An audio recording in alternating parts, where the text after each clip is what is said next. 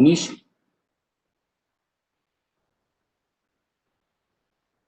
Avnish?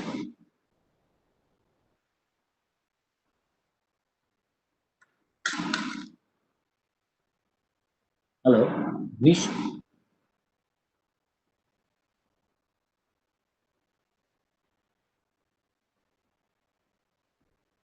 Yes, sorry, I was on a call. Acha, the backdrop is coming out right now. Yes, it's fine. Okay.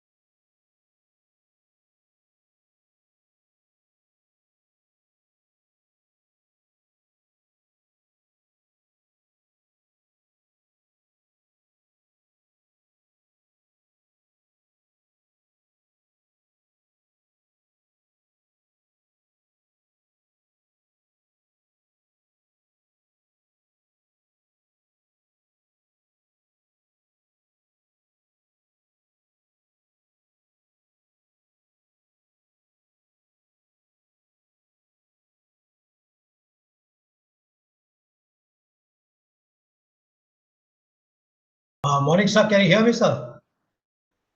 Yeah, Manmohan, I can hear you. Can you see me? I can't see. Yes, I can. Yes, sir. I can see you, sir.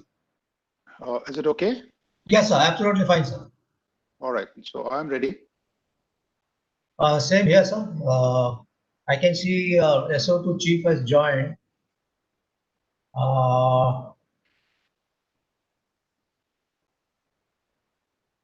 I can't see anybody else. What is the reason? They may have put their cameras off, sir. Amit, Okay, now I can see that. I can. No, it's okay. Now I selected those various people. Okay, yeah, now sir. I can see. Amit is there. Brigadier Bhattacharya is there. Yes, SO2 sir. chief is there. Yes, sir. Then, So now you can see me. Yeah. Avnish is now coming. Sorry. this is Avnish next to you, no? I'm on SIDM WebEx. Yeah. Avnish, just raise your hand in front of your nose. Okay. Yeah, that's fine. Thank you. Avnish, today I have been upgraded from Delhi attendee to this one. So I continue with this. Yes, you can continue. No issues. You can be a. No, so no. What I'm saying is, say after lunch or whenever the next one comes in, of course I will not log out. But for some reason, if I have to log out, or if I have a path failure, I have to log in again. I log in again as what? You can log in as a panelist directly. You can use the panelist link, in fact, directly because you are added as a panelist.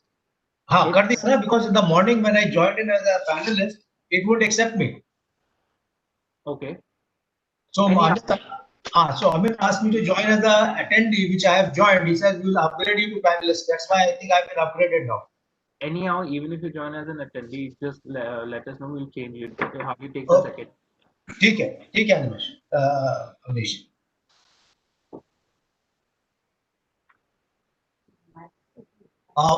That problem with SO2 AOM has not yet been sorted out, na? So we'll have to take a rain check on that. My other colleague was following up. We'll let you know, sir. Today we'll follow it up. हाँ, उनका कल first thing in the morning है.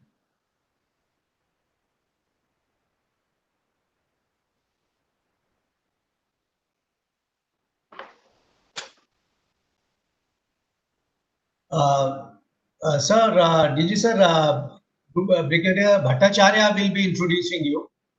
Okay. And then you take on from there, sir. All right, no problem. Good morning, Mr. Haridas, AVM Bahadur. Good morning, Marshal.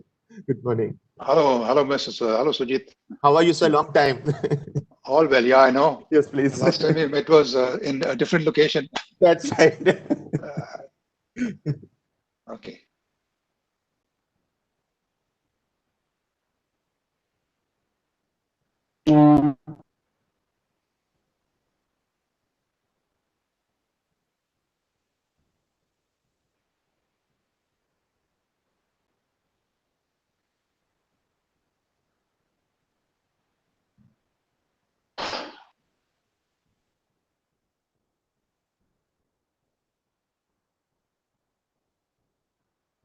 All quiet?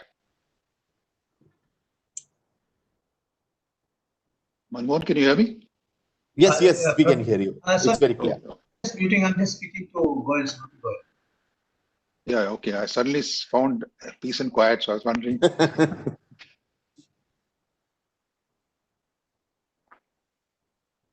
Praveen, just one second. The person is muted or not with that little on the each person's name. Yeah, Right now, I noticed that. No, I'm green now. Yeah, I can see that. Yeah, I can see that.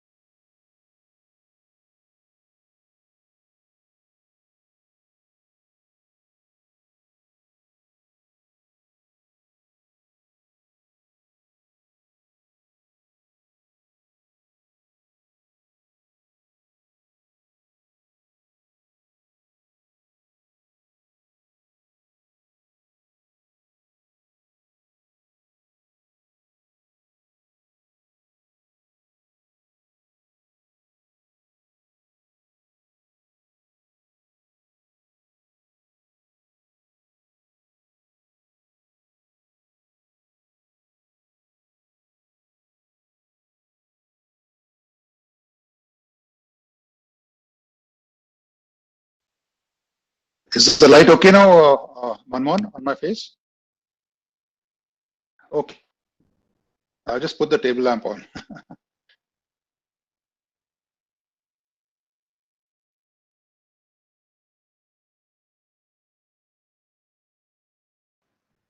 Avnish has the DRDO chairman joined? Not yet. Sir, he is in the process of joining, sir. Okay. Okay.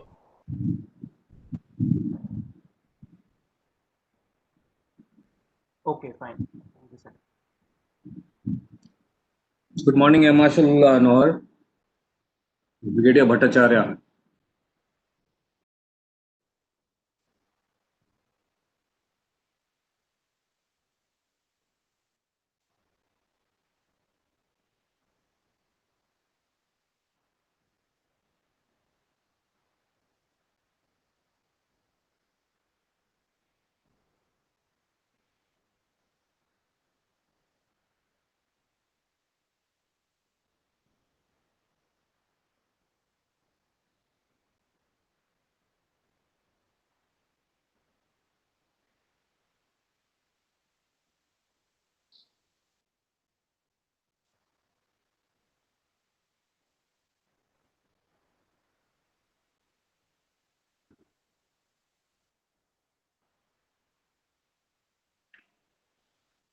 Morning, Mr. Jayant Patil. This is Air Marshal Noor.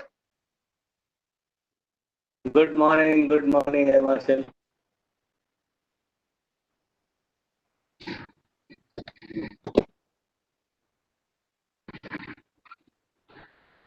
We'll just wait for the chief, and Bhatta, you can start. Yes.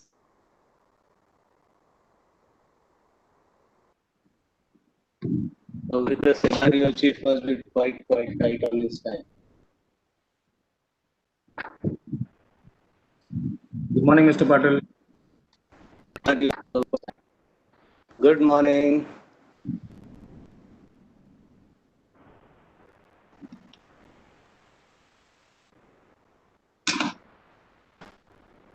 Right, sir.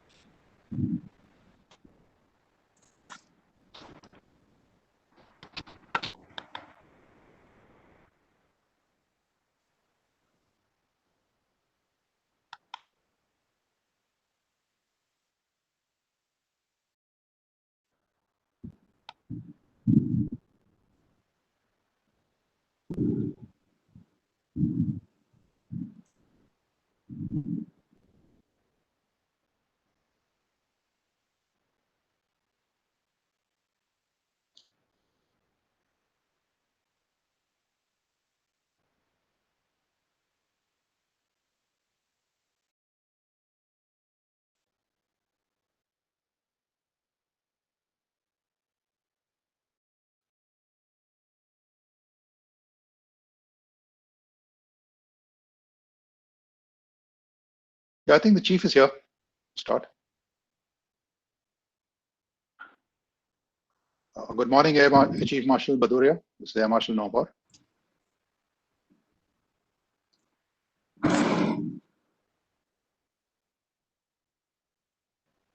DG sir, Brigadier Bhattacharya will start the proceedings, sir.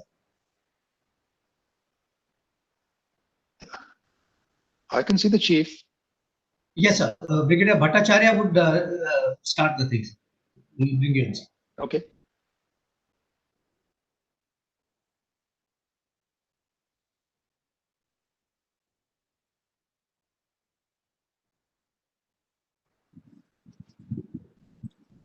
Good morning, Air Chief Marshal Bhaduria. With your permission, can we start the proceedings of the day, please?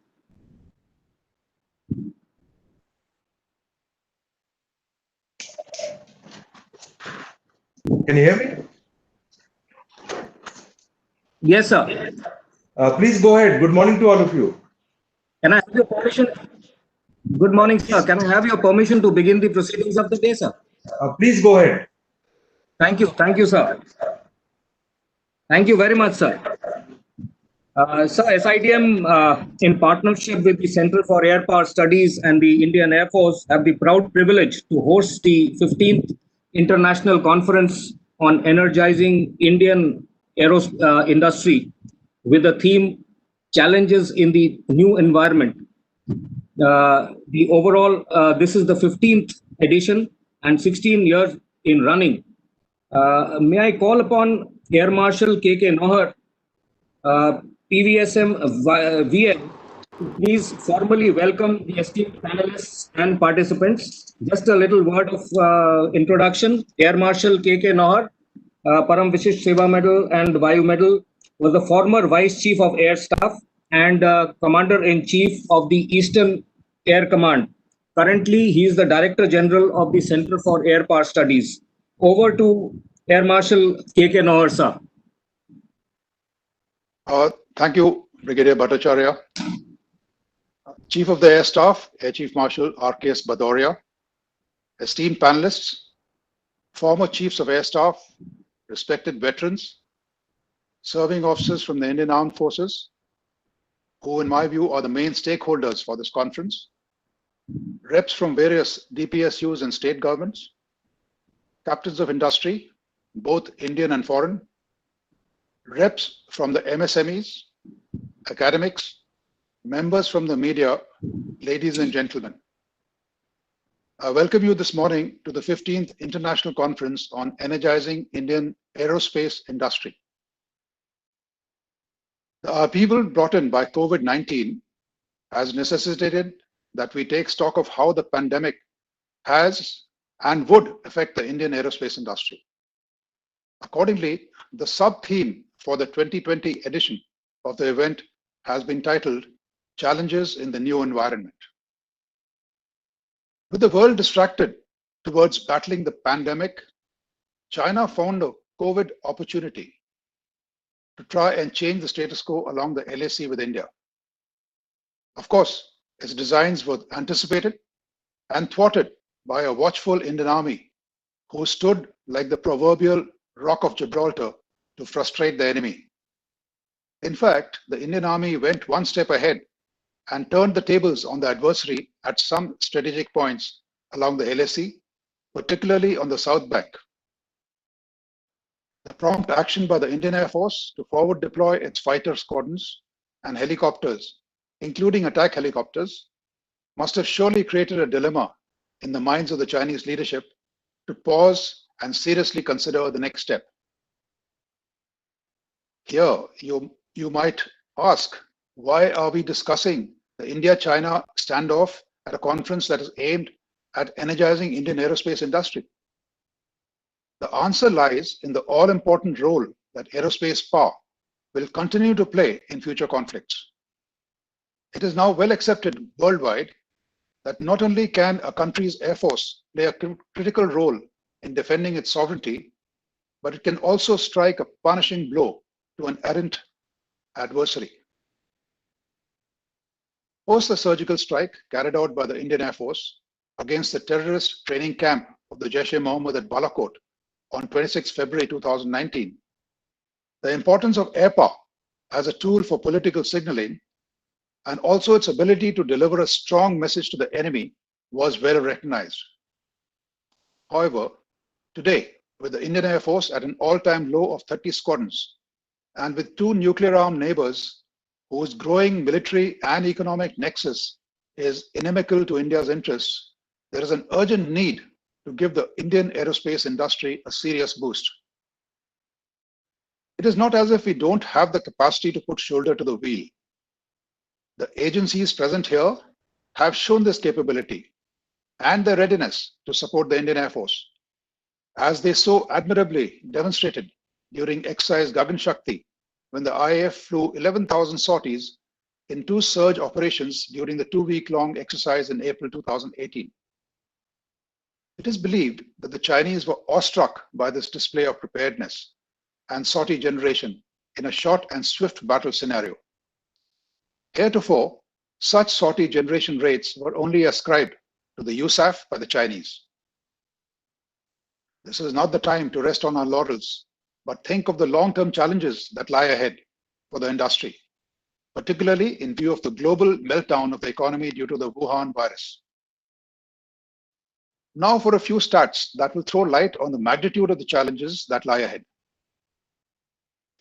India has the world's second largest military after the People's Republic of China and the fourth largest air force.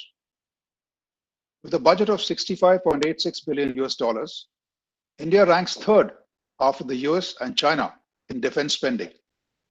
However, the Indian defense budget is only about 1.5% of the national GDP for the year 2019-20, the global average being approximately 2.25%. India has a unique security challenge of engaging with two nuclear-armed, near-hostile neighbors. It also has an avowed role, as the Honorable Prime Minister has stated, of being the net security provider in the region. In this geostrategic milieu that confronts India, the allocations for national defense are extremely low. Recognizing that the mix of legacy to contemporary equipment is slanted heavily in favor of the former, this allocation becomes even more meager. In addition, though we have developed a range of munitions, including the BVR Astra, and integrated the BrahMos with various platforms, we still need to indigenize several types of air-to-ground munitions that will be necessary if we are to sustain our armed forces in a long-duration war. Hence, the Honorable Prime Minister's call for Aatmanirbharta in Raksha Utpadan, that is, self-reliance in defense production, must be the central theme for this year's conference on energizing Indian aerospace industry.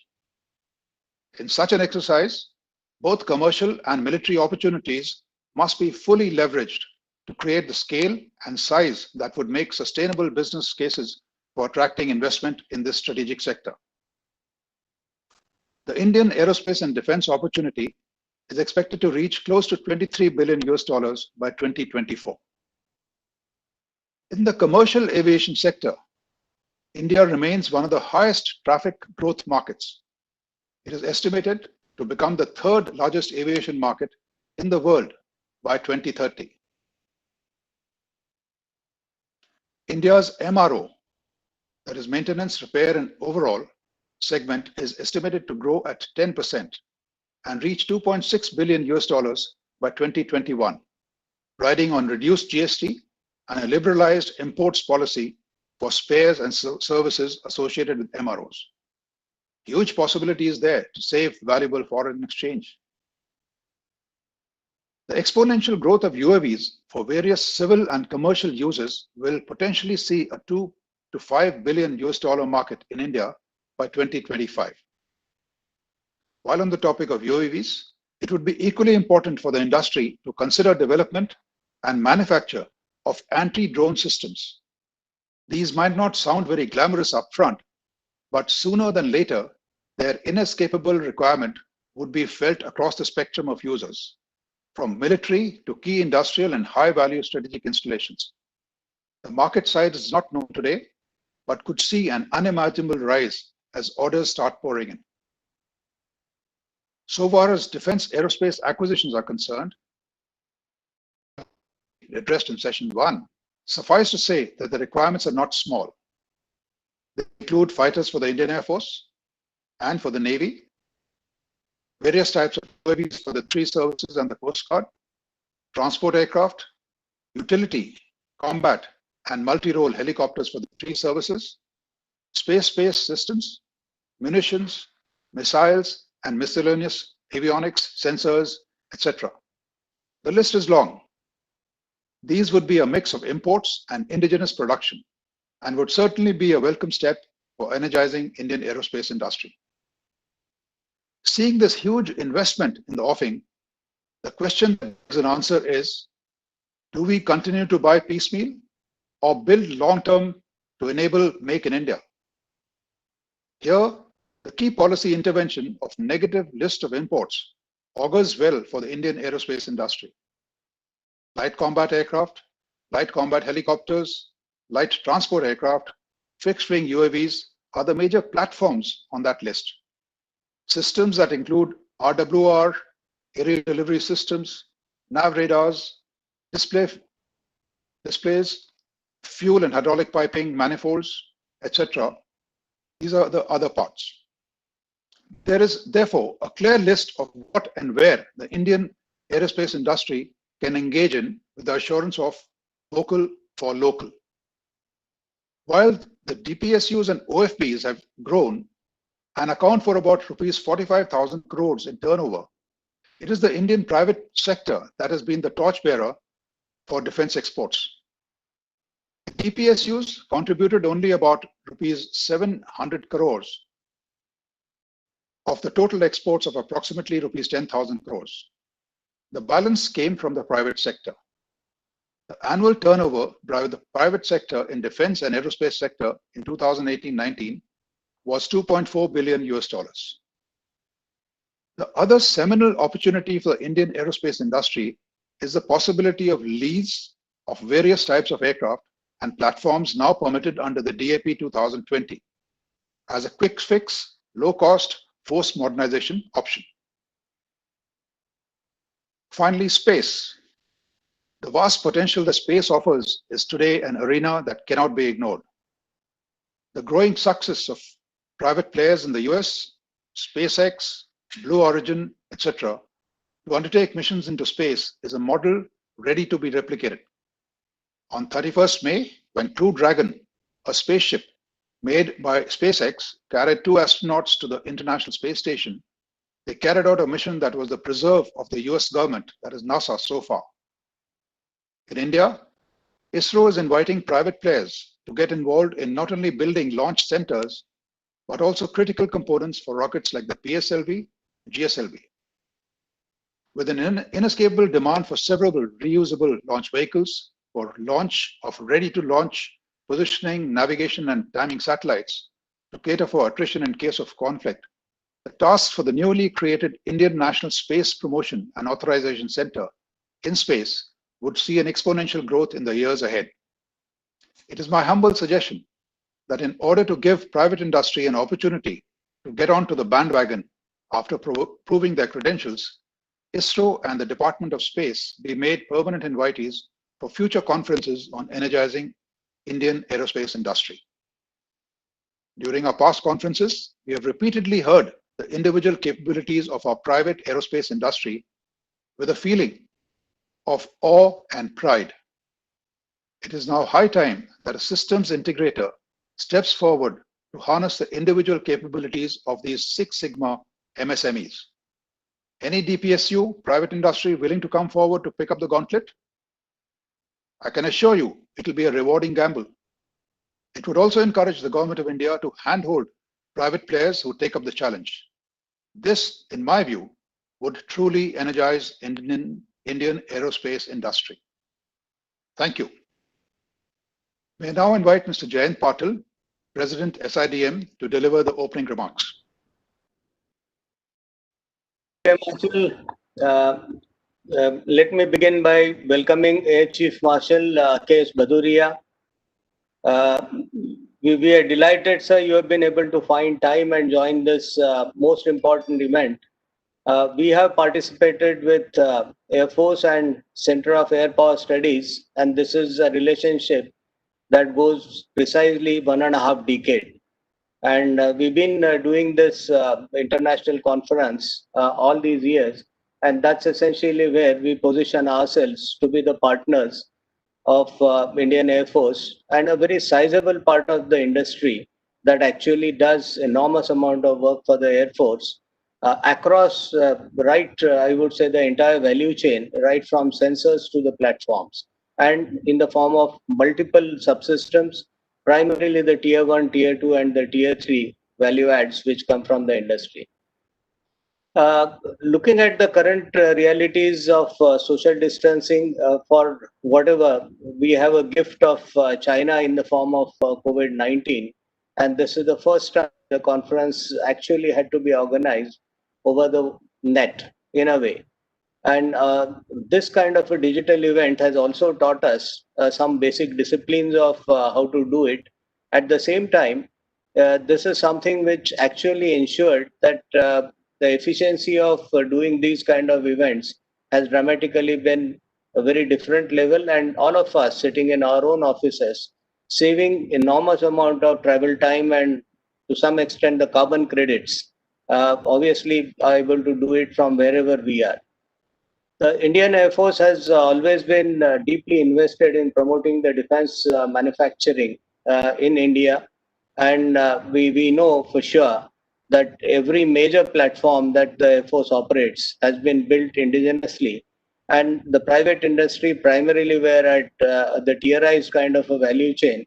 But the days are not far. We truly see that the private sector themselves will start building some platforms, and some of those strategic partnership projects are now visible, although not physically under execution. The procurement processes for Air Force have actually ensured that at least on many other subsystems, typically the sensors, typically the missiles, and varieties of developmental programs that are going on with the defense research and through various partnerships in India. Air Marshal also very rightly talked about the exports performance. Let me say that the majority part of that 9,300 crores of exports has actually been in the field of Air Force, I mean, anything that flies in the form of aviation products. The Indian industry has grown leaps and bounds as a result in the recent past, and since 2015, we see an upswing in terms of the opportunities. We see an enormous amount of acceptance of necessities that the government has granted, and we truly are looking forward to that major platforms and programs getting into conversion, suiting, call it the availability of money. The COVID lockdown did hamper some amount of growth trajectory over this year, but we hope and wish that coming months we are going to be seeing this behind us as soon as the vaccine is available. The MSMEs are the ones who are the major contributors, as I said, and that's one segment wherein we believe, besides the platform makers and the major players in the industry, where enormous amount of innovation and value add actually is visible today. On the positive note, the industry has been deeply appreciative of the policy changes that recently have been introduced by the government and the economic reforms for MSMEs that came. The tax reduction, which essentially is encouraging some of the foreigners to start walking into the country. The recent announcement of DPE, PP, as well as the DAP, which is just cleared yesterday, we see a sea change in terms of the environment while looking at the private sector. Although it dramatically changed in DPP 2016, and from 2013, that the entire acquisition hierarchy was made upside down with references to the Indian industry. We see this to be truly evolving to a basis of more and more like the partnership kind of an approach, and the ban on 101 items to be the first list and many more expected in terms of times actually augurs extremely well with what the industry has been able to build in terms of its current size and capability. It's quite thus encouraging that these policies and reforms are showcasing the MOD's belief in the domestic industry, and some absolutely new categories we have actually seen coming through in the new DPP. And it's enormous amount of discussion last 1 year that we all had with all the stakeholders, and MOD is the one who truly involved, and all the armed forces participated. So is the industry, and we now have some completely earth-shaking kind of differences in terms of lease of assets, something which was unthinkable a couple of years back. Only one case which possibly one looked at was the submarines that came from the USSR, and thereafter, of course, Russia. And that's essentially where one major leased asset which the country has been having. Of course, we have seen the developments taking us to a completely different league in the form of the hypersonic platforms, which actually have flown. And it's absolutely enormous amount of contribution that we see the industry has made towards some of these platforms and projects. we see every possible test facilities today having been built in the country to be able to take with confidence. And that's something which I agree with what Air Marshal said. ISRO took a lead, and it's essentially ISRO who started in 1970s, and that's essentially exactly going to be now 5 decades that the aerospace discipline truly began for those high altitudes and thereafter into the aviation altitudes. And that's essentially how we see the more and more in terms of the UAVs and the unmanned platforms now taking off. And there's so many small industries besides the major industries who are getting into many of these projects. Now it is time for these policies which the government has announced to be implemented so that the industry can truly benefit out of the contributions towards achieving the Prime Minister's goal as uh, articulated in the DPEPP of the $26 billion defense industry by 2025. Along with, of course, would come a huge amount of exports, and the number obviously the policy talks of is 35,000 crores. So that's a 3.5-fold growth from where we are right now.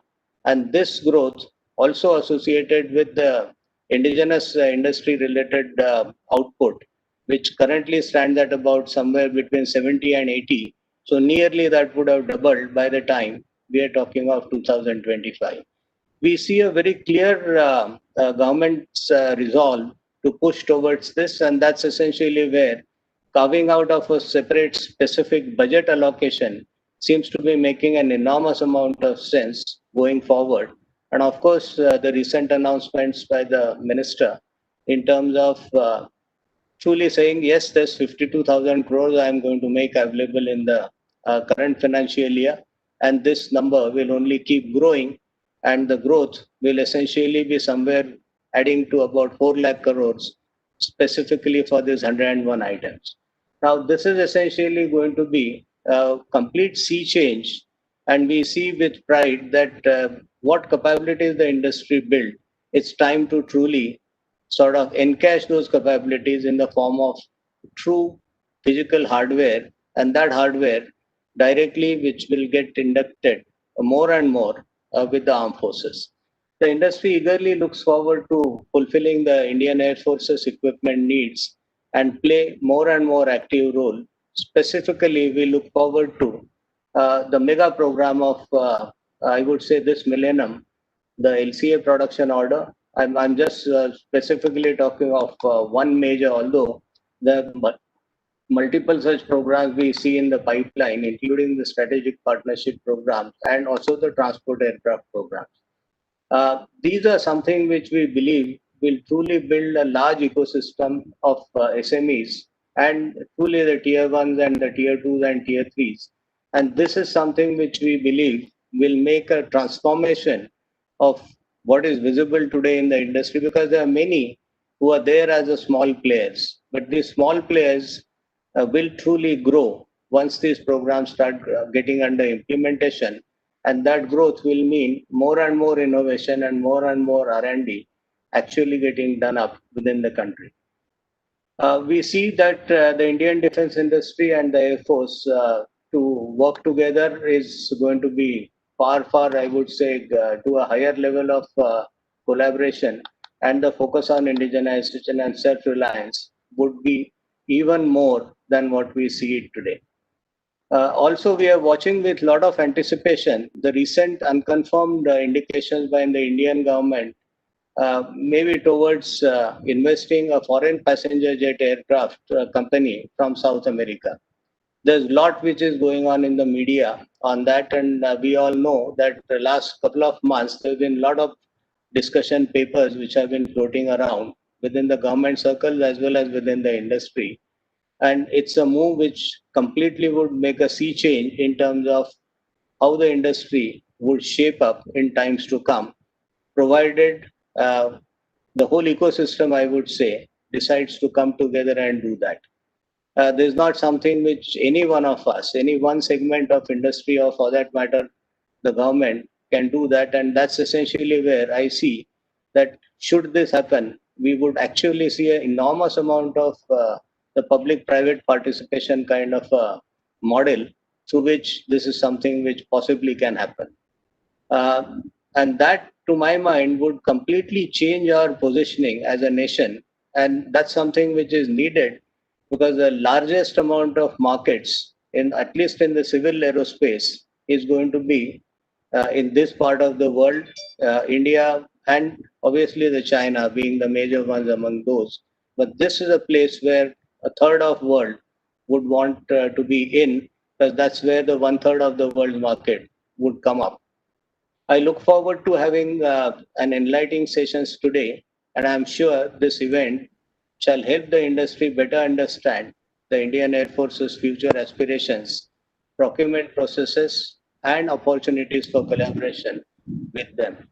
We are here and we are here to stay. And that's, I think, one major difference where the Indian industry has something to say. While the foreigners who will keep coming and doing things, but they're not going to be permanently here. And that's one differentiator. Of course, being Hindustanis and as Indians, we would always stand by our armed forces at time of crunch and at time of need. Thank you so much. Jai Hind. Thank you, Mr. Jayant Thank Patil. you. May I now invite Dr. Satish Reddy, Secretary, Department of Defense Research and Development and Chairman DRDO, to deliver the keynote address.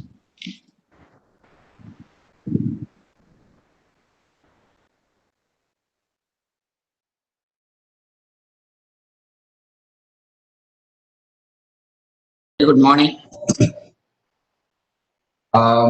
Air Chief Marshal Bhaduria, Chief of Air Staff, Sri Jayant Patil, President SIDM, Air Marshal Noor, Director General Center for Air Power Studies, Vice President of SIDM, Sri Shukla, and Brigadier Bhattacharya. Once again, very good morning to all of you, and my best wishes to this international conference on energizing Indian aerospace industry, challenges in the new environment. Firstly, let me congratulate SIDM, which has been always in the forefront on different situations and environment, making the industry, the ministries, and the ecosystem wake up to the given scenario, providing the necessary trust and initiations to make the industry rise to the occasion. Right at the beginning of the COVID lockdown situations, what industry needs to do, how industry will not be suffering, and how the whole ecosystem can rise to the occasion of COVID. The SIDM has conducted a couple of workshops and seminars wherein the right message has gone to the industry and industry could gear up to the situation, either working for the COVID product itself or working for the aerospace and defense industry in a big way. I think that brought in a tremendous change, and industries could come out of the shock what they got right in the beginning, and then they could cope up with the situation. So now again, as the scenario is changing, a lot is expected from the industry today, particularly in the aerospace sector. Again, SIDM is organizing this international conference on how in the present challenging scenario, new environment, how the aerospace industry will be able to cope. Firstly, in the last about definitely in the 2 decades, Indian aerospace ecosystem has seen tremendous change. With handful of industries and spending a lot of time on the writing the design aspects and the primitive stages and not having the whole ecosystem. That was the situation when you were working on LCA in the beginning stages. There are very handful of industries who were working with a DRDO at the time. Now the scenario has totally changed. Lots of industries have come up. Lots of people are able to produce a lot of aerospace products today. And today, when we are thinking of developing new aircrafts, we are able to talk about very challenging times, schedules, and which actually when I present somewhere, people are all actually getting astonished what are these schedules. That's because the way the industry has come up and the industry has grown. Similarly, in the space sector, when we were talking about originally ASLV, SLV, and then came to PSLV, again, there were only a couple of industries. I think ISRO, different units of ISRO, they were trying to make everything of their own. Whereas today, ISRO also has got number of industries who are able to do. And in fact, they have taken up that every month we will be able to do a launch of PSLV. And they have been doing so. Then other missions of GSLV or the geostationary placements of satellites, or the moon missions, or the Mars missions, or coming program of man in space. These are all the programs which ISRO could take up. That's out of the industry's support. Today, particularly in the defense area, we have about more than 1,800 Tier 1 and Tier 2 industries who are working with us, who are trying to develop many of the systems and who have raised from build to print to build to specific. As I said in the beginning, they were all there as a build to print industries who are taking the design, who are taking the drawings, who are manufacturing as per the drawings. And so every part in the aircraft, who were to design, who were to work with the industry, you were to get it fabricated, you were to get manufactured and even produce them, sort of a thing, situation what was there. And today the scenario has completely changed. If we talk of today aircrafts, we are able to get actuators from outside. We are able to get the complete airframe done from outside. We are able to get the complete avionics from industry. When I say outside, I'm talking about industry. Today, most importantly, when we are talking about the complete EW suit, whether it is the RWR or the radars or the jammers and parts, whatever the systems we are talking about, we have developed multiple industries who are able to work on that and we are able to come up. So the country could come out with its own AVAC systems which are already delivered to the Air Force, are using today. And we are talking about many more AVAC systems with higher ranges and which we are promising, competing with the international standards and schedules also. That's out of the industry, the way it has grown, it has come up to this stage in trying to give.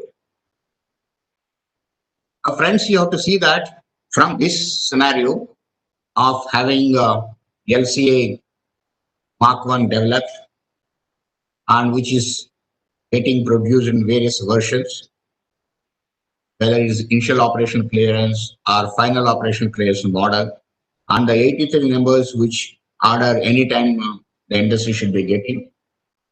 From there onwards, we are trying to move and trying to make the next versions, the LCA Mark II, which is a real next generation of the aircraft. And then most important for the country, the advanced medium combat aircraft, twin engine aircraft with complete stealth features, a 5.5 generation aircraft, is a challenge the entire aerospace ecosystem, right from the materials, the coatings, the complete system, design of the whole thing, have a stealth feature, whatever the specifications Air Force is looking for to make that. And no external weapons. And think of those various doors and things like that.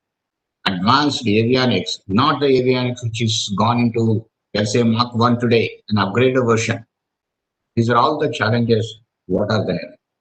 And trying to work out models where more and more private industry can work with us.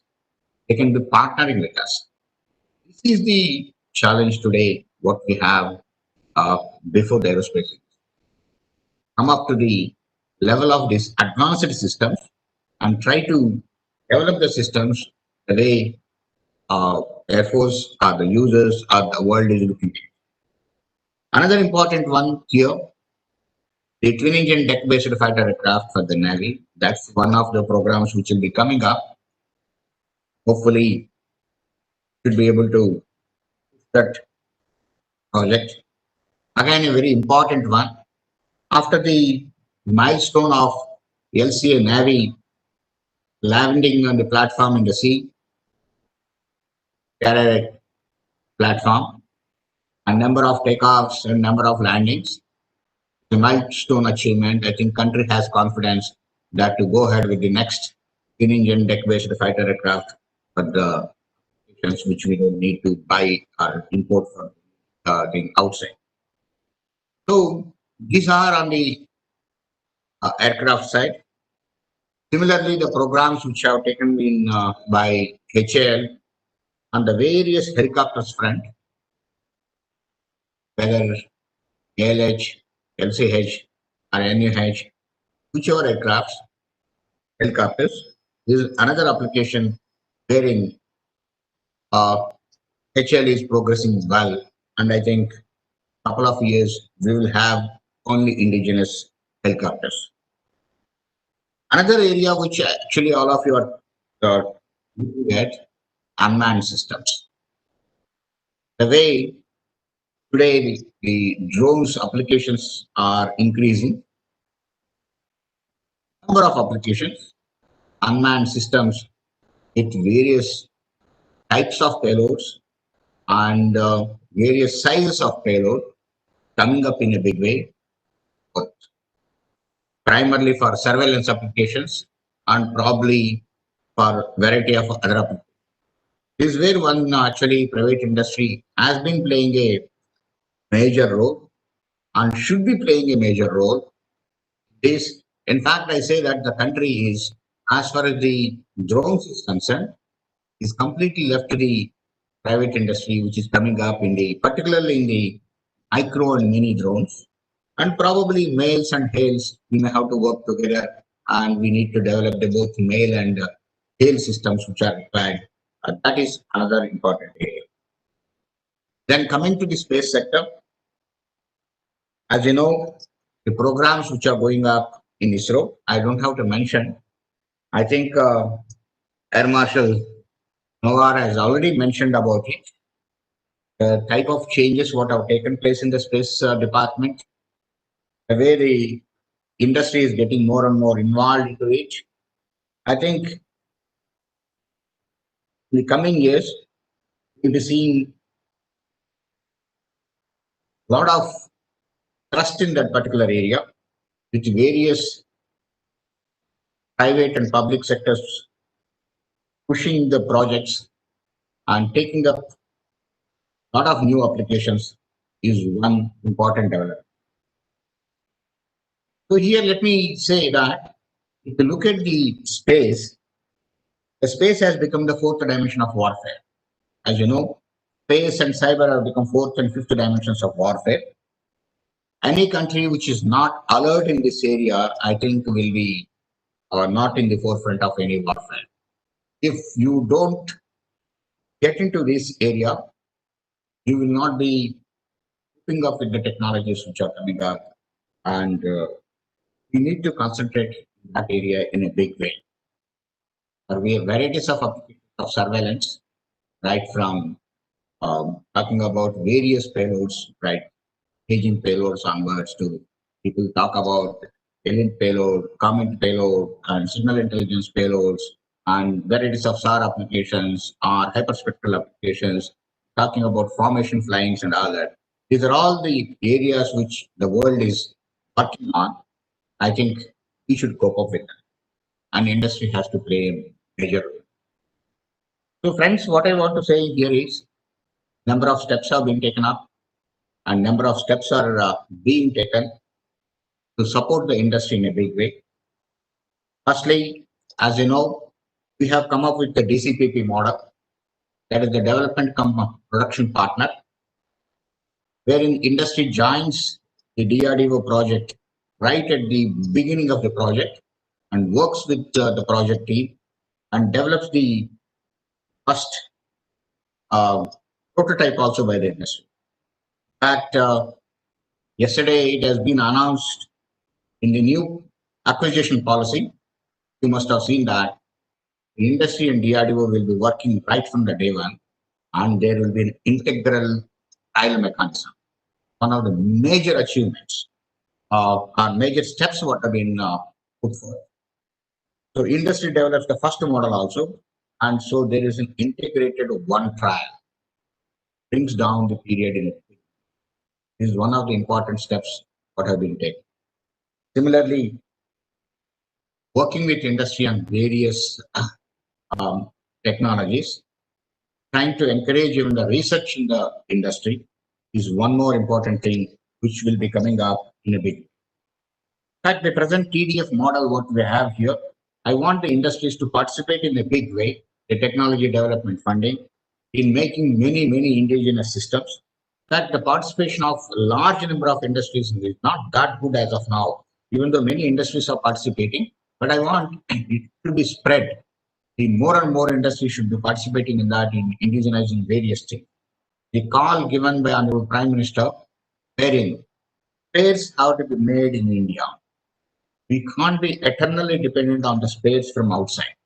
So this is one of the another important area where actually the TDF is actually focusing more and more on indigenizing the systems we are importing today. One more area where we need to. Probably you would have seen a couple of steps we are actually coming forward. We have now, for all the development projects, the security deposit has been waived off completely for everyone which are taking development contracts from DRDO. The security deposit has been waived off. This is one of the steps which has been taken up. And many more steps are going to come, which I don't want to right away tell that. Once the properly everything gets approved, we'll be announcing which will be supporting. Leaving aside that test facilities are open and many more things are going to come, which will be making industry. So this is all to make that industry and R&D organizations and the public sector work together in a synergized. But friends, one thing I want to say here is, we have talked about new environment.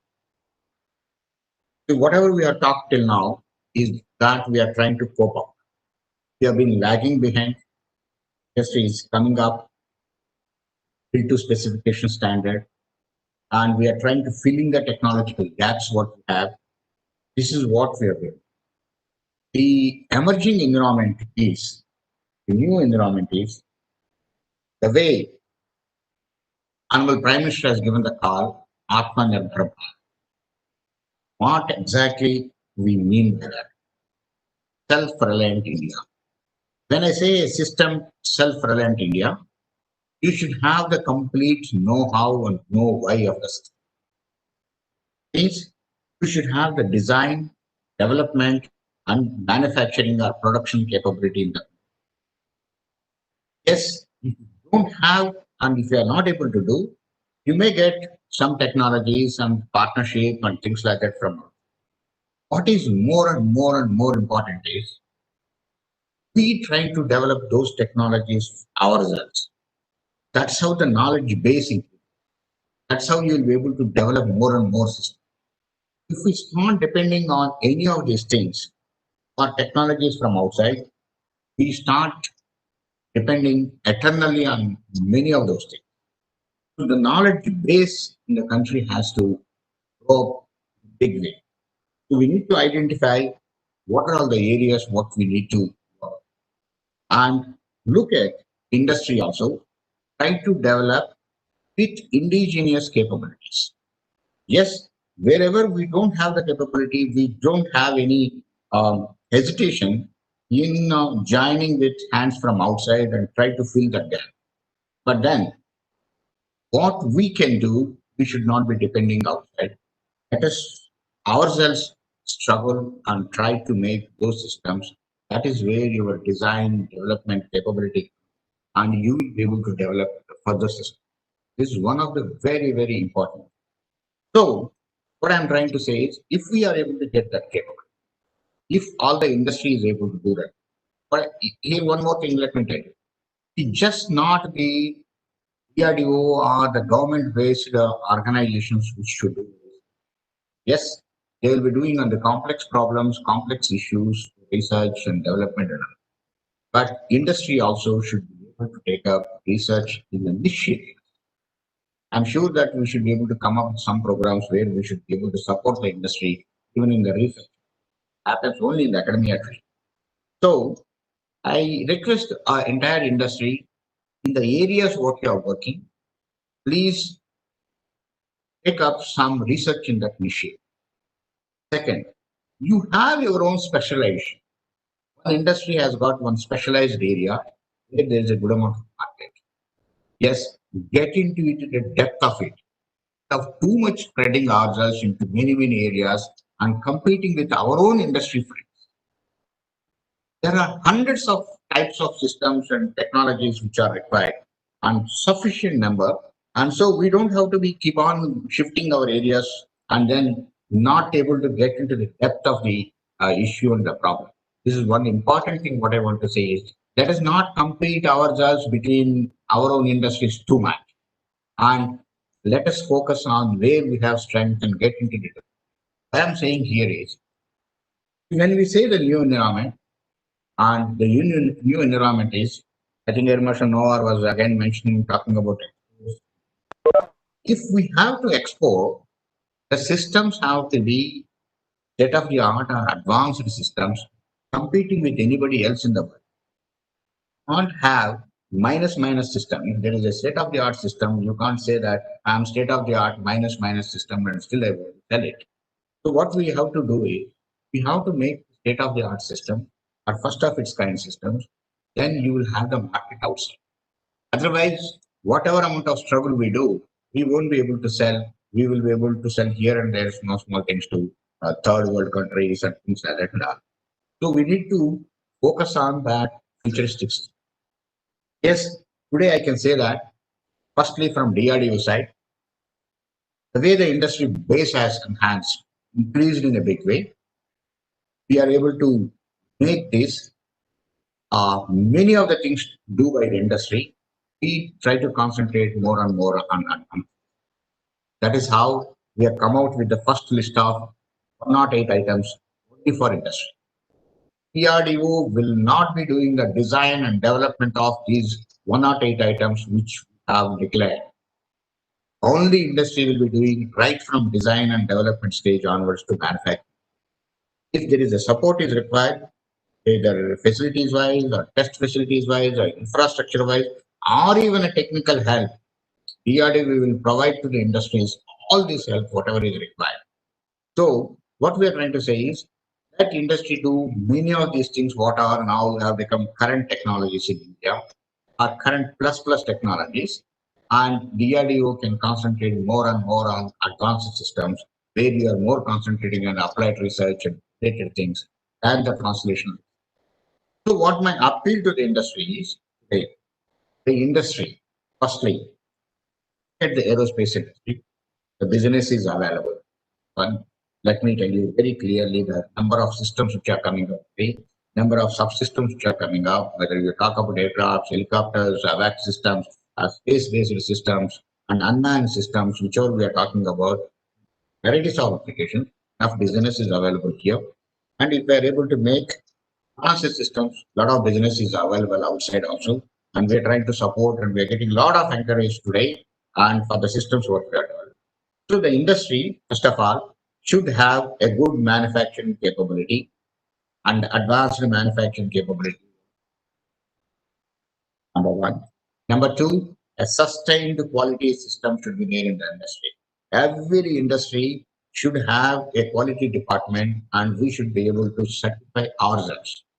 Self-certification is most important. Impossible for this hundreds of items, thousands of items.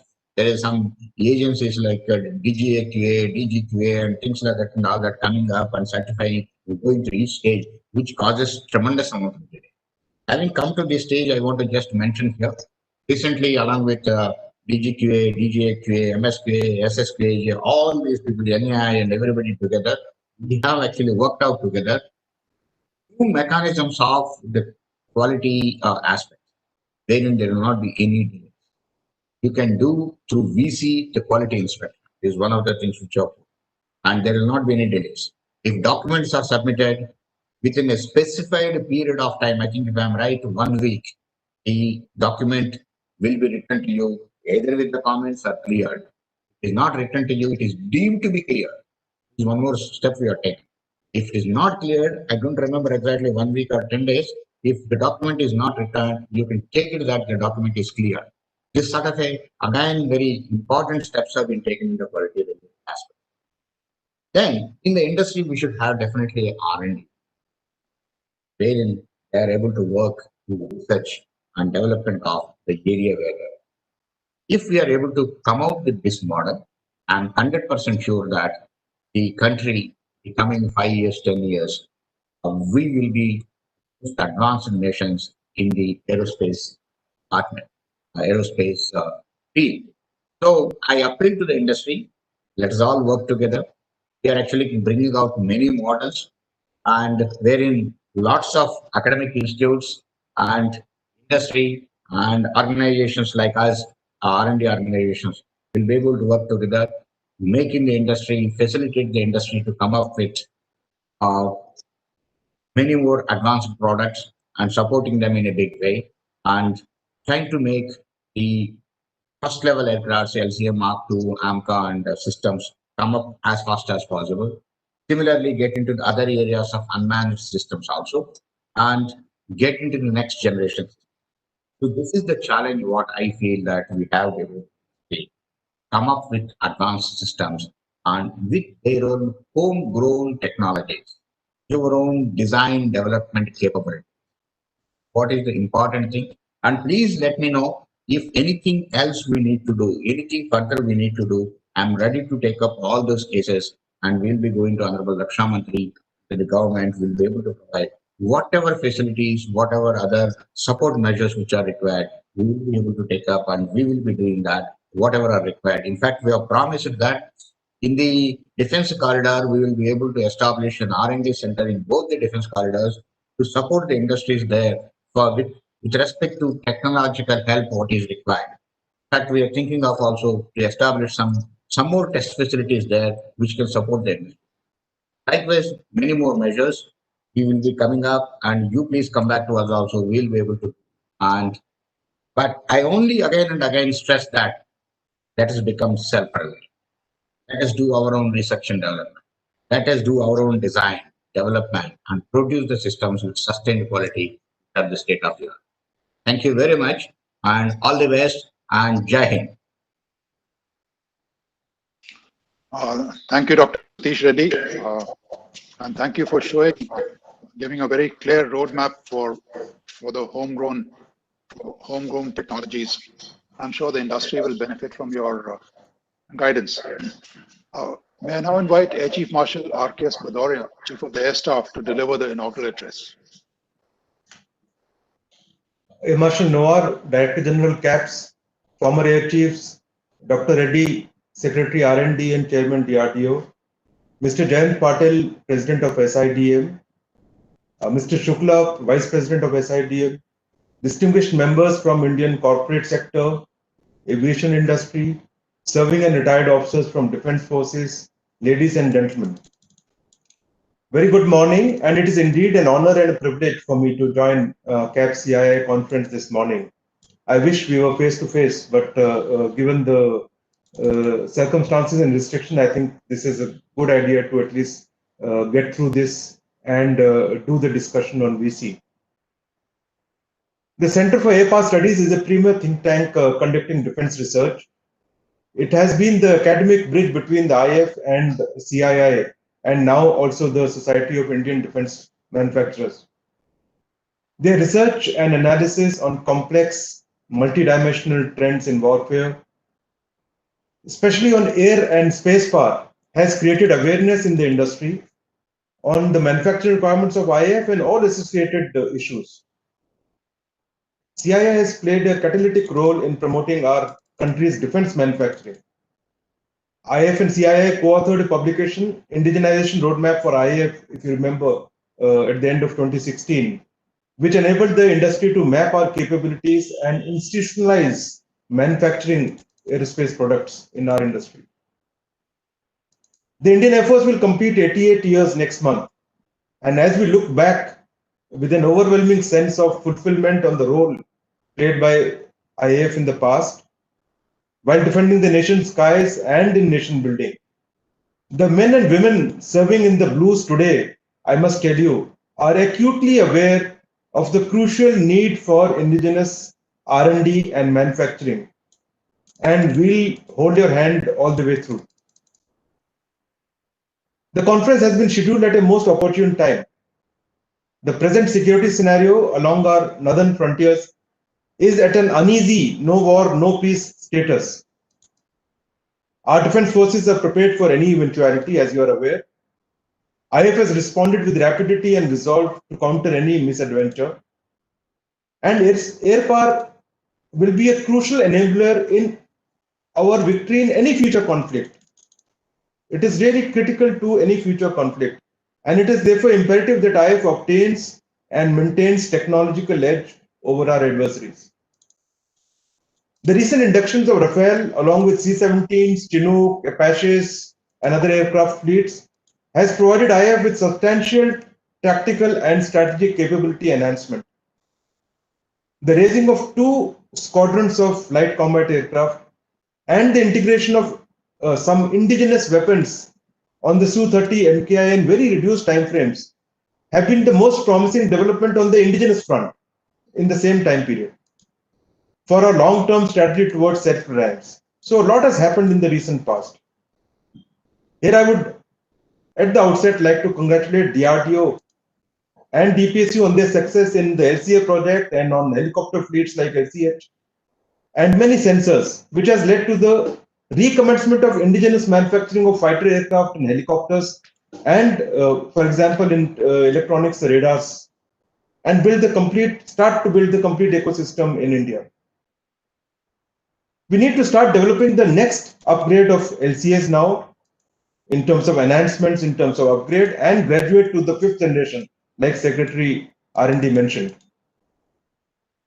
In the design and development of sensors, DRDO has given IF a number of radars which has already been operationalized. Special mention, I think, is required for Netra AWNC, which has been a path-breaking achievement and a tremendous achievement. It's not easy to develop an airborne radar. And we are confident that the trials on the ISA radar now fitted on the prototype LCA will also be successful, and therefore we would be in another league in terms of radar development for fighters. The government of India has given an impetus to Make in India, and with the Honorable Prime Minister's clarion call on Aatmanirbhar Bharat, the MOD has implemented a host of measures, including FTI, tax issues, and favorable policies which gives our industry first preference in defense production. The recent announcement to embargo import of 101 defense items was a bold step. The revised acquisition procedures in DAP 20, approved yesterday, had addressed a number of issues with very bold and far-reaching reforms. I'm sure it will be a hot topic of discussion today, and I'll leave the details for the sessions and for my colleagues to discuss. So as I see it, the enabling procedures, policies, and environment has really been created. It is now time for all of us, and all of us really, users, DRDO, DPSUs, entire private sector, academia, everyone involved in the aerospace industry to now walk the talk if we really have to succeed in this aerospace industry development. We all know what is to be done. There have been numerous studies, there is no dearth of knowledge or theory on what exactly is to be done. But I will still highlight some important criticalities without going into details. We need to start expanding our aerospace ecosystem in true sense, in terms of integrator, in terms of tier 1, tier 2, tier 3 setup. Some of it was mentioned in the talks before. We need to maximize private sector participation and include MSMEs and set up robust manufacturing base which are sustainable. The crucial element is that DRDO and DPSUs need to include private sector, include in R&D, include in as production partner, and also treat them as their own. And at the function level, this is easier said than done. We need to ensure easy, low-cost access to aerospace infrastructure and test labs for rapid and painless airworthiness clearance or certification, depending on what is applicable. And I think this is a crucial key to success if we have to, energize and succeed in indigenous aerospace industry. We must not forget that the entire test and certification structure that has come up over the decades as part of DPSUs and other developments as part of R&D has been against the defense projects, and for the aerospace industry primarily or majorly against the Air Force projects. This decades of setup is essentially government property, and it should be really treated as a national asset to be seamlessly made available to private sector if we have to really succeed in our desire to establish a sustainable aerospace industry. And if you ask me what is one most important enabler, I think in this area is Secretary R&D, and I'm glad he mentioned some of these issues that he's already addressed. I'm personally aware of huge initiatives that the Secretary has taken in the field of R&D, in the field of quick development of some weapons and sensors for us, and also platforms, the timeframes that are being shrunk. And many of these things that I just mentioned, I think he will be able to sort out and remove these wrinkles in the path ahead. So you all have to keep him on your side. I think that's most important. What will be the IF's contribution towards this drive to give stimulus to the aerospace industry?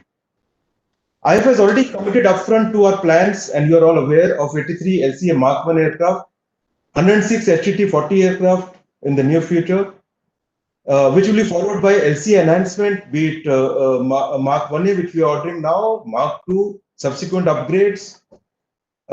We strongly support the indigenous development of 5th generation aircraft, and I think this is where we had requested DRDO that we need to have a single point agenda and a focus to succeed in 5th generation aircraft with 6th generation technologies. In the transport fleet, we have the Avro replacement in Make in India and some fighter replacements in Make in India. So overall, I think we are already looking at a 450 plus aircraft order alone, if we include the helicopter fleets that will get included in this. So 450 plus new aircraft induction over next 2 decades, not to count of at least 200 to 300 aircraft upgrades that will take place in this period. So there cannot be a better time to indigenize, there cannot be a better time to energize the aerospace sector, and there cannot be a better opportunity. IF's transformation drive, which we have undertaken ourselves, also provides tremendous scope for radar sensors and weapons where our industry is already doing well. Data link, artificial intelligence, huge data handling capability, swarm drones, fixed fighters controlling UCAVs, UCAV development itself, space-based communication, surveillance platforms. These are all part of our plans and our development projects in the coming decade. And this is where the private industry and DRDO would be the major players. All this would be indigenous. And these would, in time to come, revolutionize our sensors, our decision cycles, our combat capabilities, and this entire thing would be with the indigenous industry. I would like to highlight an example of a recently carried out successful project between IAF and the industry. A leading IT firm has developed for IAF an electronic maintenance management system, what we call EMMS, which has now become actually one of the world's largest maintenance monitoring system, as we have put our entire airborne fleet on this system. So as I speak, our entire all aircraft fleets, fighters, transport, helicopters, everything is on this maintenance system, not to talk of other combat support systems, radars, works. Also, now we intend to achieve enhanced automation and e-governance and paperless workflow by year end in some cases, and by the next year through projects on nearly all operational, administrative, and maintenance related activities pan IAF. And all this will be with indigenous industry, most of it with MSMEs. To sensitize the industry of IAF's requirement in the area of spares and revenue procurements, we have established nodal technology centers, which are co-located with our base repair depots, as you are aware. We have already indigenized over 48,000 lines with the help of MSMEs, and this is a huge achievement. But this is just the beginning. Last year onwards, we have launched a major drive towards indigenization of our sustenance chain for all aircraft fleets, not only aircraft fleets supported by HAL, but even the foreign fleets, where the numbers are substantial. And this effort with MSMEs and this drive on indigenization of sustenance chain, apart from other activities that have been undertaken, just to give you an example, we are already ready with 16 non-flight safety critical area parts with 3D printing. And the challenge now is to have it through our certification and airworthiness procedures to start doing the trials. But these are the steps that we have taken ourselves, and this is where our industry is headed. And therefore, jointly, I think we have a lot to do in the near future. The current environment poses new challenges also, apart from the challenges that I mentioned earlier. First is in budgetary constraints, as you are all aware. And the second is, considering the security scenario and the nuances of the security scenario that are changing, the need to expedite critical weapon sensors development to achieve better combat edge, be it in electronics, weapons, sensors, across. Therefore, the need for innovative R&D and production with special budgeting and working out procedures where budgeting can be controlled or can be managed in different ways. We need to move towards contracts with us where our budget impact or our contribution in the initial stages is low, and our substantial payments go towards deliveries. And the industry needs to work into how to manage the initial, how to source the money in the initial part of the contract or initial part of the project. So these are the challenges, I think, of the times that we live in. And if we move together, a lot can be done in this area. I will not take much of your more of your time, because I know good sessions are planned ahead and a lot of details will get discussed. And I will only, to conclude, say that we have a challenging task ahead, but also a range of opportunities considering our requirements, considering the extent of our requirement. Air Force is ready to be the engine of growth for the aerospace industry. You have to be ready to provide the fuel and get on board with confidence and determination. Let us together turn the next decade into the indigenization decade to achieve true Aatmanirbharta.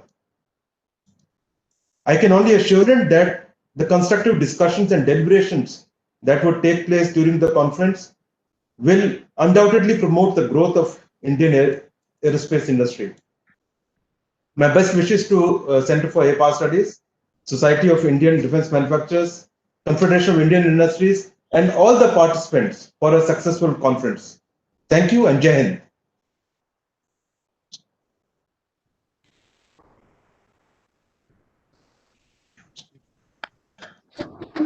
you, sir.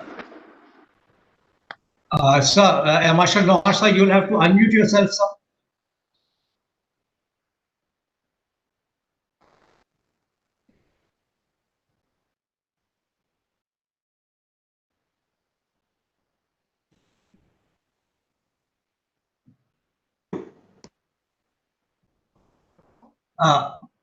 Okay, doesn't matter.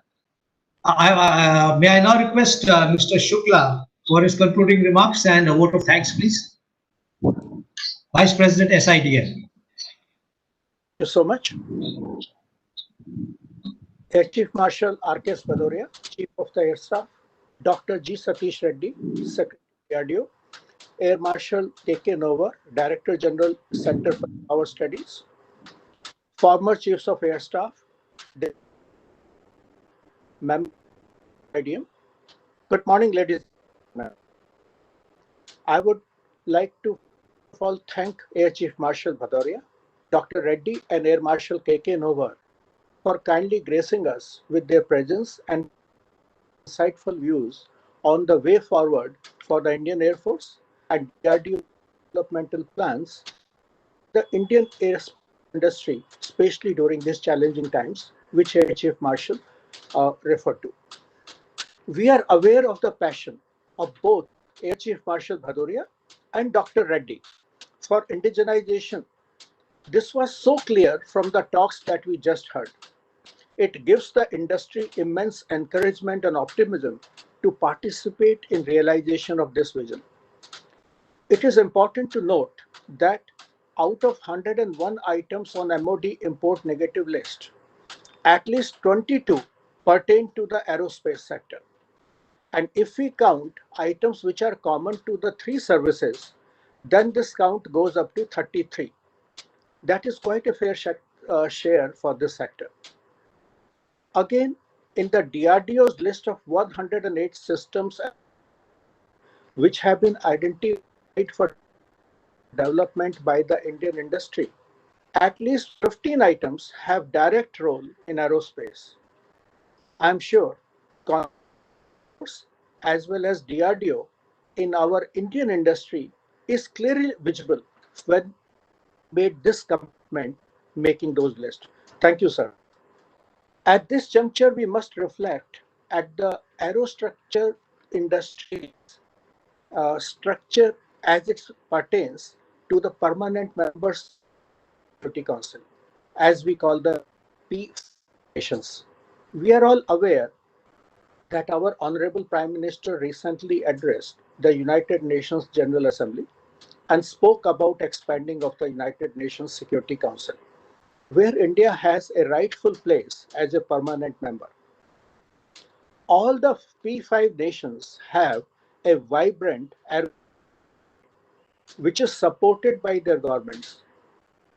All these P5 nations have at least 2 or 3 major aerospace platform manufacturers, which ensures innovation, competition, and most importantly, self-reliance for these nations. As a proud self, we our aerospace with multiple players so that we become Aatmanirbhar while also claiming a permanent seat at United Nations Security Council. I would be failing in my duty if I did not talk about good job which private sector has done here. We Mahindra's only Indian private sector company which has experience of actually building and marketing aeroplanes in 40. Our planes to more than 40 countries.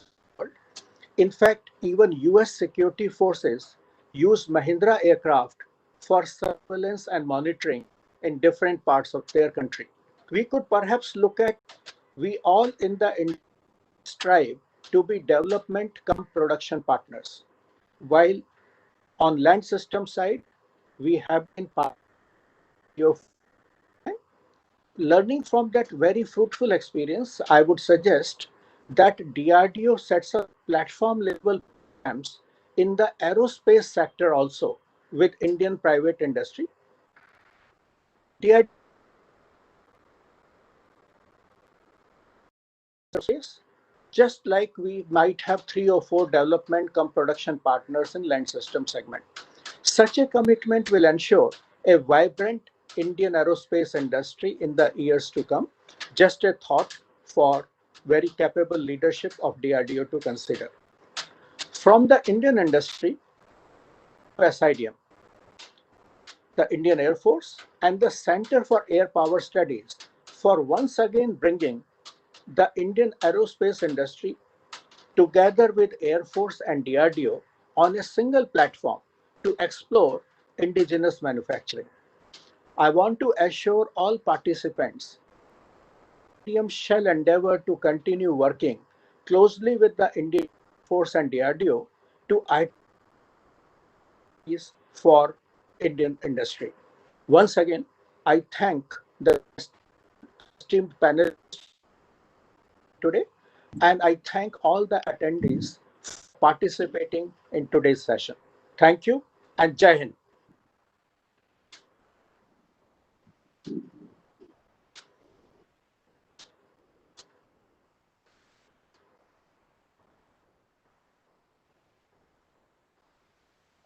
Thank Lovely to be with you all.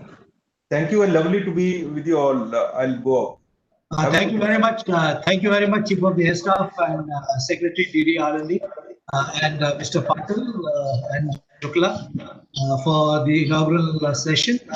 May we now move to the second session, which is going to be very interesting, and that's with the Deputy Chief of the Air Staff. Thank you, Chief. Thank you. Have a good day.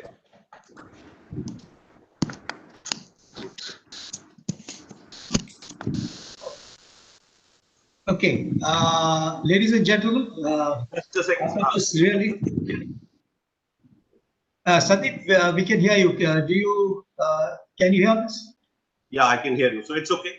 We can go ahead now. If you can see me also, sir. Yeah, absolutely fine. Strength 5 and absolutely clear. Okay. And as invigorating a sight to see you, Marshal Sandeep, as always. Ladies and gentlemen, we have a very interesting session now. That's with the Deputy Chief of the Air Staff, Air Marshal Sandeep Singh, AVSM VM. He is an experimental test pilot of repute. He commanded our aircraft and systems testing establishment, the only and the premier testing establishment of the Indian Air Force. He has had a long tenure in the plans branch, and which he now heads as the Deputy Chief. So before I request the Deputy Chief to start his address, may I inform all the participants, and incidentally, we had almost 200 people and a similar number now attending this conference, and that's really very heartening. You know, on the right bottom, you find the word of your screens, and there are 3 small dots. If you click on that small dots, you'll find the Q&A option.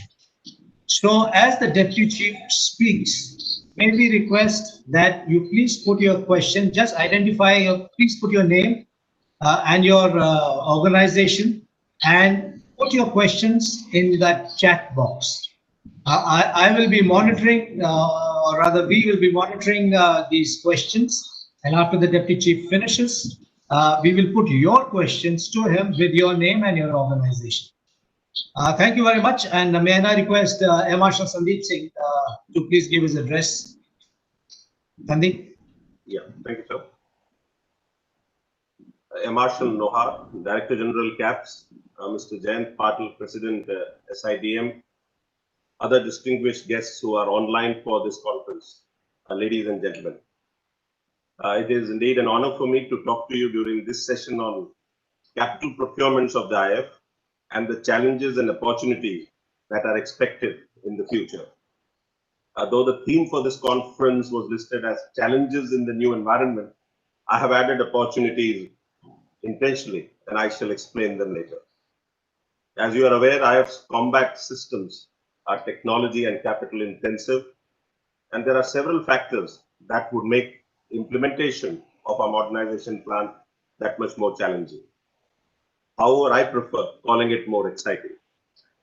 As the Chief of Air Staff mentioned a short while ago, the situation at our borders makes the need for rapid modernization of IF that much more critical. Before I talk about our capital procurement plans, I would like to highlight a few fundamental issues that would affect IF's capital acquisitions in the short, medium, and long term. The first and foremost, I'm sure everybody is aware of it, the financial impact of COVID-19. It is still difficult to predict, but it will certainly have short to medium term impact. We would need to have a rethink on our LTIPP wish list, reprioritizing our requirements and the possibility of leasing some high value assets so that the cash flows are deferred, or acquisition of pre-owned combat systems would be considered. The second issue is the creation of DMA and mandate of CDS. This can impact in both ways. As tri-service optimization of military capabilities is undertaken in a scientific way, and that is what is planned, certain joint structures like joint air defense, joint training, and to an extent joint logistics and maintenance where commonalities can be identified may bring in economies. However, joint operational commands would require additional air power assets, and that would be difficult to come by due financial crunch. The next important element or imperative is certainly the Make in India, or its stronger avatar, Aatmanirbhar, which is driven so strongly by the PMO and has already opened up the door, and in the near future shall provide the biggest opportunity for the local defense industries. As all three services get fully committed to it, IF's growing capital and revenue procurements from domestic sources should ensure the broad spectrum growth of Indian aerospace industry. This should hopefully help in realizing the dream of this CAPS-led annual conference on energizing Indian aerospace industry, as I speak in its 15th edition.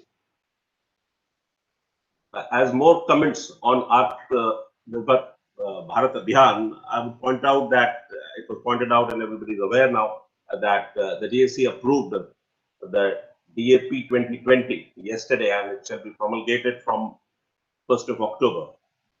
Apart from promoting domestic procurement, it will also encourage use of indigenous materials and software, opening up greater opportunities for the local industry. The negative list will progressively increase, which has been talked about earlier in the session. I have also welcomed foreign OEMs to set up JVs or other alliances in India to support our Make in India drive, especially for niche and high technology systems. While these are opportunities,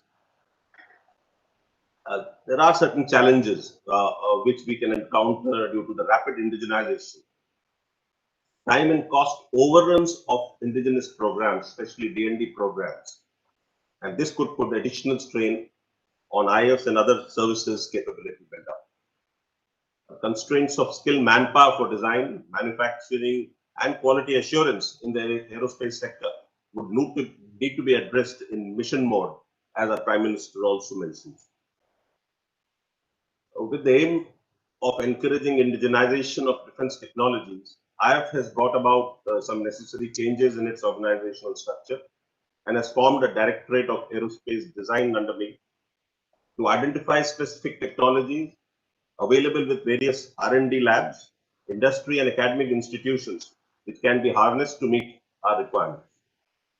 Also, our already robust indigenization setup led by the Maintenance Command of the Air Force and with coordination and support by Air Officer in Charge Maintenance at Air Headquarters for import substitution of a large number of spares and consumables would continue to push even harder to enhance local capacity. I believe AOM would be covering these details tomorrow morning. Now coming to capital procurements in the IAF. Enhancement of technological capability and increase in the numerical strength of our combat systems are both long-drawn processes. No doubt in the current scenario, force development has to be critically harmonized with the available financial outlay. The canvas of our capital acquisition plan is too large, and the CAS has already covered some of them. Therefore, given the time constraint, I will briefly cover some of our important acquisition plans. And I will leave more specific clarifications for the Q&A session. The drawdown in our fighters' strength has been a cause of concern. The government's timely decision to acquire 36 Rafale has given IF a technological and operational boost in the short term. I know the CAG report is out, but there is no doubt that this large value contract has to bring in certain offsets, a large portion of which should go to the industry. The 83 LCA Mark 1A contract with HAL that has moved for its final approval will also help several smaller industries. Other LCA variants and upgrades to LCA would continue. And the most important of all, even the chief mentioned that our 5th generation with 6th generation technologies, AMCA, development and productionization are planned to be fast-tracked with greater involvement of private sector as development cum production partner, ECPP, described even in greater detail in the DAP 2020. The 114 MRFA program now would have to meet the growing Make in India aspirations incorporated in DAP 2020. And we were already aware of what is supposed to come in this DAP. And we have already realigned our statement of case or SOC to seek higher levels of production technology and use of indigenous systems and materials where possible. A life extension and avionic upgrade of AN-32 aircraft, induction of additional Dorniers, C-130 and C-17 have given the IF enhanced tactical airlift capability and strategic reach. The Make in India project for 56 295 aircraft has also moved for its final approval. It would be a landmark project that would boost the growing aerospace ecosystem in the country. It was brought out by Mr. Jain Patil also. IF is also supporting the development of Saras Mark II by NAL, which would primarily address the growing need of short-haul civil transport aircraft as part of the Mission Udan. We plan to be the lead customer for these aircraft. Thanks to HAL, indigenous helicopter development has been an encouraging effort that we can be proud of. All 3 services require helicopters in large numbers, and consequently, several Make in India projects are lined up. In the light category, nearly 400 helicopters are required by the Army and Air Force, for which HAL's light utility helicopter UH and the joint production of FAMO 2 to 6 are lined up. Again, I'm sure it will support a large number of down the line tier vendors. Navy's case for 111 naval utility helicopter is already progressing under the SP model. We have already moved the case, and actually the negotiations are finishing for a limited series production of light combat helicopter for the IF and Indian Army. And this will be followed with a much larger order for around 200 helicopters of these in the class. In the long run, HAL has already embarked upon the development of Indian multi-role helicopter as replacement for IF's multi-lift helicopters. I'm sure these projects will help a large number of private sector industries to come up as tier 1, 2, and 3 suppliers. On the trainer aircraft front, the AON for 106 HTT-40 basic trainer aircraft from HAL was accorded, and we are about to issue RFP for the initial batch of 70 of these aircraft. Air defense systems, especially surveillance radars, both ground-based and on the Netra AEW and C aircraft, have been another success story. More so because in addition to Bell, several private companies have started making really high-end components for large value systems which have been designed and developed by DRDO. And I have visited some of them, and we have world-class facilities in the private sector. Ground-based radars from short to very long ranges and special purpose radars, even for bird detection and weather detection, are planned for acquisition by the IF, I would say, in short to medium term. The development of airborne active electronically steered array or ISA radar for LCA variants has progressed well, and it shall be productionized in the near future. Once again, the core components are again already coming for the prototypes from the private sector, and it will only increase. We expect that indigenous ISA would be scaled up for other fighters of the IF, particularly the Su-30 MKI, in the medium time frame. While IF has already inducted the Akash surface-to-air missile system and recently ordered more such systems, the Make in India project for very short-range air defense system, VSHORADS, is a big project for Army and Air Force, which will be made in India, is already reached the end of negotiations, has been put up for final approval. Our IF's own case of close-in weapon systems is also progressing, and other categories of SAM systems are planned in the short to medium term. Another area in which the IF, and along with IF, I think all services and security agencies, no single agency can handle this, is the need for anti-drone systems. And the requirement is so large, and primarily we will seek it from indigenous sources, that multiple companies could come up. I must personally have been propagating that the proliferation of anti-drone systems actually has to be controlled and monitored by a national commission. That's what is happening in other countries, because you can start jamming and affecting other operators as well. And these systems certainly will come up in large ways, and it will be, I would say, even the smaller companies who will get involved in their supply. With respect to our combat enablers, the AWACS India program, it's a big program by CAPS DRDO, which is being pushed for its final approval. However, given the critical requirement of AWC and AWACS that IF faces, we plan to acquire additional AWC aircraft at lower cost and with shorter, within the shorter time frame, using the already developed radar and other systems by DRDO. Enhanced involvement of private sector is envisaged for this project. Again, I think use of pre-owned aircraft is planned as cost savings in these days by the IF. The financial crunch has made us rethink on the acquisition plan for additional flight refueling aircraft. IF has already received feedback that it would be possible to dry lease these FRA platforms, and that would allow for deferred payment.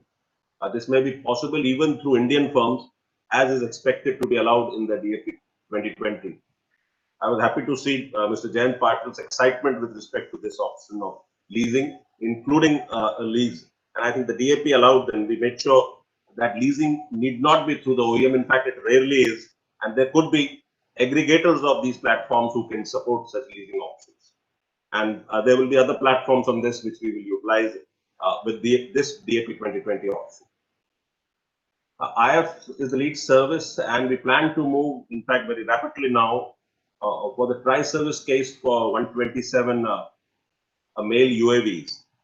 Again, a Make in India, we have adequate response from Indian industry to make it a buy Indian or buy and make Indian. Actually, there are some industries who are saying that they can do it under buy in an IDDM case as well.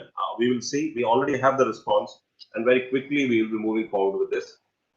And additionally, all three services require actually hail, right from the hail to smaller size special purpose UAVs. So this is one field in which the Indian industry has to grow. IF's network-centric operations capability build-up would require a very large number of software-defined radios from the domestic market. While our NCO backbone in terms of indigenous AppNet and ISCCS, again set up by private sector, is in place, several other associated operational networking projects are planned to be taken up with the Indian industry. EMMS, the chief already mentioned, and there are many other linked operational networks, OpNet as we are calling it, and we have set up another directorate with an acronym of DAWN, Directorate of Op Network, which will look into this and how we'll bring in industry for our network-centric operations. IF plans to procure a bulk of its weapons from indigenous sources. The unguided bombs are primarily being procured from the ordnance factories. However, we have just moved the case and given approval to start a Make-2 project for a 125 kg class bomb. And I'm sure as it becomes a success, we will go on for other products to Make-2 or even direct by Indian from the private sector. Some of the important airborne weapon products, people are aware of BrahMos surface-to-surface and air-to-surface missile, which has given us a real deep strike capability and a long-range anti-ship capability made in India. Astra beyond visual range missile has been another very high performance weapon. In fact, honestly, I would say I've been involved with it and we were surprised with its capability, and it's already been integrated and then used in limited number, and we are placing orders for its next batch. High capability versions of Astra already under advanced stage of D&D. We would also be placing orders for smart anti-airfield weapons or so. And the DRDO is already making, I can't give details, but the Secretary also mentioned that heavier glide bombs that the DRDO has developed will be productionized. And a line of long-range precision-guided air-to-surface missiles are also on the verge. Actually, Air Force's weapons plan from air-to-surface mode has to be long-range and precision. That's the way the future requires. A Helena anti-tank missile, you would have heard that it is, although delayed, is reaching, I think, production stage now. I would say the end of the trial phase. And I'm hopeful that in the near future, both Army and Air Force would start inducting it. A very large number of them are required. Numerous Indian companies, including MSMEs, are partners in manufacture of these weapon systems, especially for components, subsystems, structural parts, sensors, core software modules, even maintenance support. The Chief in the end of his speech was mentioning that the private sector for GSE or even big platform, that's already going, I think, for Su-30 and many of our aircraft, but that's going to increase. I'm aware that barring a few cases for most of the capital acquisition projects covered by me, the D&D and lead production agencies have been or will be DRDO and DPSUs. However, as pointed out by Dr. Satish Reddy earlier today, the private sector is increasingly getting involved in defense production as tier 1, 2, 3 suppliers for the prototype developments from the prototype development stage itself. IF realizes and supports the need to encourage private sector to take on D&D projects as well and come up as lead integrators for full weapon systems or platforms. Once again, I think the C295 program is one such case. Although the COVID-induced financial strain would pose certain difficulties, especially for smaller companies, I can assure you that the government and the Air Force would ensure long-term commitments for our capital procurements. Be it of several crores or several thousand crores. Many of our Air Force projects fall in that category. While the enabling provisions of DAP 2020, as they come in force, I have plans to push for some Make 1 projects, including those which are within the powers of SHQ. Those powers have been given to SHQ also now, or would be promulgated on 1st of October. We can make 1 projects where we support up to 70% of the development cost.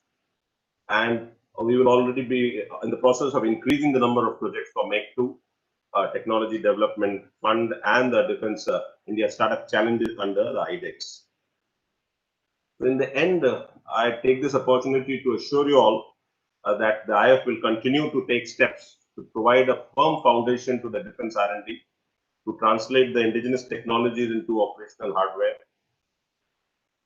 We welcome foreign companies with, again, niche technologies to set up base here, help make things in India for India and for abroad. All facets of IF's operational capability have been taken into consideration while casting the capital procurement plans, some of which we intend to recast to respect the financial constraint. It is IF's endeavor to achieve self-sufficiency through a focused, sustained, and evolved indigenous modernization plan. And we are working on it now. In fact, even more vigorously, given the constraints now. The capital procurement plan is fundamentally aligned to the government's initiative of indigenization and finally self-reliance or Aatmanirbhar Bharat. I thank CAPS, CIA, and SIDM for organizing this conference and giving me the opportunity to put forth IF's capital acquisition plans in these challenging times, or as I had mentioned earlier, exciting times for us and the industry even more so. I was really happy to hear Mr. Jayant Patil's promise that the Indian industry shall rise to the occasion of meeting IF's capital industry needs. Thank you once again, and Jai.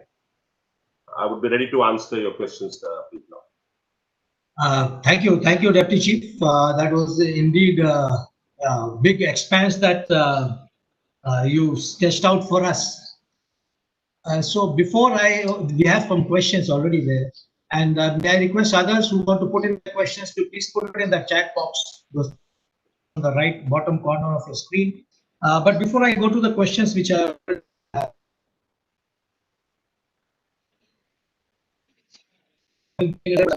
this directorate, if I was a private operator, Directorate of Aircraft Aerospace Design, how can I interact, or will I get a chance if I was a private operator? Yeah, in fact, that was the idea. In fact, it was Chief's idea that we should create a direct link with private sector and academia. With DRDO and DPSUs, we have been involved. Our project management teams have been there.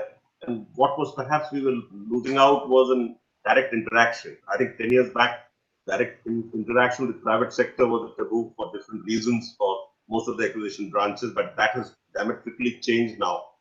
And that is what we are looking for. Already, actually, we keep getting suo motu proposals these days already. And we are using it to convert them into make 2 projects.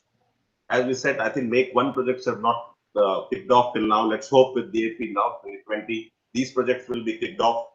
So, as you said, a direct interaction, and they can directly write. In fact, we will streamline now many of the, I think that people can write directly to ACS plans under which finally this directorate is formed, and we will take on these projects. Okay, that's very nice to hear that. So I suppose this would be available on the website or whatever the link, etc. Yeah, we will do that. Perhaps we have not done that in a sense to put it on the website so that there is direct communication with this directorate. Yeah, because for the big operators it's fine, but once again, since Aatmanirbhar has to start at the MSME level, and there are some very smart people out there, they must know whom to contact, because otherwise air headquarters is a huge building, which has got a facade. Okay. The other question which I have is, Directorate of Op Network. Yeah. Once again, that's software driven, and with so many techies in India, what do if I am a private operator, how can I control Directorate of Op Network? Again, I know the acronym we were using is DAWN. It's just that people like it. So it's a merging of ISCCS, which is already up and running, and the ODL, operational data link, which is the airborne link, which is coming up for our aircraft with SDRs, and it will just grow to include everything, and the space segment. Finally, these have to be linked, and they have to be integrated with other operational links. Chief mentioned about EMMS. So actually the networking and the speed and I would say fidelity of these operational network is very important. That's why we have created DOM. Now talking about private sector and other industry, we would prefer, this is a very dedicated directorate. So it will come through, as I said, DAD. Okay. The components of which they can work on, bringing AI components, security component, we have to be secure of that. So elements where private sector and even DPSU can support, strengthen these network, operational network of ours, can come through Director DAD, and that's the plan. Okay, good. The first question is from Priyat Kulkarni. He's from the Directorate of Norwegian Support Mission out here, and the person says, will as part of leasing, will IAF be interested in medium business jet-based EWISR platforms to save money and loss of trained personnel, because we keep getting posted out, and thereafter, after a certain period of time, that lease can be done, that it can be converted to a purchase at depreciated value. So medium business jets based EWISR platform, would the IAF be lease it? Actually, we had a program which was a mixed program on this class of survey, target flowing, and ELINT case, which we did not go through it. That was long back. So our need still exists for us for EW and ELINT platform. But to be very frank, we have not thought about it because the capability in-house through DRDO and specialist labs have come in.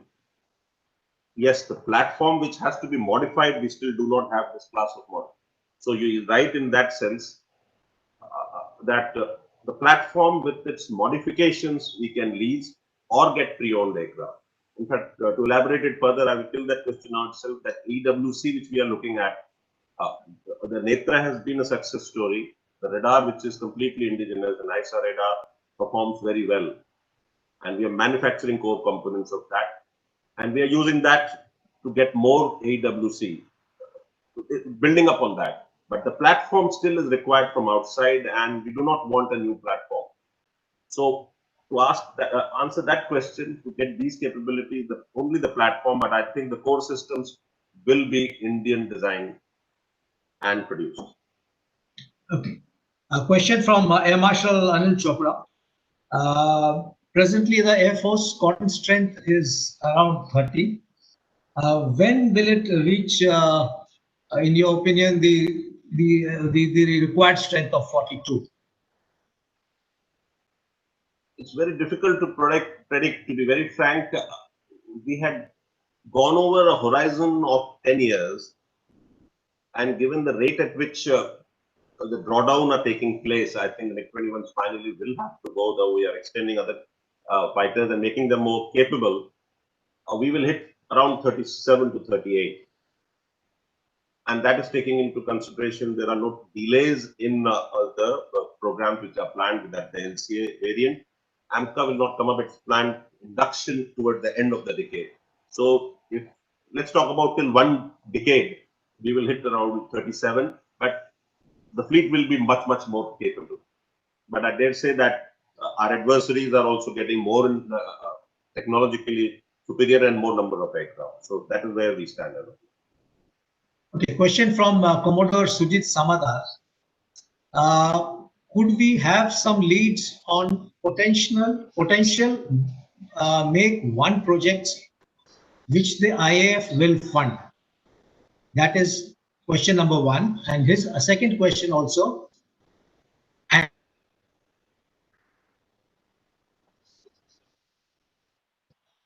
Control.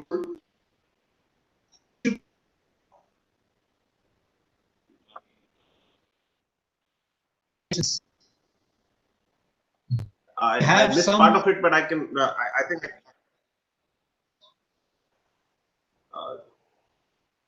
So your this thing speech was cutting off, but I've got the answer. But if you are getting me, I will answer it. I've got both of them. Yeah. Make one.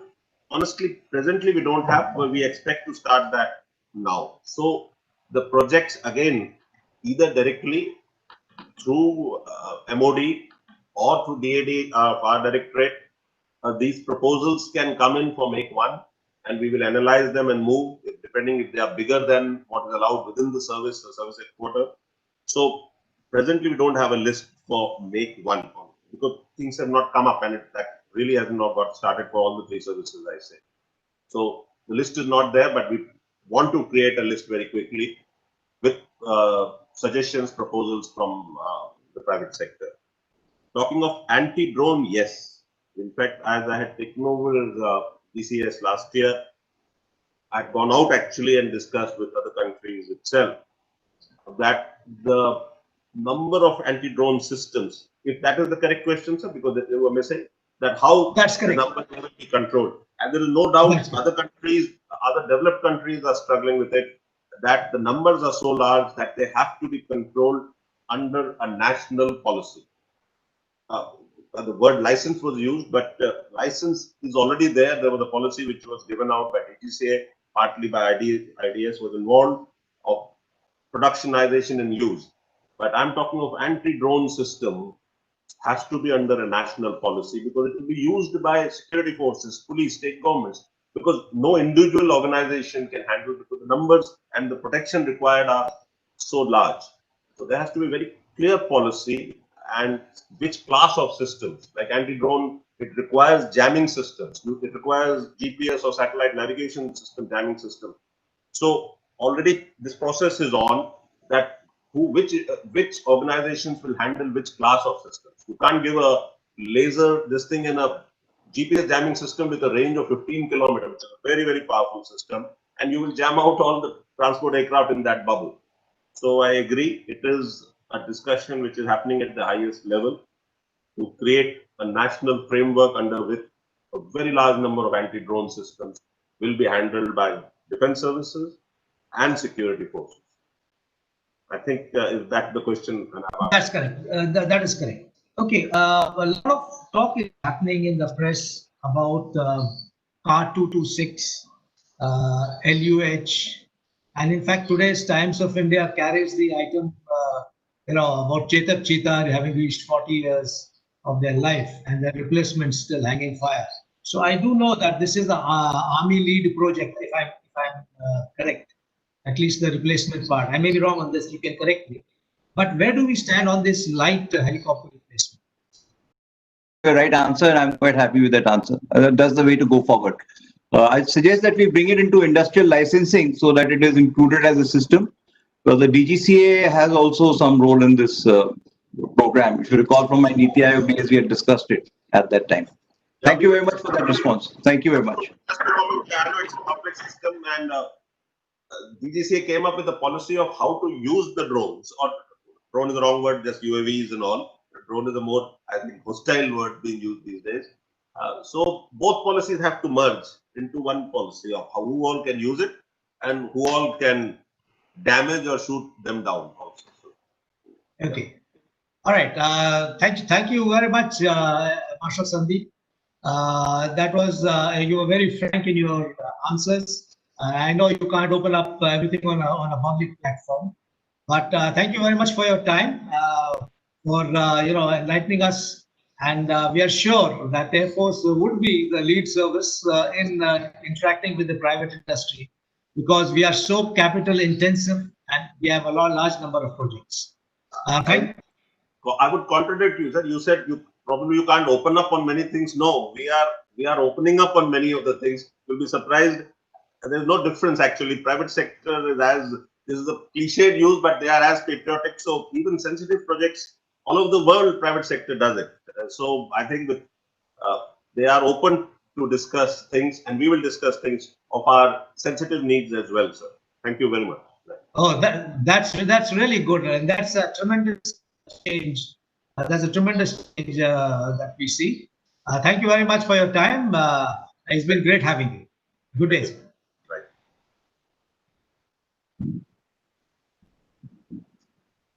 Brigadier Bhattacharya? Yes, sir. Thank you very much, sir. Yes, thank you. Thank you so much, sir. So we take a 1-minute break.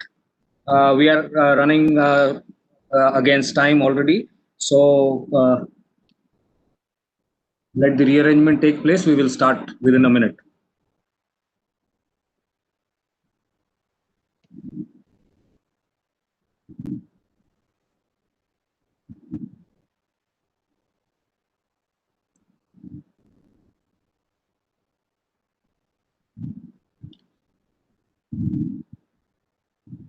Right, ladies and gentlemen, I think the first two sessions were really illuminating, and now we come on to some of these policy issues and some of these brass tack issues which are required for the industry to move ahead on the roadmap charted out by the Chief of Air Staff and the Deputy Chief of Air Staff. And so in the next session, we are talking about the DAP 2020, which is a catalyst for growth.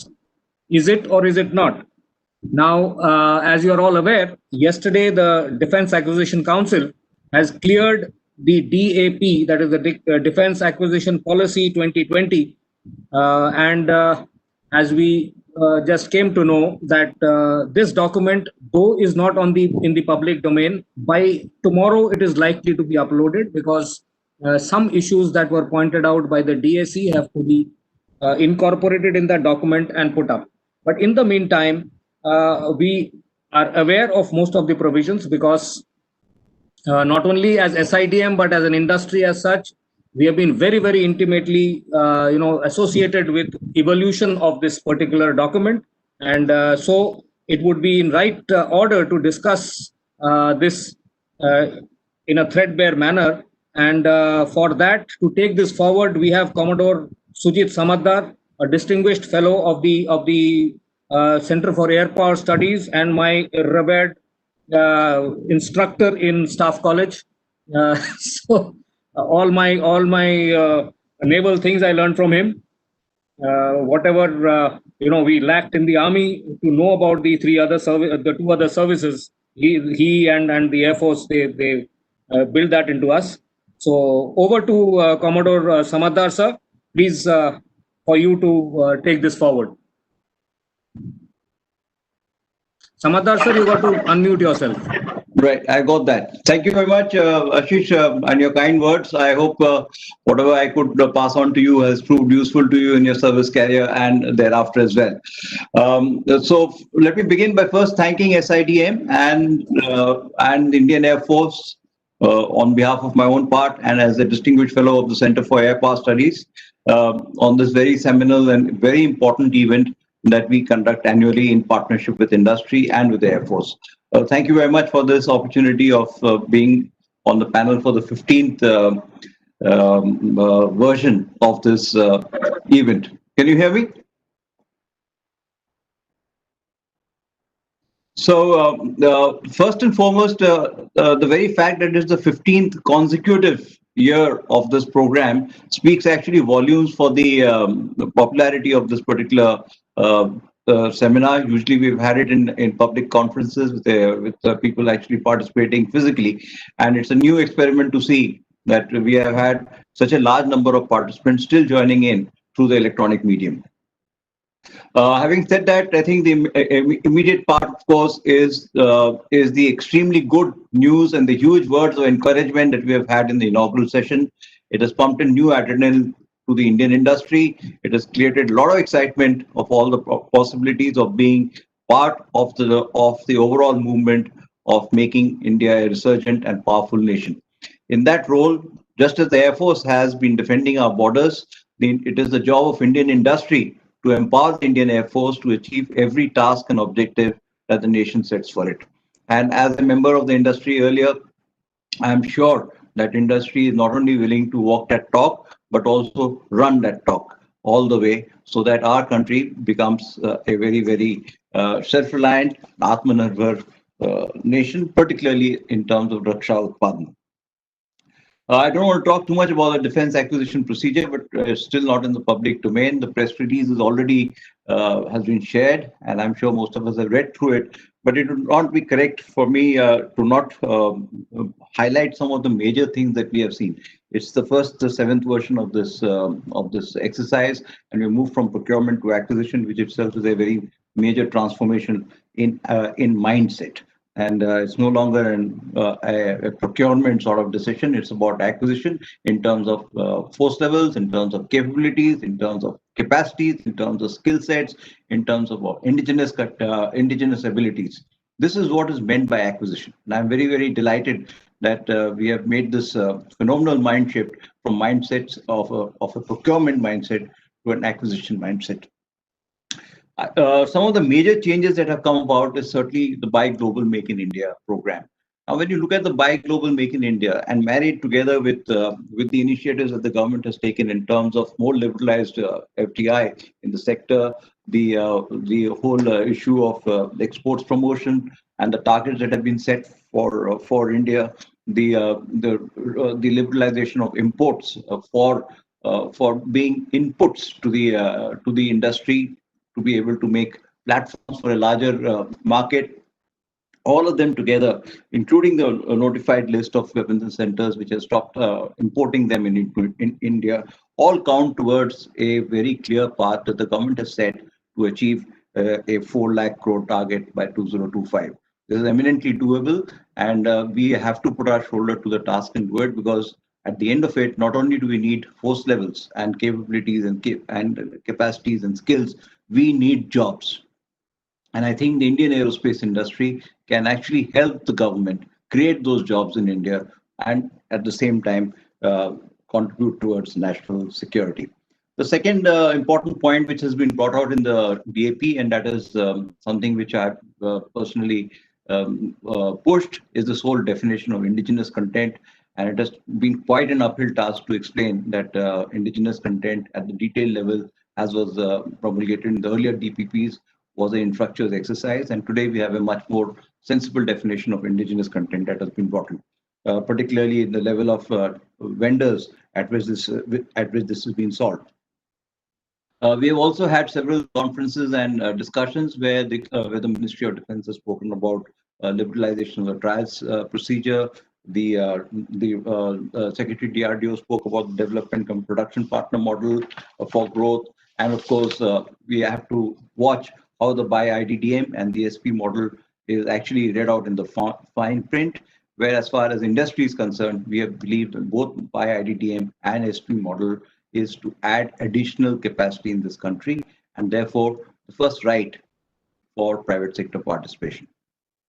But that need not be a confrontation issue. It's quite possible for both private sector and public sector to join hands together in pushing these concepts of IDDM and SP model further. The other a bit of a pain point perhaps, and I think it is best left to the service headquarters to decide whether it is a pain point or not, is about the introduction of military materials and the requirement for it. I don't think there is a doubt that military materials are an important constituent for the growth of the industry, but I think it would be an extremely challenging task to find out every material that goes into every product and system and figure out whether it can be made in India or it has to be imported or whatever it is. And this is a task which has been assigned to the service headquarters. So my good luck and good wishes to service headquarters in this endeavor. I just hope that it does not become a bottleneck in processing of cases of acquisitions for the future. Of course, I'm particularly pleased at the introduction of the concept of leasing, which is something that I had written about in 2015, 2016. I've discussed it with the government many times, and we'll have a larger discussion on this. And I think that's going to be a game changer, not only for force modernization at a quick pace, but also opening up a whole series of businesses for entrepreneurs, industrials, financiers, insurance companies to be part of this lease phenomena. And I can see there'll be plenty of excitement in that issue. Lots of commercial clauses have been brought in. I think the most seminal of them has been the price variation clause, which actually will do a lot of good for Indian industry in terms of transparency in determination of what the final product would cost like and what the payment terms would be for Indian and foreign companies also be aligned on the same level. Offsets have seen some revision, but the CAG has not been particularly kind to the concept of offsets and my own limited view of offsets. And I have to again admit guilt as one of the first proponents of asking for multipliers. And I think that was a big mistake on my part in 2006, I think, when I first spoke about multipliers for offsets. And I really sincerely apologize that I brought in this concept at that time. For my own part, I believe offsets have no further place in defense acquisitions. I think we need to simplify it and just put 30% local content or 30% export content as a one-stop solution to offsets rather than the bean counting exercise that we've got. So there has been tremendous amount of positivity that we've got from the inaugural session, and we have seen that that the government has taken not only one step but several leaps forward to bring the Indian industry, the armed forces, the academia, the DRDO, the public sector, and the private sector all into one room to be able to put our shoulder to the task and achieve what our Honorable Prime Minister has set for ourselves to reach a $5 billion economy and be amongst the counted powers in this world. I don't think anybody can stop us in our pursuit, and least of all, the Indian industry will put every effort to achieve these goals. So I think with these brief remarks, I think my first panelist is going to be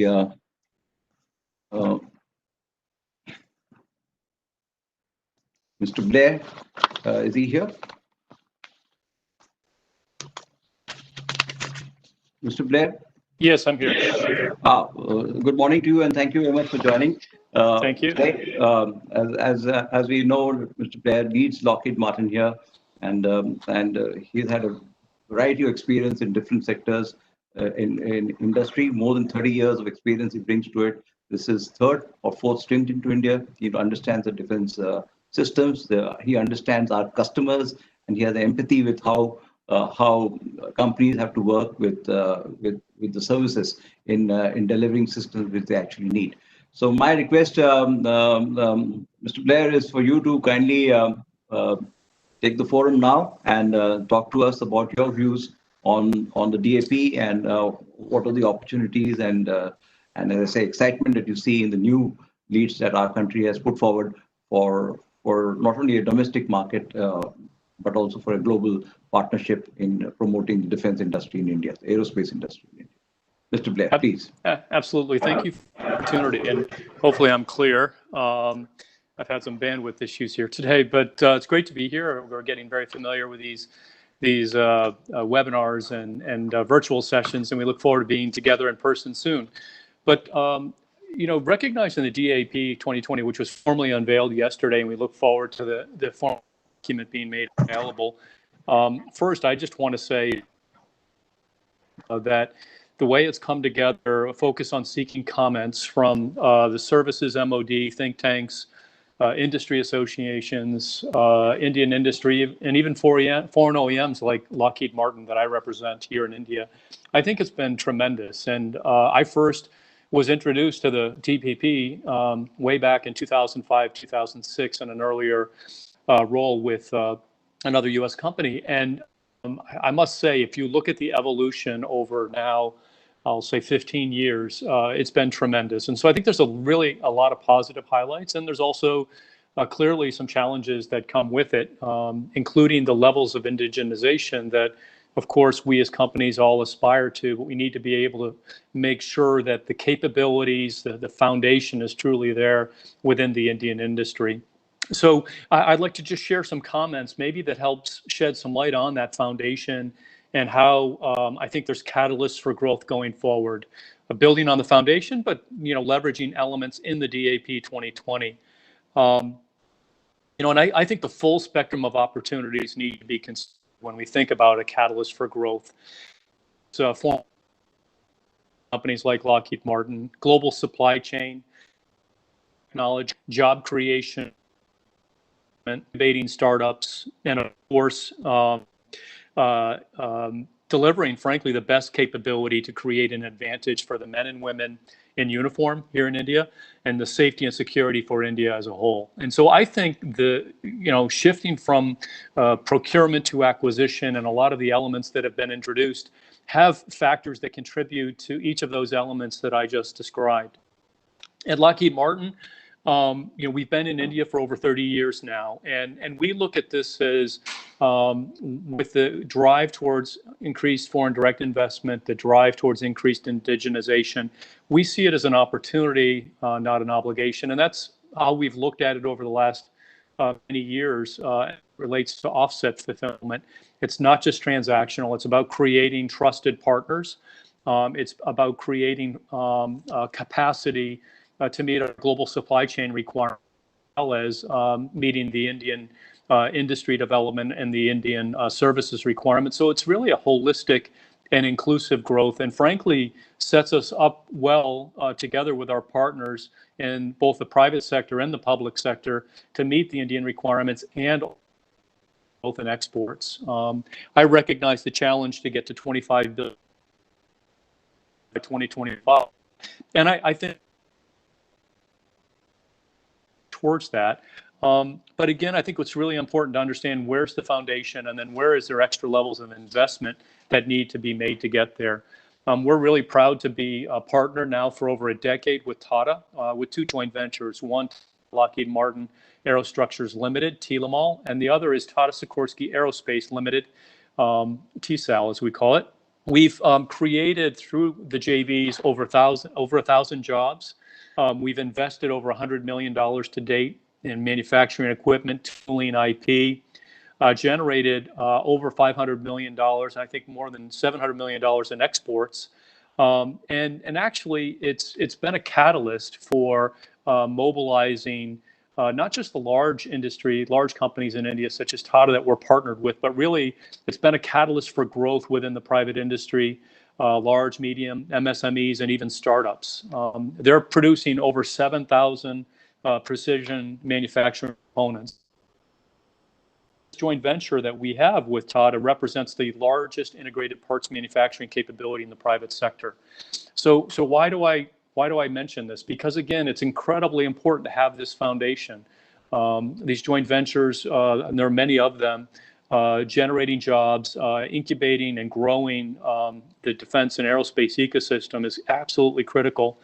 You know, just a great example, when we started building C-130J empennages here over a decade ago, we were importing components and assembling them to deliver a finished empennage to meet the global supply chain requirement. And then ultimately, what followed was the Indian Air Force requirement, and we delivered, over 12 now C-130Js. But what's important to note is that we moved from, just assembling components to now over 87% of a C-130J empennage that's built is actually produced from components that are made in India. And so that's a indigenization we've been able to grow. We've invested not just to build C-130J empennages, but metal-to-metal bonding, composites. And so we have some of the first capability that we've developed, designed, and implemented with our partner, Tata. We've delivered over 130 empennages to date. And with Sikorsky, also established a decade ago, a joint venture with Tata. They've delivered 154 S-92 cabins. And right now, we're actually building up the capability, the tooling, and the first article for building fighter wings in the Tata Lockheed Martin Aerostructures facility. So even in advance of the fighter requirement, we're building up that capability. So that's critically important. It's an incredible foundation. It takes years to build. We've been at it for a decade. We have hundreds.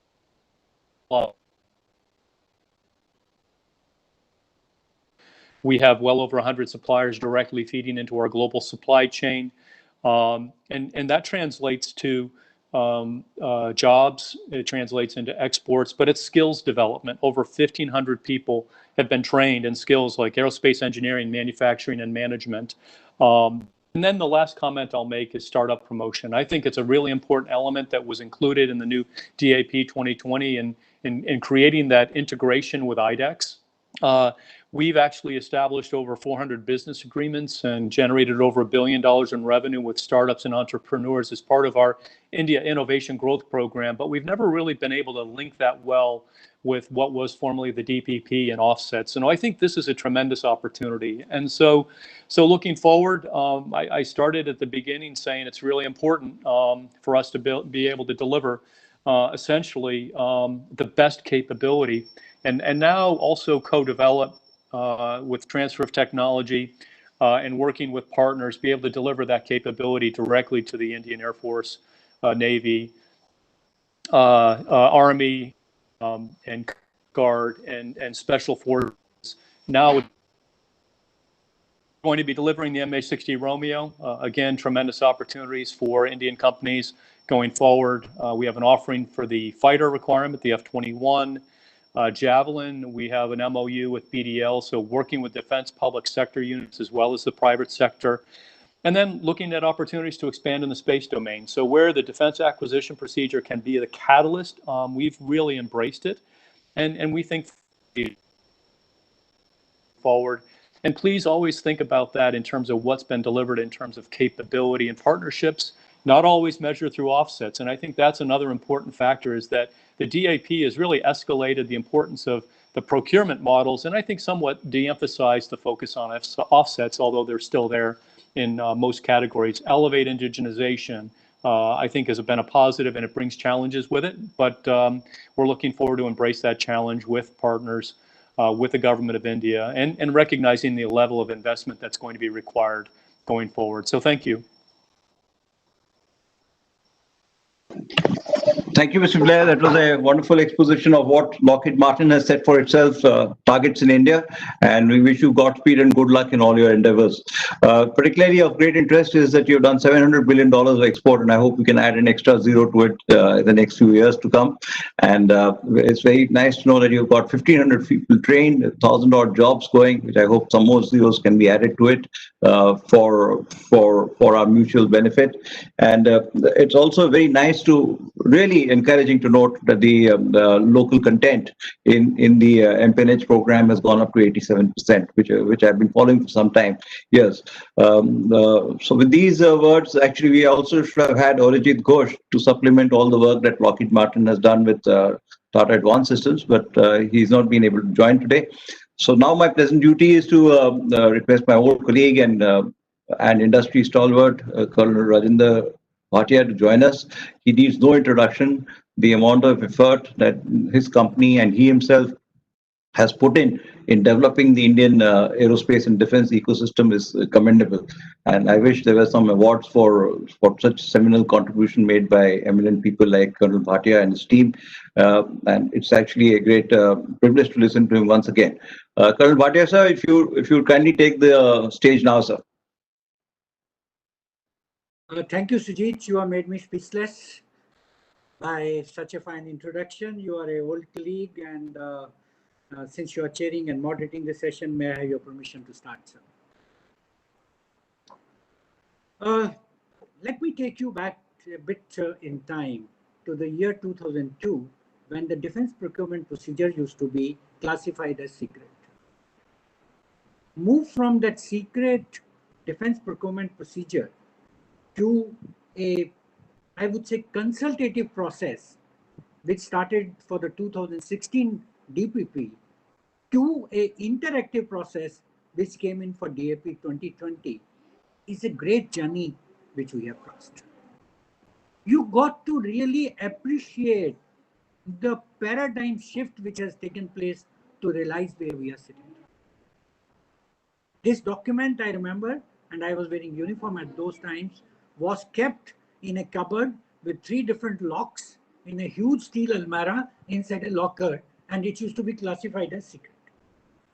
And today, for 2020, we are having interactive sessions, feedback sessions, and they were all being taken into account. At the end of the day, we can say that all our suggestions may not have been accepted. But then no document is meant to be perfect. It is meant to have, I am sure, whatever was feasible in the current environment has been incorporated. Whatever is left out, the time will bring it in if it is so required. But what does it signify? It signifies a paradigm shift, and I would say a very strong desire to transform the Indian industry from a novice which is just learning to walk to a vibrant defense industrial base. And that is why, Sujit, often whenever some figure was said, we need to add another 0 to it. That's what a vibrant defense industrial base is all about.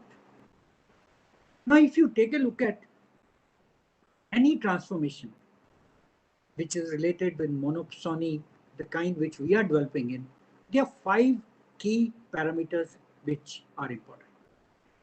The first is the vision. The second is the policy framework. Third is the action plan. Fourth is capability and capacity of the industry to execute that. In the form of the defense production policy, we have a document which is visionary in nature. You can find faults with it. It may be, pitching too far. You are trying to reach for the sky, whatever you may say, but it's a document which lays down the vision as to where we want to be. So the first box has been ticked. The second box concerns policy framework. Policy framework in the form of the DAP 2020 has now been unleashed. We need to read the fine print. I was in a meeting with DG Acquisition just before coming onto this panel, And he has indicated by this evening or latest by tomorrow morning, the full document will get uploaded. Yes, there will be plenty of things which will need fine print reading, but that is, let it be so. At least the direction is very clear. Third issue is on the capability of Indian industry. My dear friend, Bill Blair was talking about what all he has been able to do with one company in this country. Imagine if such work was going on with a dozen of such companies, we would have reached a very, I would say, significant development in our, journey to reach a vibrant defense industry. So capability does exist. Capacity is a function of what is desired out of the industry, and we certainly have the finance to jack up the capacity anytime.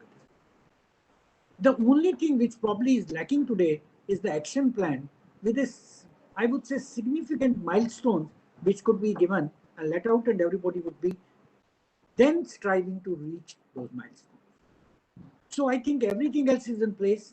We now need firm milestones to be placed so that we can go and target that. Now coming back to from this point, let's get and address the subject at hand, which is talking about the DAP.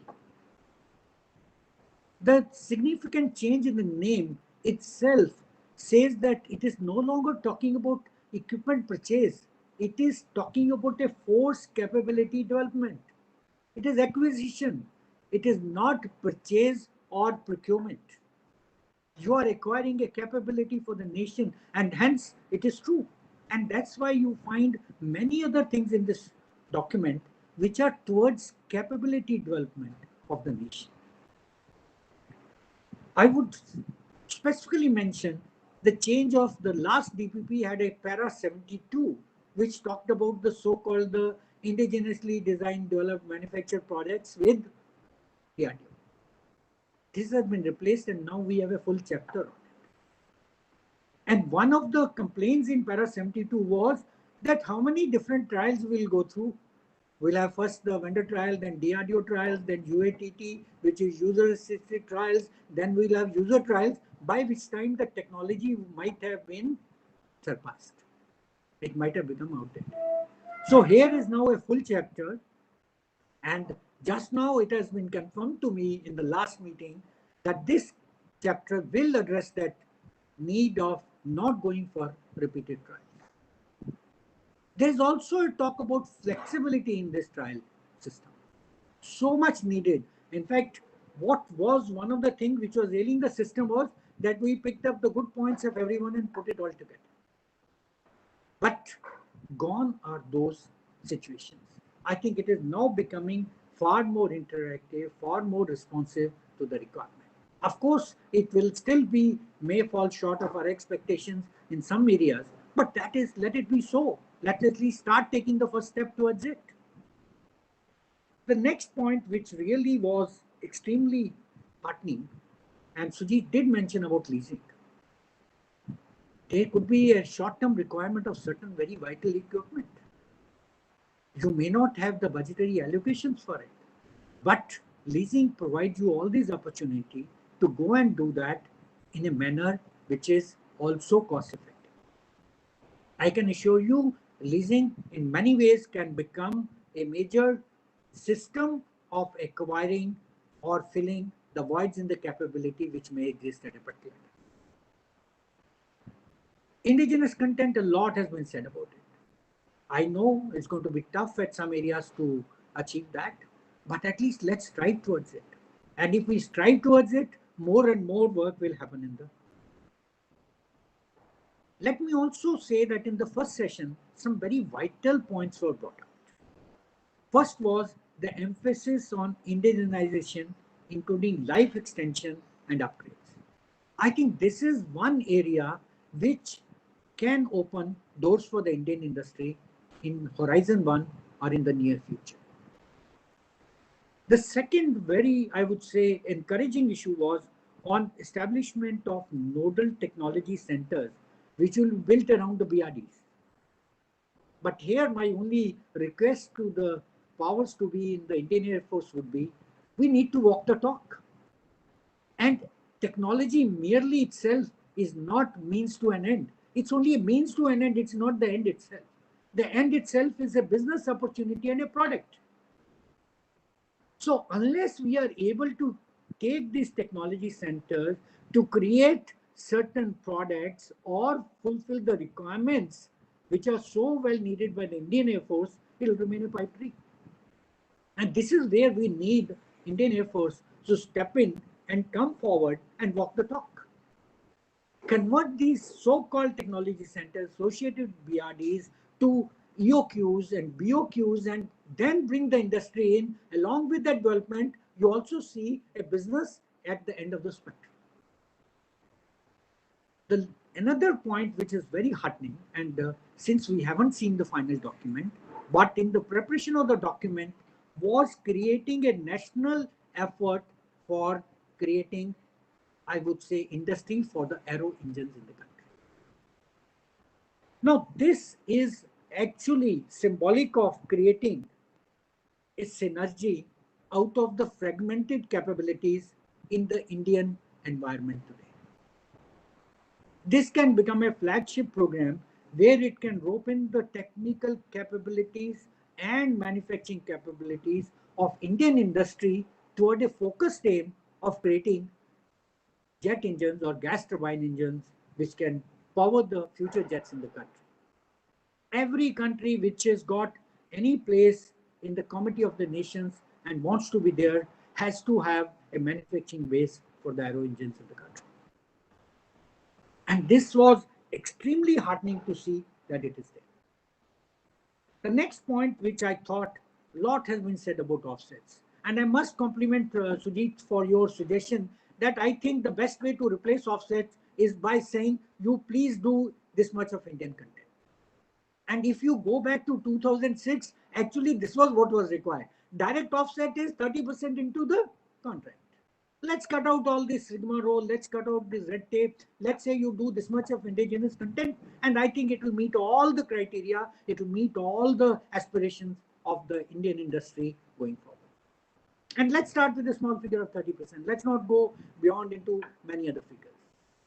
So I think that is one game changer which can be brought in. And I saw one sheet exactly indicating that. I do not know whether it's part of the DAP or not, but yesterday I got one sheet which said buy global 30% indigenous content. I do not know whether it was right or wrong, but if it is so, then we will see today. And coming to the last point is that no defense industry anywhere in the world has developed without a tierized structure. You need to have tier 1, tier 2, tier 3.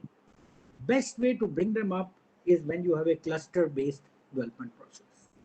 While we are talking about corridors, I think cluster-based development will have to be the way forward, with some lead integrators and tier 1, tier 2, tier 3 industries developing their capabilities around. I think all this is work in process. It will happen. The path is very clear. I think whatever is happening seems to be moving in the correct direction. And in one word, if I were to say, Indian industry is very much enthused by the openness being shown by the services, by the kind of policy initiatives which are being taken. And I think Aatmanirbhar Bharat is not a pipe dream, and we will see it in our lifetime for certain. Thank you very much, Mr. Chairman.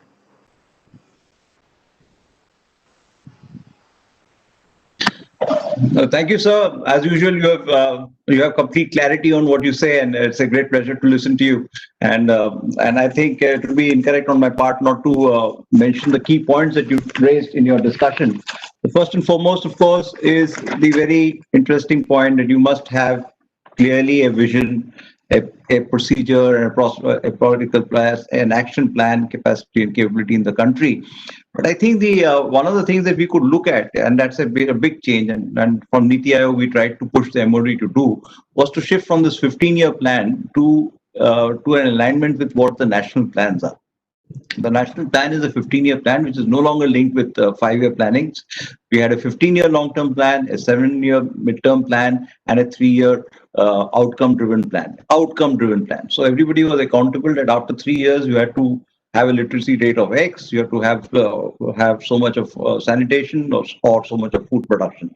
So I think that action plan part of it has seen some changes, but let's read the fine print and see where it is. It's been a great journey for all of us, as you said, and the very key point that you brought out is the huge paradigm shift from being locked up in a cupboard to being able to discuss it together with the government as partners of this whole progress. To develop our Indian industry. So that part I quite like your also your understanding that though it might be just a matter of semantics, but the communication is very strong, certainly from procurement to acquisition of force levels, acquisition of capability, acquisition of capacity, acquisition of skill sets, and all of these things which make a nation truly great. And I think that the defense acquisition procedure is a step in that direction. The IDDM, of course, is something that Indian industry looks forward to. There's been a cap of about 70%. It's a reduction from what it was earlier. But I'm sure those things will be ironed out. If there is a good project and if there's a good case, we will get to it. As an side here, I have to also say that whilst Niti Aayog, one of the things that we had pushed very aggressively forward was on the concept of demand aggregation and no longer salami slicing the overall force requirements. In that game, one of the key points that I had raised from Niti Aayog to the highest office in India in different forums was on development of an aero engine capability. And this development of an aero engine capability was hinged on identifying through a process an engine manufacturer who would give us an engine from a one-ton helicopter right up to a MRTT or whatever, or as best as we could. So this would give a modular approach. There would be an aggregated demand. It would have shared test facilities and everything else. And that would be one engine that we would be proud of by saying it's an Indian built engine, together with all the overalls and everything else that we can do. So my limited suggestion there is that the Air Force kindly aggregate demands. Let us look at all the demands that our Deputy Chief has said, Sandeep, out of so many aircraft, so many helicopters. Can we not look at aggregating just platforms, but also the engines in it, and also the capabilities that need to go into it, so they become live streamed and let us say we get the scale and size to attract engine manufacturers to locate in India. I completely agree with that. The other point that you also brought out, and I think this is very, very important for us, is this whole concept of model technology centers. You know, from science to engineering to technology to product to business. This is the full chain in which a test center has to work, and at the end of it, there has to be business, and we will be moving towards that. This tierized structure, of course, a cluster-based development program looking at an anchor investor could be a very good starting point for the suggestion that you have made on developing aero engines in India. Let's find the anchor investor. Let's find the Jaga. And as Niti Aayog has done on several other projects, let's have competitive bids by states themselves. Ultimately, it is the states who have to provide this land, who have to provide the basic facilities. The center can only give guidance, and that we have succeeded in some other models that the Niti Aayog had done. And from that perspective, I think developing of aero engines around a cluster concept would be a great idea. And I hope we can have some papers developed on it to take it with the government. So thank you very much, sir. As usual, your points are very well taken. I really admire your presentation for today, and I'm sure industry and government who are listening to it will benefit greatly from your views. Thank you, sir. Now, I have also been tasked to talk about leasing. Since I was the first culprit who brought this issue out in 2015 to suggest to the government that that forced modernization and maintenance to meet urgent operational requirements or for stopgap periods pending acquisition of the selected platform has been a practice which has been followed by several militaries in the last several decades. And I think India can learn from that. So I gave some examples in that paper, and this was a paper which was then published in 2016, I think. Where I gave some examples about the Royal Navy's lease of offshore patrol vessels and minesweepers at one time, Royal Air Force lease of P8s at one time, the Italian Air Force took a lease of F-16s at one time, and Mr. Blair may correct me on that. I think they came in from excess defense articles that were available with the US Air Force and under Peace Caesar, as they call it. The Philippines took some C-90s from Japan for maritime patrol. I think there were 5 of them. Malaysian government at one time was exploring some options for leasing the JAS Gripen 39D fighter aircraft, and similarly the Malaysian Maritime Enforcement Agency, the Royal Canadian Navy, the French MOD has looked at the Airbus 400Ms and the French frigates as potential lease options, which were lease and buyback options or buy and lease back options. Uruguay, Norwegian Navy, the Denmark Armed Forces, Estonia. There are a long list of countries who have all contributed towards one way or the other in developing the concept of lease. So apart from the ability to rapidly augment force levels at low cost and also at low overall cost, not just capex, but also the low operating cost that comes with lease of equipment, it also has several other advantages apart from just cost constraints, particularly in a situation where your defense budgets are particularly low, and to commit yourself to large amounts of capital expenditure over 15 years may be a matter of hesitancy for the Ministry of Finance. And one of the most important points about lease, and I think that is important from a government perspective, outcome-driven budgets. Please remember, we don't have an outcome-driven budget in the Ministry of Defense. Amongst the only ministries which doesn't have an outcome-driven budget is that lease is always quantifiable. You can actually measure what that lease got you. How many patrol hours, how many, what happened in those patrol hours. All of that data can be generated, which can actually make a good business case for determining what the exact force levels are and what the basis the outcomes that force is created for the nation. It also offers a large number of advantages. First of all is faster induction. And I hope some of my friends who are listening here will understand that whilst we've been trying to buy a fighter aircraft, I think from 1998, when it started off as a simple case for replacement of the Mirage 2000 with more Mirage 2000s. And we are still now in 2020 and we still have to figure out how to do it. But this was a period of time which saw the Air Force, as Deputy Chief also mentioned in his speech, a sort of downward slide in our overall force levels from the desired 42 to 30. So it would not be out of place to suggest that some of the equipment that the Air Force might need might be easier to get through a lease option, including the C-295. I mean, we are still not anywhere near closing to sign it. Maybe it might take us another 5-6 months to do it, but the first funds will only come after another 5 years.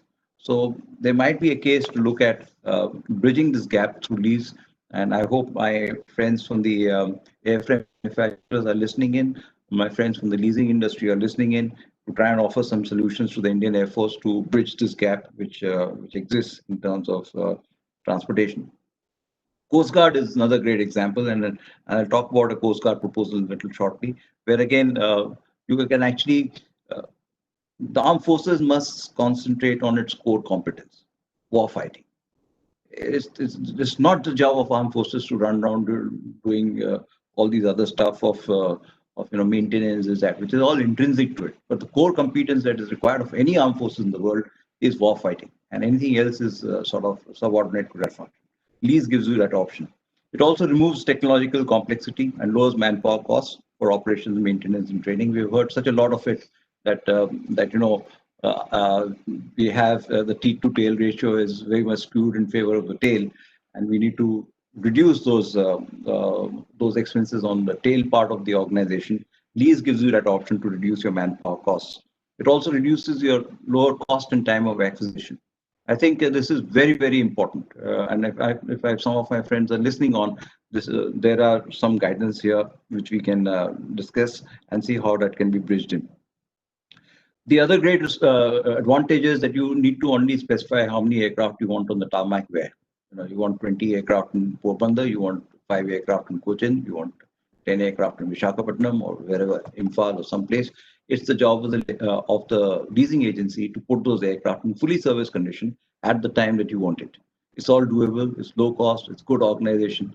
At the same time, you will have an aircraft where you want it, when you want it, and fully serviceable. So since you get only paid if you deliver on the service, which is very, very important, and the entire business model depends on how you construct the lease solution and the commitments in terms of performance that you offer to the service. It also offers you to continuously improve your state-of-the-art technologies without repeated capital investments. So as the equipment becomes better and better, the leasing company can offer better solutions, which works both ways in terms of more reduced cost of operations and better performance parameters. That can also be done, and it's also possible for competitive bidding, which can be done. So apart from all this, there is also in another discussion, there are other avenues by which this capability can be created, particularly through resort to the Exim Bank's various schemes that exist for line of credits that can be extended for capital creation, capital projects that can be brought in. And these would also, and there are plenty of global best practices which can bring in from the airline industry, from the shipping industry, and from other industries, and create a model by which we are successful in adopting the lease model. It's not as if India has not had a lease model. We have had lease submarines in the past from our friends, and that model has worked well. It has developed a capability in our country, and it has also, stopgapped it till we got our own units in place. And that transition has put a fully competent and trained crew onto the new platform, which would not have been possible had we not leased the unit before building our own.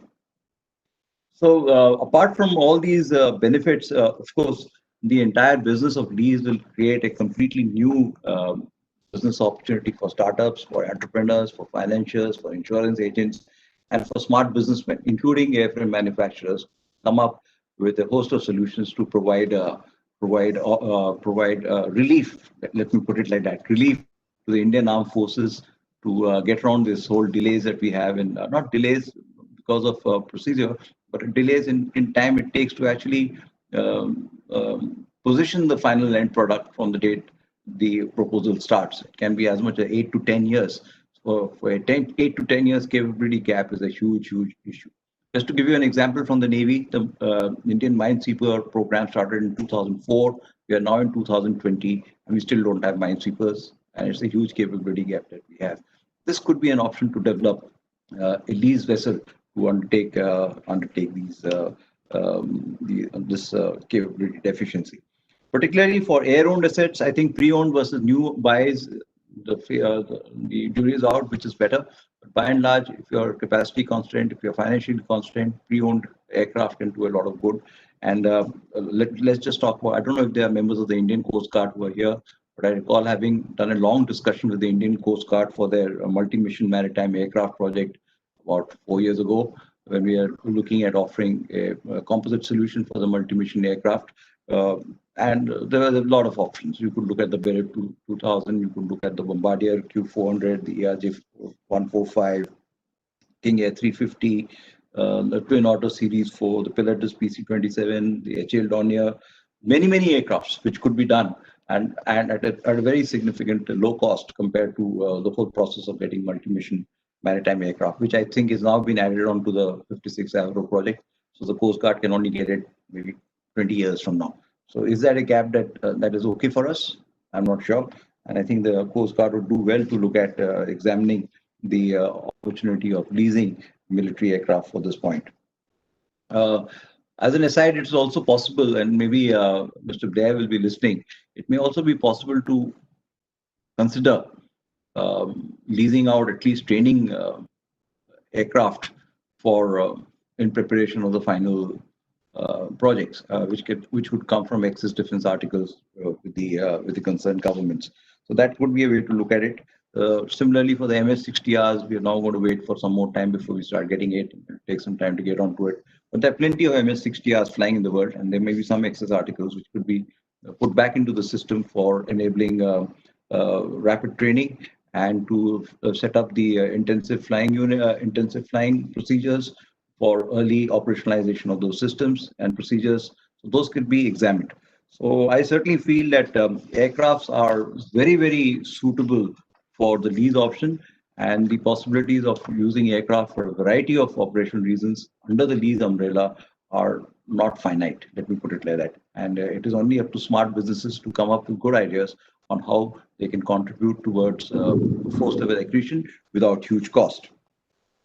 So this is some of the things that I had to say about leasing, and I think we have some now time to move on to the Q&A session.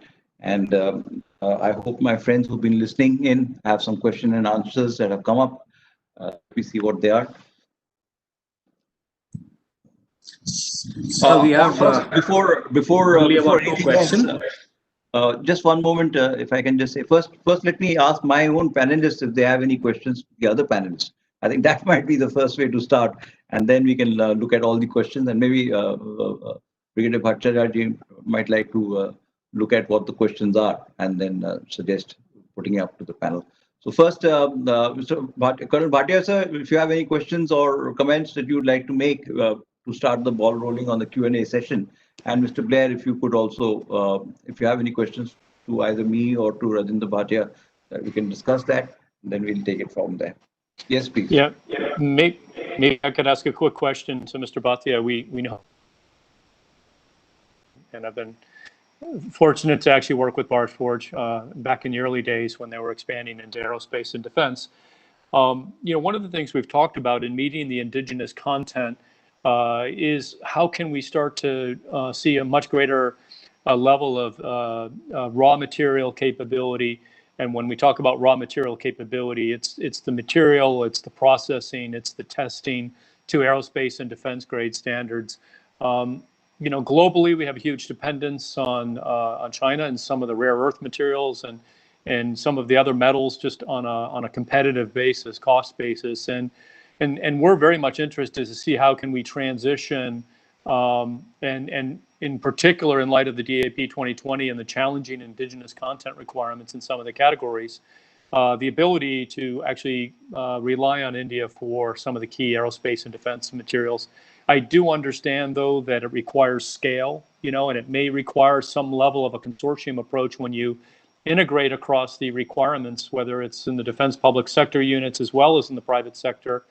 Companies like Lockheed Martin, Boeing, BAE Systems, others, you know, you start to look at a collective requirement to get the level of scale that would, I think, then justify the business case for investment, since it's a long-term investment. But curious to, you know, perspectives from you, Mr. Bhatia, as we've talked about this in the past.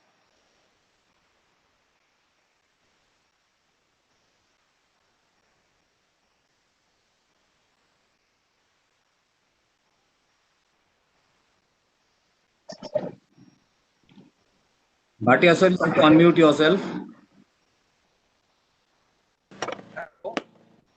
There's some signal problem. Yes, sir. You can. The last communication from Bill.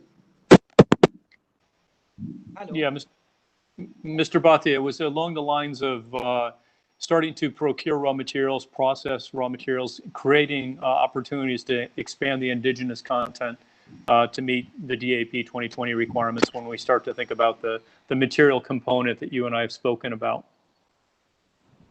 Yes, I totally agree with you. It will be a long haul initially, and hence this was the point, in fact, which came out today also in discussion with the DG acquisition, that a lot of aerospace materials are probably not available in the country right now, and may require, you know, from the existing sources. I'm sure that will be a challenge which will come up.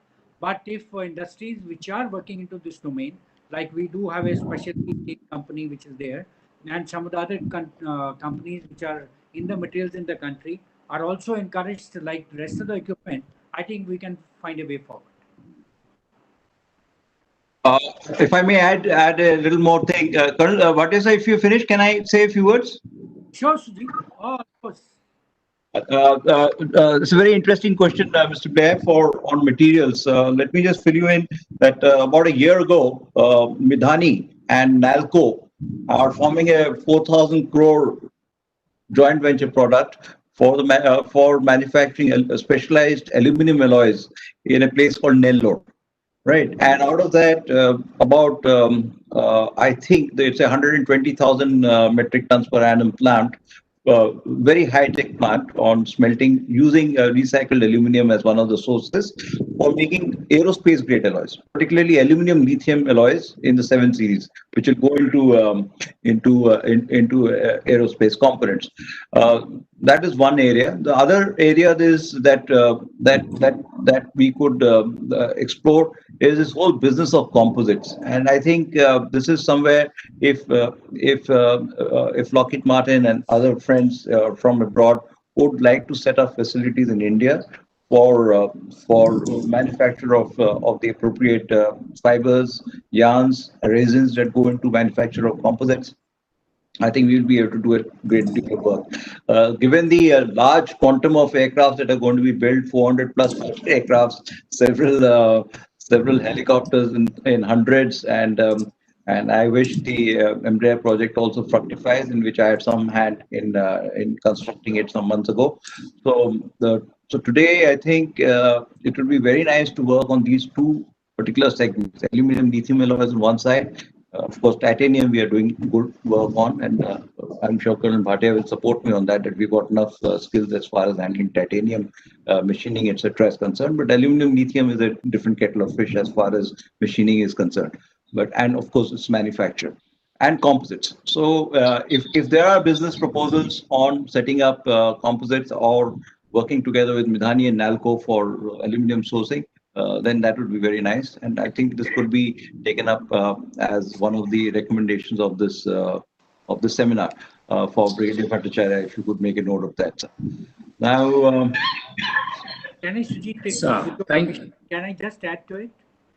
Yes, sir, please, sir. Manufacturing of this material in the country would, of course, be the first challenge.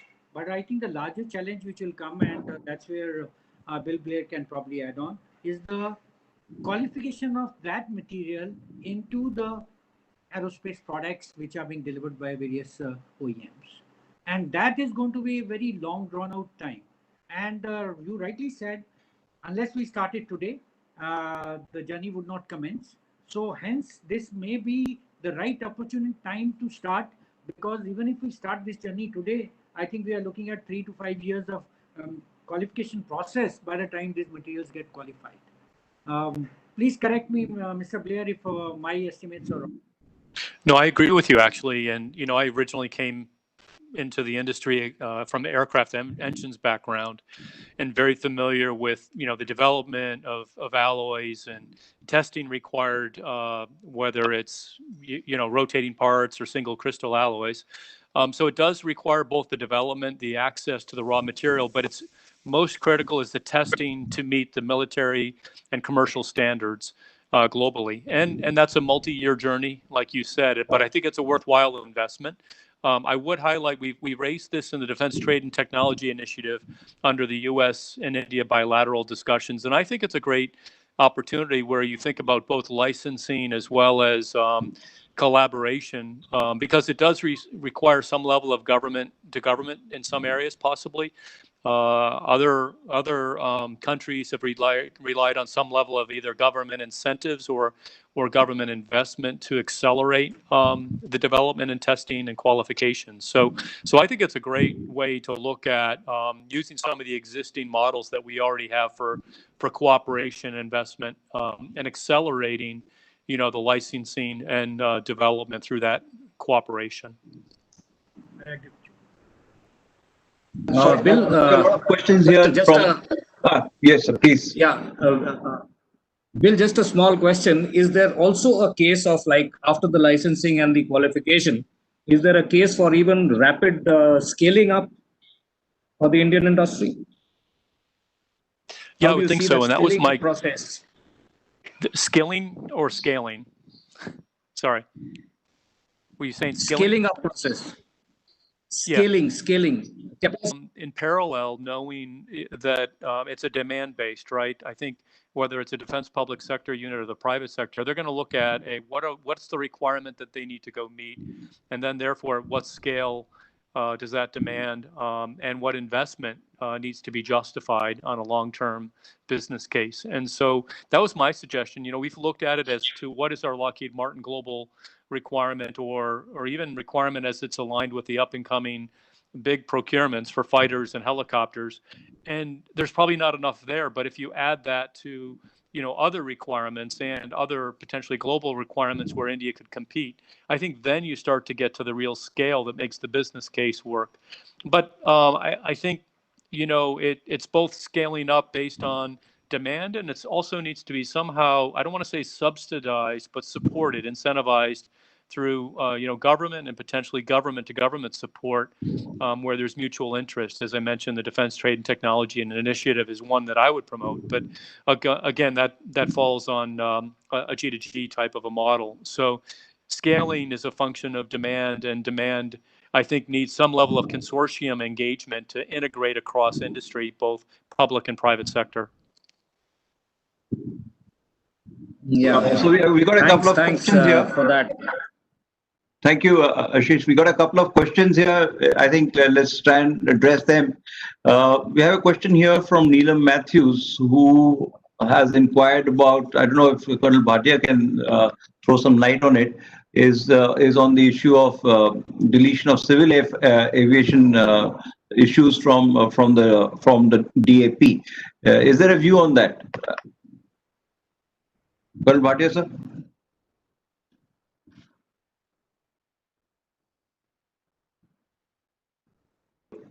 Just to repeat, the question is from Neelam Matthews. She says it's a pity that the DAP has not included civil aviation.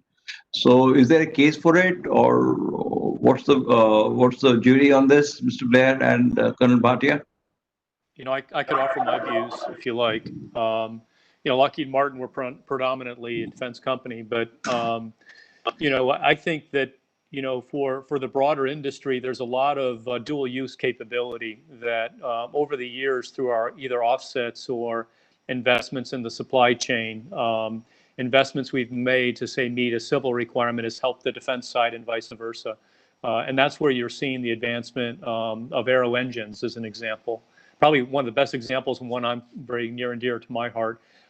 If you go into the joint venture, Tata, Lockheed Martin, Sikorsky Aerospace Limited, it's not just helicopter components. They're producing very complex aircraft engine components for the commercial sector, but can serve the defense sector equally well. It also comes into the discussion around composites. And so I think when you think about integrating across demand, I can appreciate and share the same concern that by removing civil reduces our ability to maybe meet some of the challenges or take leverage out of what was created through the offset policy. I guess I will say, though, the DAP 2020 is focusing more on acquisition and less about offsets. And so I do understand that the intent is to raise the indigenous content. But I think whether you look at the examples I just shared, or even MRO, you end up needing to integrate across a greater quantity to make the business case work. And there's a lot of synergy and when you think about dual use between civil and defense. And so if there's ever an opportunity to at least consider that on case by case or as it comes up going forward, I think we really need to put some data and facts and data behind the cross leverage between dual use, civil and defense, because I think it's been a factor over the last decade or more. My addition to this, because the question was addressed to me also, is that do not get disheartened. No document is ever complete or perfect. If there are commonalities and strong linkages, sooner or later, I think it will happen. And this point can be raised through the SIDM and through the CII, back to the industry, and wherever possible, it should be included. But it will have to be seen, like Bill rightly said, this is focusing towards acquisition. And that's where probably acquisition in the civil sector is now predominantly in the private industry's hand. And a lot of principles and rules which could be put by the government may not be acceptable to the private players in the country. It's no longer Air India running the show. So there are issues which are there, they have limitations which are there, and that's why probably it is not there. But wherever there are commonality, where there are leveraging, I would say leveraging is possible, it could still be included and this can be taken up. you very much. Our next set of questions is on aero engines, again from my good friend Praveen, who informs us that GE and Safran are already setting up some aero engine manufacturing facilities. So I suggest that maybe we look at this whole concept of demand aggregation and explore a national capability in aero engine manufacturing through a deep selection process. In the Planning Commission, there was a wonderful document called a contract for the procurement and maintenance of locomotive engines. It's one of the finest documents I ever seen in my life, which talks where the RFP response was one sheet of paper with one number. It's a brilliant piece of document. Now that is something that we can look at for the aero engines as well, where it's a complete production process from design to right to from cradle to grave and back to the cradle sort of thing, including recycling, including reuse, including refurbishments, and not only for the domestic market, for a larger Indian market. That was my question that was addressed to me. I've addressed it, but if Mr. Blair or Colonel Bhatia would like to add something more on the issue of aero engines, I'd be very happy to take that on, and maybe our listeners would be also. Is there any points there? No, I think I just would repeat, maybe earlier I said that, leveraging DTTI, at least from the US manufacturers, might help advance some of the technology transfer and or licensing that's required for companies to really expand their capabilities in collaboration. It takes many, many decades to develop an aircraft engine. It's built on, foundations that clearly date back to the 50s and 60s. And so I think collaboration is incredibly important. I think the fact that you cited GE, I'm familiar with what we were doing back over a decade ago when I was part of that. And we're very much interested now as say what our offerings are with the F-21, for instance, for that collaboration to be ongoing on aircraft engines, which is not just the production, but the sustainment. I think that's equally or maybe even more important is the sustainment, the spare parts, and having the reliability of supply locally. That creates opportunities. There's a question on the same thing. There was one Mr. Chandra Shenoy. He's also asked a question on collaborative or synergetic effort. I think both these questions on aero engines and this could be answered together, that this is an example where synergies can really be demonstrated. It's not going to be an easy job. You will have to probably piggyback on somebody or a large OEM to help you. Otherwise, we are going to go into a developmental cycle, which will probably not fit in the time schedule or time plans which are there. But at the end of the day, you have to create these capabilities in the country. Single crystal technology, creating other technologies. These will require collaborative effort. You don't need to go and reinvent the wheel, and probably could depend up to a certain stage. But at the end of the day, the effort has to be the national effort. Now, I think there was a mention about GE and some other manufacturers doing the work in the country. Safran. Yes, Safran has been doing work in the country, but here we are looking at a product which probably could be Indian, but maybe with the hand holding done by outside people. So that is the vision, and I think that will require a real synergistic effort, not only from the Indian companies, but also from foreign OEMs who could help in this.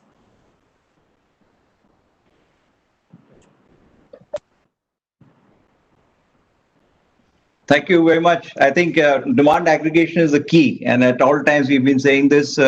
And my own personal view, we have said this in several occasions at in government also when I was there, that we have to move away from this whole concept of batch productions of 83 LCAs and 20 of this and 50 of that. Instead, move to what is known as a pipeline production model. We know we'll need fighter aircraft for all our life, so we should just create a facility which will deliver 24 fighter aircrafts a year, and shared between the private sector and the public sector. And a third production line would be awarded to that entity which performs better. And you continue to make it. We are not going to run out of orders for fighter aircraft forever. Same is going to be true for helicopters. My own personal view on this is that one of the changes that we want in the approach to defense acquisition is to look long-term, and long-term acquisitions come through a pipeline model of manufacturing rather than a batch production model of quantity weighted items of 1 for 1 and half for 2 or whatever else the finance guys work out. Let us see. In times to come, we'll probably have this. This has been discussed at different forums and different webinars also on shifting from batch to license production. The next one, we are running out of time. I got only 4 or 5 minutes, but there are some questions addressed to me on leasing aspects of defense systems, particularly on secrecy and operational risks and so on, that sort of thing. Now, having had the benefit of teaching operational art at the College of Naval Warfare, let me tell you that in today's world, the only secret is the mind of the commander. Everything else is transparent today. So to try and cloud in all sorts of issues around secrecy is neither here nor there. And whether it's leasing of equipment or wet lease or dry lease, and there are 100 ways to structure leasing proposals. I think the fear that everything will get leaked out and the enemy will bash the daylight out of us because we got leased equipment may be a little far-fetched to take on. That's one. Secondly, there's some questions on counter-drone systems or anti-drone systems, as we want to call them, for anti-UAV systems. Mention was made by Deputy Chief in his very encouraging and very energetic address today. I think the time has come to look at these options, but we need a quick policy framework to be placed in place for looking at anti-drone systems for lease. Other issues on whether we'll use drone systems for war, etc. It's not necessary to get into that debate at the immediate moment of how will we use it in war and when will this war happen and what will not happen. But there are plenty of opportunities which are less than war, where important assets are not one of trying to do routine peacetime activities. Let me put it like that. I mean, it doesn't make sense to me to launch a hugely expensive reconnaissance aircraft all over the place at a huge cost when that same job can be done by a leased aircraft at a fraction of that cost. So these are some of the points that I have, but I just want to end with 2 or 3 points. First, this is a message to all our friends abroad who have interest to come to India. Please understand that the government of India, it's not just the Ministry of Defense, it's the government of India have put their shoulders to the task of bringing investment into this country, of bringing up industry in this country, of creating jobs and skills. We have the most liberal tax regime in the world today at 15.5%. And if that is not a sufficient incentive for Lockheed Martin to set up Lockheed Martin India and make a India for the rest of the world, there can't be a better chance. You have also got the buy global. We have also relaxed a huge amount of ease of doing business in this country. You have lease options for it. You have got upgrades here. I mean, it's not just the DAP. It is everything that the government has now offered you. FDI, low taxation rates, low GST rates, plenty of incentives for tax holidays, land availability, corridors. I mean, what more does the global industry want? Huge domestic demand, potential to export from here to the rest of the world, and most importantly, to displace some shoring from neighboring countries to India, which is in the mutual interest of like-minded peoples. Let me put it like that. So there's a huge opportunity, and DAP 2020 has opened that avenue further, and I hope that everybody is listening, and we see a lot of industry coming into India, which will not only be good for India, but it will also be good for you, because you have an assured market, and there's no dearth of opportunity as far as the Indian system is concerned, plus the opportunity for exports. With these words, I think I need to bring this session to a close. I got another 2 minutes left. So let me see if there are any other questions that are here, or then I can just ask for some last words from my very talented panelists. Mr. Blair, you can go first, and if you have any concluding remarks to make, let's please listen to that. I would just say thank you. This is a great session, great dialogue. You facilitated it incredibly well, and I think it's perfect timing on the heels of the DAP 2020 getting inaugurated yesterday. I like the discussion around leasing. I think the fact that we can start to think outside the box to accelerate acquisition and training and development and And then in closing, I think when we start to think across, integrating across requirements, it helps companies like Lockheed Martin and others in the Indian industry invest and grow together. So we see it as a partnership and built on trust and a shared business case. So thank you. Well, Bhatia sir, if I could request your last some final comments, sir. From my side, one thing I learned was never have last word after the chairman has spoken. So I hand it over back to you. Thank you very much. Thank you very much. It's my pleasant duty now to conclude the session. And please join me in a round of applause to my fellow panelists who have brought in so much of wisdom and so much of experience into this discussion. I hope it has been educative, it's been informative, and we have made ourselves more aware of what the opportunities in this country are and how we can leverage it, not only for the good of our companies, but also for the good of our people and of India. Thank you very much, and please join me in a round of applause for my panelists. Thank you very much, sir. Bye. Thank you very much. Thank you. Thank you very much, Samadhar sir. Yeah, go ahead. So with this, we come to the end of session 2, and hereafter we got a break for lunch, and then come back at 13:45 hours for session 3, which is on R&D through private entrepreneurs. And in this session, we will have the chair, Air Marshal N.V. Tyagi, and our speakers panel would include Dr. Mayank Dwivedi from the DRDO, Mrs. Nidhi Bansal, the director of TDF from DRDO again, Dr. Bimal Patel from the Rashtriya Raksha Shakti University, Mr. Venkata Raju, the chairman of WEM Technologies, and finally, we'll have Mr. Sameer Joshi, the CEO and director of New Space Research and Technologies Private Limited. So we break for lunch now and get back at 13:45, sir. And the link remains the same. You can either keep your system on or join back on the same link, please. Thank you very much. Thank you, sir. Thank you, Ashish. We'll see you at 1345. Requesting people to log in about 5 minutes early. Thank you.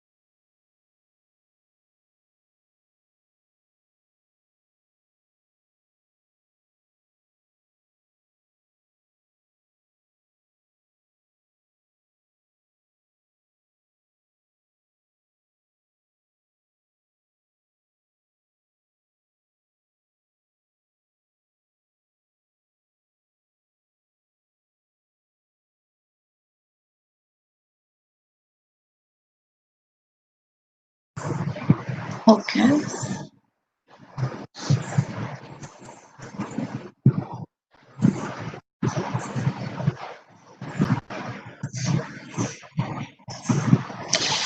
Okay, audio नहीं आ रहा है.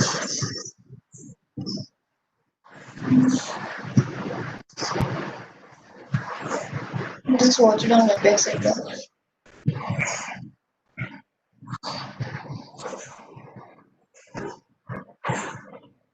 अच्छा, getting a call from the UN office and this. Hello. Hello. Hi.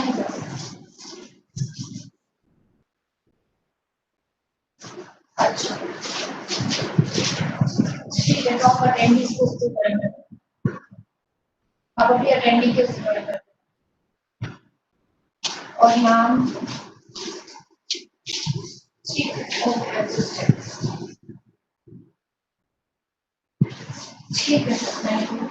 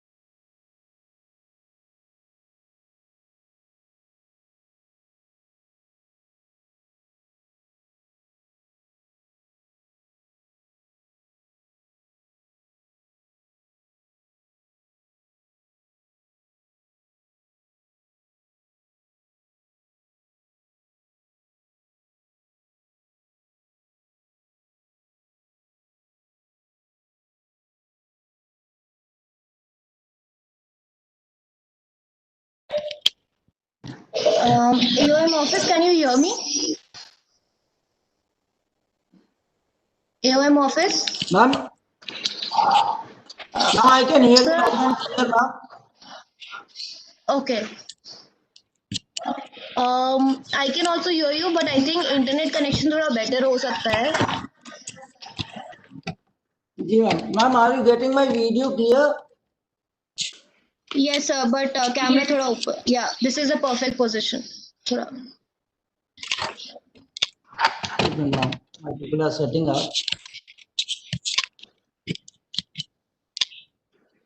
Share.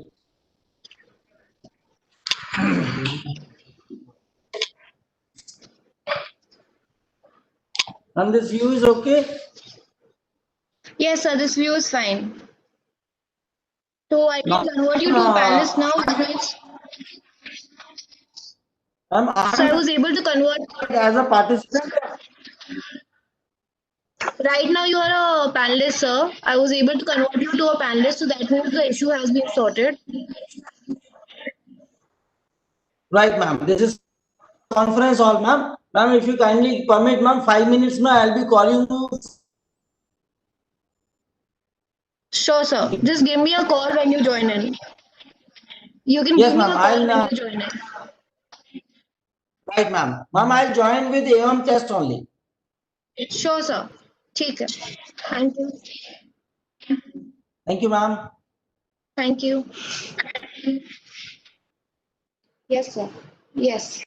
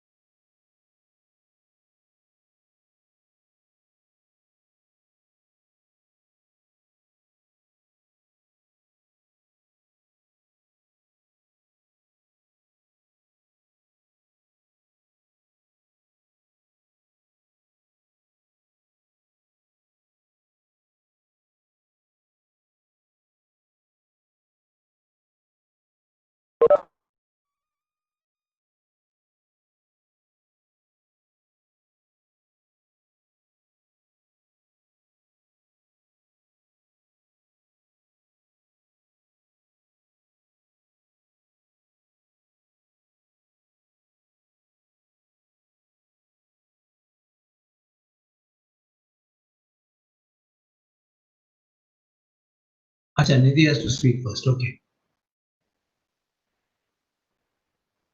Okay. Oh.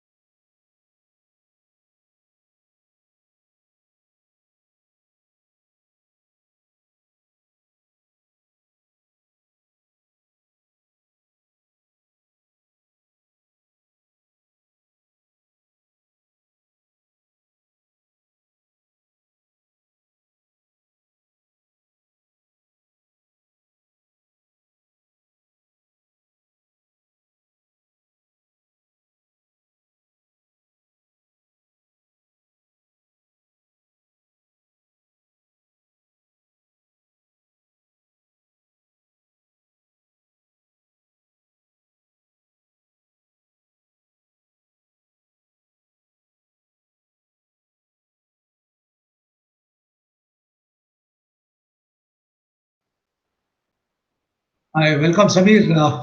Can you hear me? I can hear you, sir. Oh, strength 5.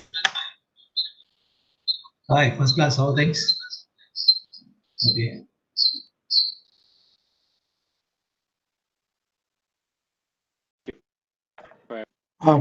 Am I audible now? Just for better bandwidth management. Yes, sir. Amazon Tyagi, sir. Yes, sir. Okay.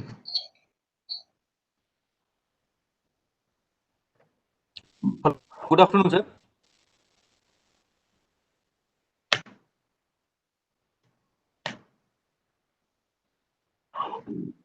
Yeah, I can hear you. Who's speaking? Vijay in the office of. Okay. Yes, we can see you and hear you. Okay. Where is Dr. Patel?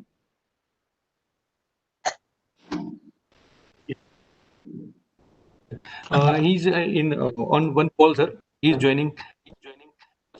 Okay. But the internet connection seems to be a little low on this side, Dr. Patel's system. Just speak for a little while. Your voice is getting cut. Yeah, Mr. Patel's office. Maybe. The voice is cutting.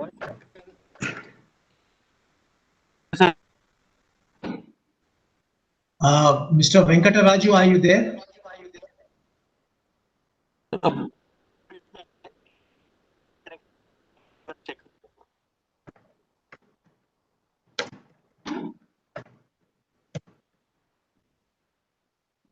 I can see the BEM technology logo, but Mr. Raju, are you there?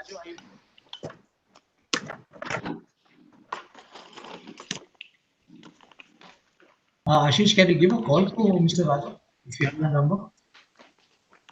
No, we just do that. Okay. But he's there. His system is showing. Yeah, his system was showing since morning, right since morning. Now he just unmuted his microphone also, I thought. His video is available now, sir. The video from his office. Yeah, I can see him now. Mr. Raju, good afternoon. Can you hear us?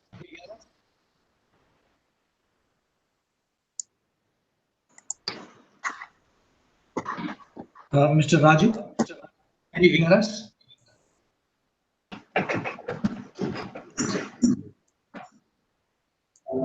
Mr. Raju, just a voice check. Just do a voice check, please. Mr. Raju? Hi. BEM Technologies? Yes, sir. How are you? Yeah. Hello? Yeah, if you can just Yes, pull I'm the able to hear you, sir. closer. I'm able to hear you. Oh, great.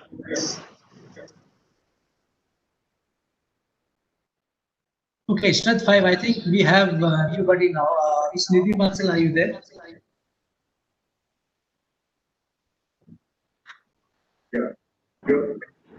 Yeah.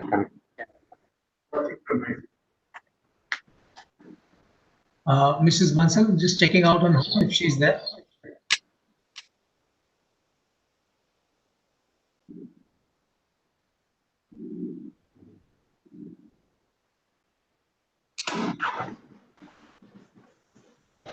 She's there. I'll just talk to her office once again. She had joined in and she had even tried sharing her screen. She's there.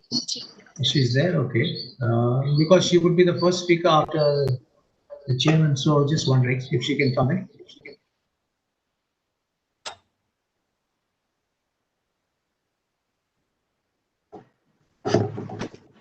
Ma'am, good afternoon.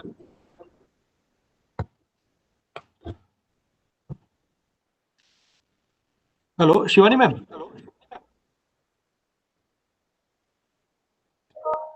Hello. My PA is there at the moment at the station. Okay, yeah.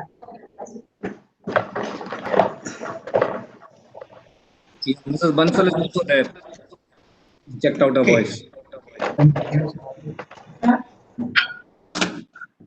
you hear me? Yes, ma'am. Okay, good. Okay, I think we'll call the house to order, and if it's okay, we will start now. Which number is mine?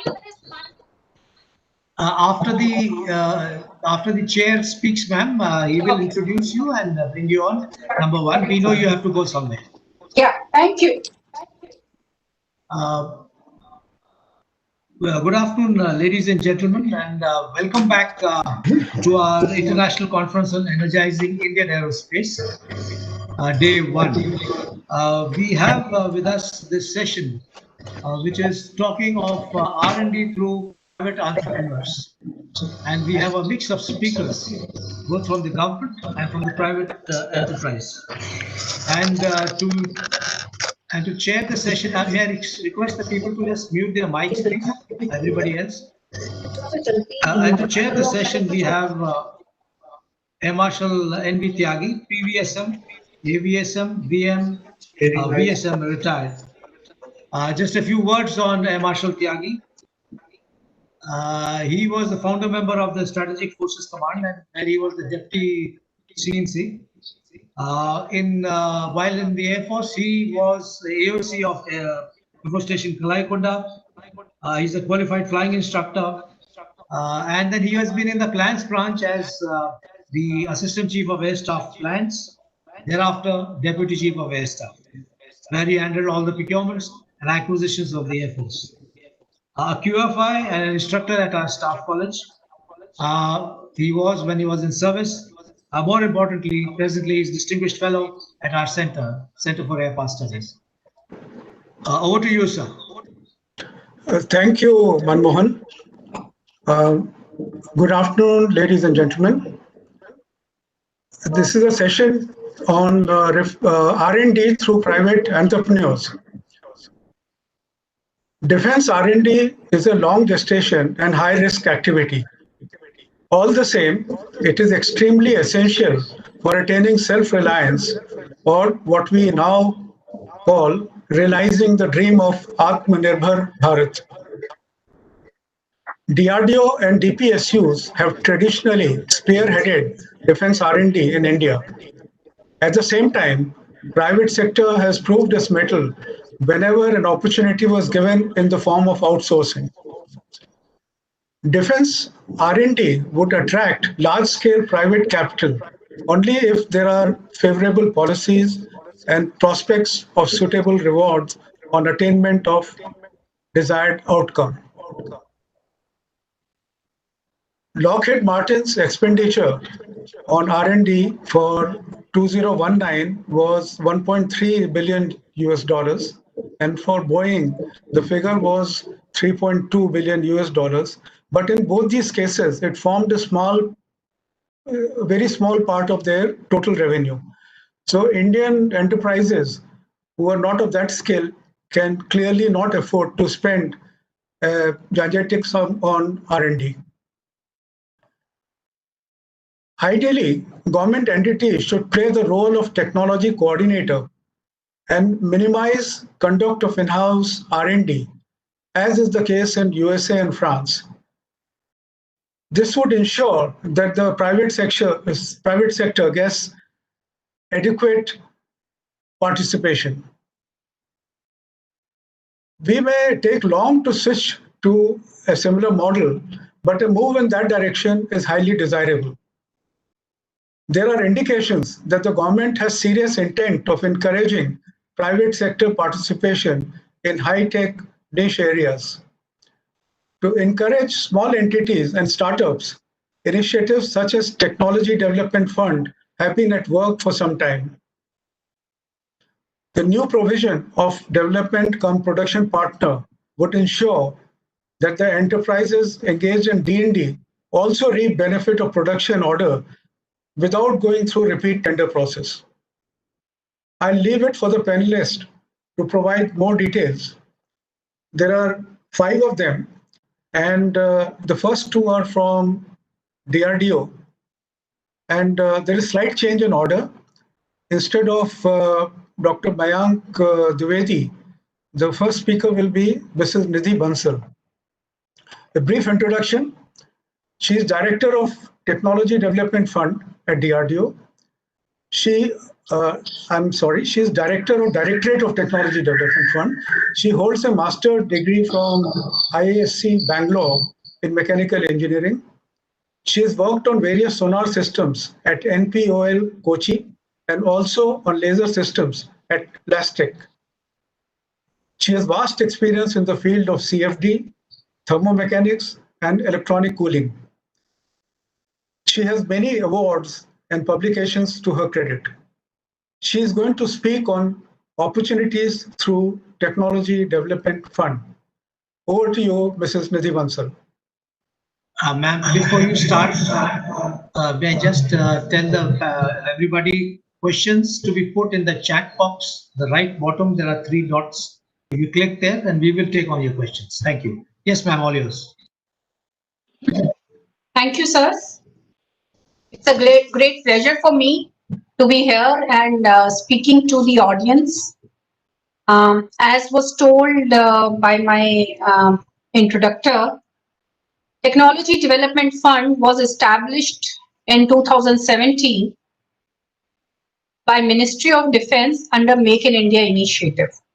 It is looking at funding the private industries, especially the MSMEs and the startups, for development of technologies which can be used for military applications. We are looking at technologies development from TRL3 to TRL7. That is from the time that the feasibility of the technology has been established.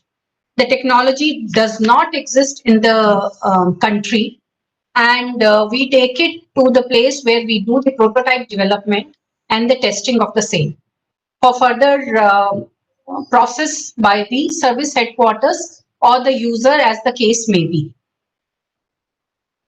Technology Development Fund is a holistic scheme in which we handhold the industry. We not only monitor the industry, I would say, we not only review them, we also handhold them. We give them financial aid through grant in aid funds of Ministry of Defense. We handhold them technically, taking them through the process of defense. We see to it that all the barriers for any industry to come into a defense arena are taken with our hand-holding. So we make a project mentoring and monitoring group, which is an integrated project management team in which we have representation from the user, we have representation from the armed forces, we have representation of the scientist expert committees, the testing, and the defense production rep is also available in that, and also the finance reps are available in that. So that it is a kind of a holistic hand-holding of the industry that we do. We have till date approved almost 25 projects, and by the end of the year, the turn of the year, we should be looking at a number of 30, which will be given to the industry, and if all remains good, we should be able to realize at least 3 or 4 of the projects by January or February end, where we can hand over those projects or the products to the user or the service headquarters for taking them into the production thing. I will introduce my colleague, Mr. Arjun Kumar, who is been in the scheme from the time it has been conceptualized, and I would say they are the pioneers of the team, and he should be able to take the audience through the process of TDF, and I will have an appeal to make to all the industries to participate in the TDF projects in big numbers, so that the in defense industry base in the country is enlarged. So we have a TDF website where any industry can register themselves and look for the request for EOIs, which we keep putting time to time, and respond to those EOIs. And then through the evaluation process, we'll be very happy to award the projects to non-traditional industries.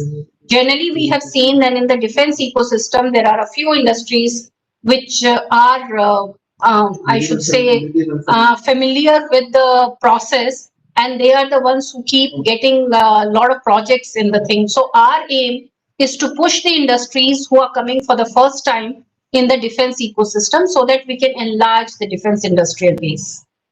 We also have come out with an innovation contest. DRDO has come out with an innovation contest, which we are calling Dare to Dream 2. This is a second version of that. Last year, we had a whooping success in that.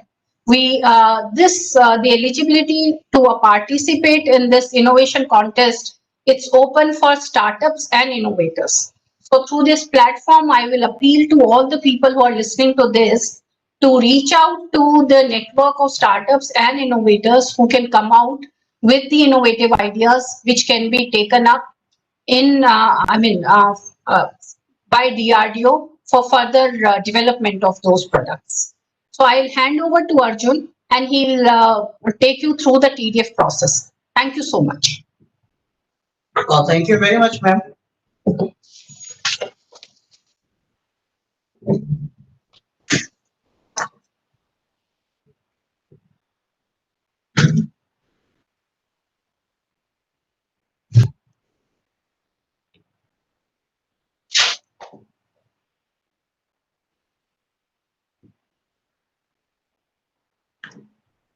Arjun, your time is still 2:05.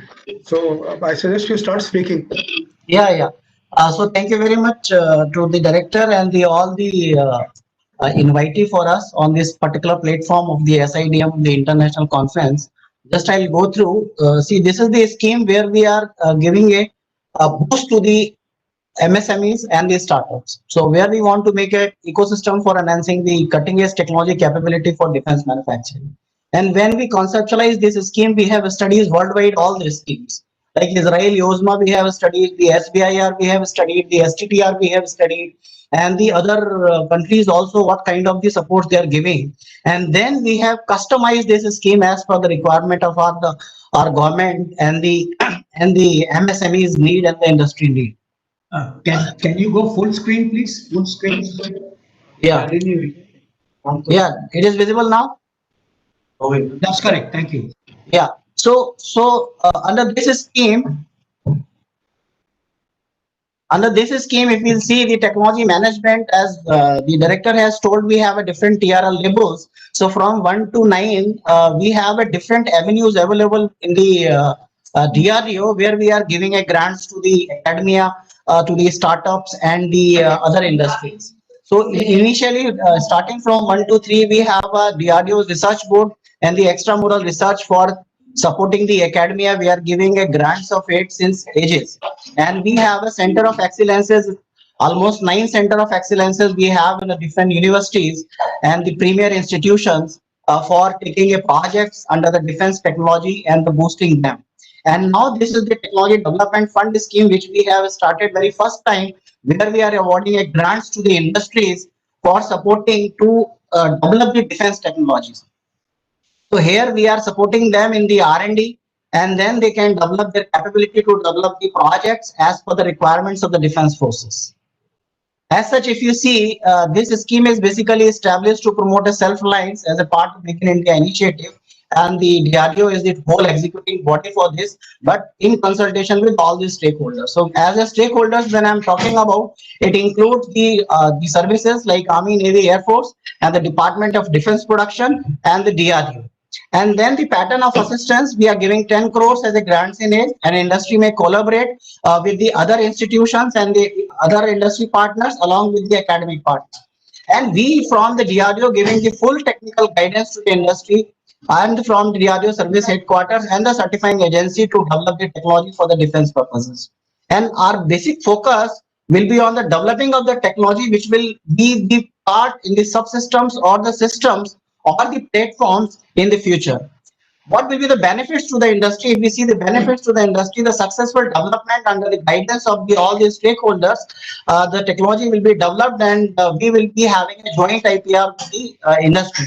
And then once the development is over, then the industry may sell it or give the license for the commercialization of the item, and they will qualify as an IDDM category post successful of the development, and the services will raise a direct requirement through their tendering process, either through DPM or through DPP. Actually, promotion. Yeah, so this particular they will qualify as a IDDM, but we have proposed this to include the TDF into the DPP also. So it is a proposed, not yet things are in line, but it is a proposal. This I have covered as a total. Ma'am has told we have a lot of projects, 25 in the advanced stage. So we have a target of 30 projects. So presently we have more than 70 requirements with us. Around 21 we have sanctioned, and the 49s are at various stages. And we have a projects from the Army, Air Force, Navy, and the DRDO. And almost more than 4,000 industries have been registered on our TDF web portal. As an individual experts also registered more than 800, and academia also 500 plus. So these particular registration is help us for conducting a feasibility study. Whenever we are taking any project, we are conducting the feasibility, whether it is feasible or not, and then we will take a project further for the under TDF for projection. The scope of the projects to be funded, we have a various categories. So this particular, we have given a guidelines to all the stakeholders that what kind of technology you have to brought in under the TDF scheme. So the TRL level 3, it should be above the TRL level 3, and it may be a development in the existing products if they want, or the process or the application, or if they want any futuristic technology or an innovative products which may be of the dual use. So such kind of projects may be given by the services headquarters. Who can apply for TDF projects? Any private limited company, maybe a partnership firm, limited liability company, one person, sole proprietorship, registered as per the Company Act, or the startups registered as per the DIPP. And the industry may be owned and controlled by Indian citizens. This is a prime requirement of the TDF. And preference given will be given to the MSMEs, and especially the micro, small, medium industries and the startups under the scheme. How to apply? Directly they can go to the TDF web portal and register themselves with the basic information, and as and when the projects will be uploaded as an ongoing, the UI will be invited to the registered people, and then they can submit their proposals. There are the 3 phases part we have for the award of the projects. So we will launch of the projects through the web portal, and then finally we will upload the expression of interest, and then we will seek the detailed project report from the industries, and then finally we'll shortlist the industry and we'll take the evaluation, and finally we'll award the project to the technically suitable industry for the technology development. And we have a broad category for the evaluation to the industry. Design capability will see, the fabrication and manufacturing capability, maintainability and life cycle support, and the commercial criteria. So this is the 100 marks criteria on which we will evaluate the proposals, and we have given very least weightage to the commercial criteria as a whole. We have a 3 level of committees who will do the all evaluation and the award of the project and the acceptance of necessity of any project. And here we have the input of all the stakeholders. If we'll talk about the Apex committee, so chairman, DRDO, and the secretary DDR&D himself is the chairman for this committee, including all the vice chiefs of the service headquarters. This will be there. Additional FA, R&D, DRDO, secretary DDP, additional secretary MSME.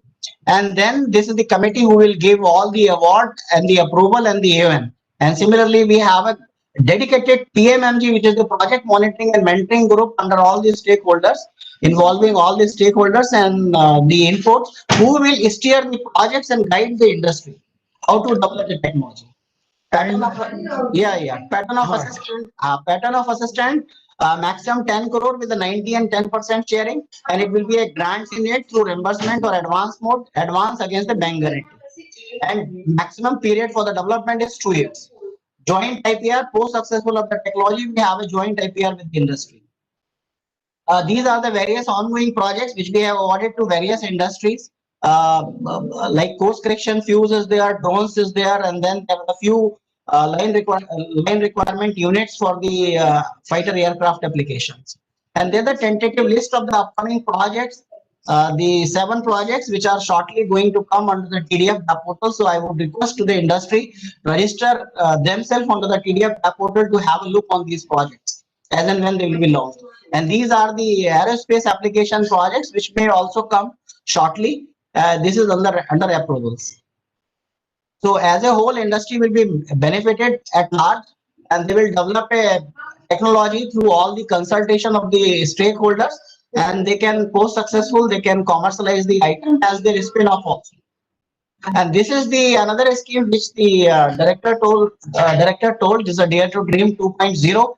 There we are promoting the innovators and the startups where they can submit their proposals. So we have a two category, individual and the startup. So total 11 categories are there under which we are awarding them after that the evaluation. So here the first and second, third prize we have, and there are the total 11 categories. The 11th category is the open category. If you are not, your project or if your expertise is not fitting into this 10 category, you can submit your project under the 11th category. Time, please. So thank you very much. Okay. Okay. My reminder was very well timed. Okay. Now, just to briefly go over what has been stated I would request my director also to join me. So together, if any question or something, then we can. I just want to cover 2 points. That it is a very good initiative because it directs research in the targeted area, and it provides money. It provides grant up to 10 crore, and testing and certification becomes a part of the process.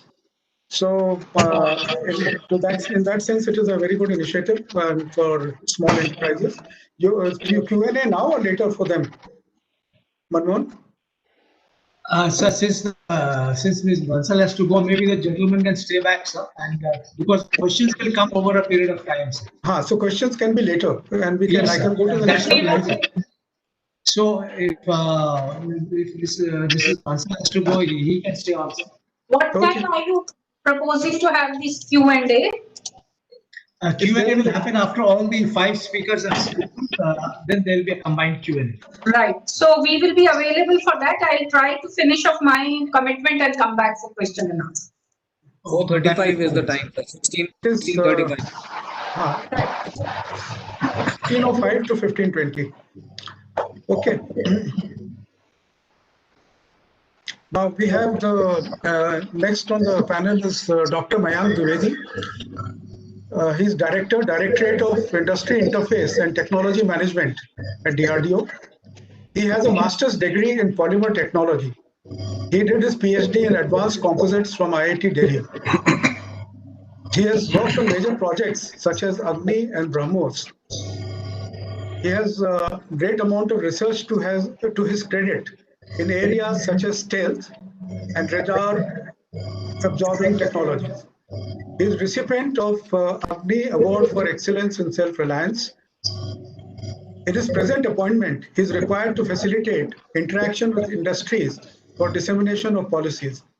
He is going to talk about outsourcing opportunities to private sector. Over to you, Dr. Mayank Dwivedi. Sir, thank you very much for nice introduction. Air Marshal N.V. Tyagi, PBSM, ABSM, VM, VSM, all the officials of SIDM, my fellow panelists, the industries who are listening to me, who have joined, who have participated in this particular webinar. Very good afternoon to you all. First of all, I will thank SIDM for such a nice topic as R&D by private entrepreneurs. That's how we will energize aerospace industries. And I must tell you, if you see the entire charter of DRDO, we have got 52 laboratories and we are working 7 main technology domains. There, if you find that more than 50% of the DRDO labs are working somehow or other for the aerospace technologies. Let these technologies be related to aircrafts, or let them be associated to missile system. Here I would like to tell you, with DRDO, many industries in India in defense manufacturing sector have grown. And today, in a global supply chain, Indian industries are really making a mark, because I am also the member of Export NOC Committee, and all the NOCs through DRDO, whatever they are coming, I sign. So I know more than 100 NOCs per year I am signing, means those industries are playing a very important role, and rather most of my industries Indian industries, they are supplying to the giants like Lockheed Martin, Boeing, BAE System, etc. And that gives me immense pleasure. In order to further facilitate industries for export, further strengthen them, we have made SOP also so that to facilitate them during RFI stages, during the specification stages, so that they do not miss the opportunities. When we come very specifically to the aerospace systems, let me tell you, it gives me immense pleasure. Yesterday I was talking to Director GTRE, and there I came to know that we floated the inquiry for various subsystems and 50 kilonewton aero engine. More than 50 industries have participated in the tendering process. Means today, when I joined DRDO way back in 1992, we used to count aerospace industries or who can assist in aerospace on our fingertips. Today, for the aerospace engine, the people are coming up that to the extent of 50 numbers for various systems and subsystems. It is quite heartening. Means today we have come up to that level, along with the industries, with the R&D, with DRDO and the industry's capabilities, the way they have enhanced, I tell you, it is really praiseworthy. Also, I will have to tell you, STFE engine, what is another very good program of DRDO where industries are participating and we are trying to do many things together. Already the 65 horsepower, that rotary engine, already HL has demanded. They are going to use that engine for rotocopters. And like that, many such technologies we are developing, like investment casting, the PCN investment casting, the nickel titanium based alloy. And it is further heartening to know that industries like IPACL in Bhavnagar, then PTC Industries, Lucknow, many such industries are coming up. Even HL Korwa, they are coming up and they are doing a quite good job as far as engine parts are concerned. So overall, I see the scenario, it is picking up and it is going to do many laurels, is going to bring many laurels to DRDO, to the country, and for the overall defense manufacturing sector and the aerospace manufacturing sector. Recently, DRDO released a list of 108 items.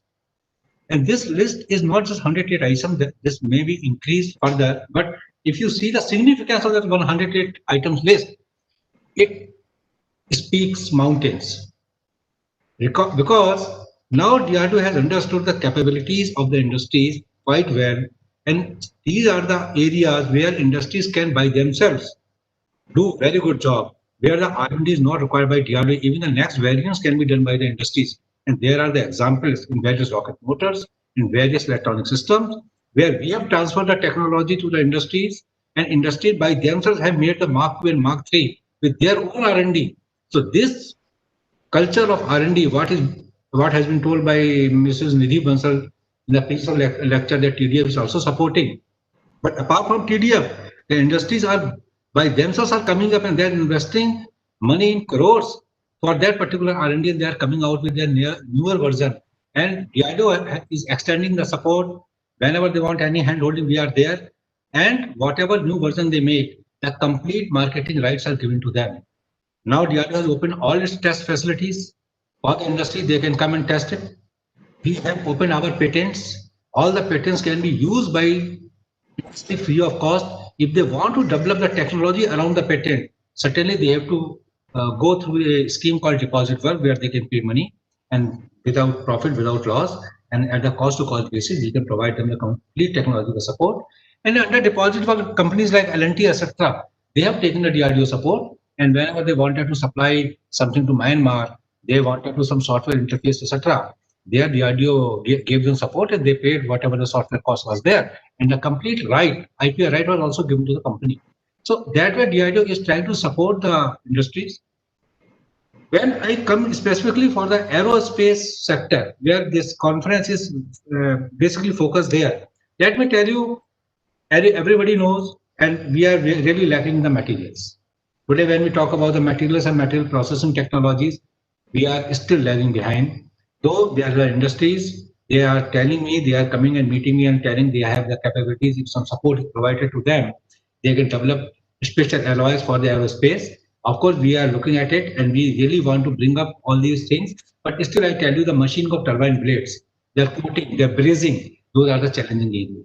Single crystal blades are still making them and machining them and making them fitted to engine and their performance.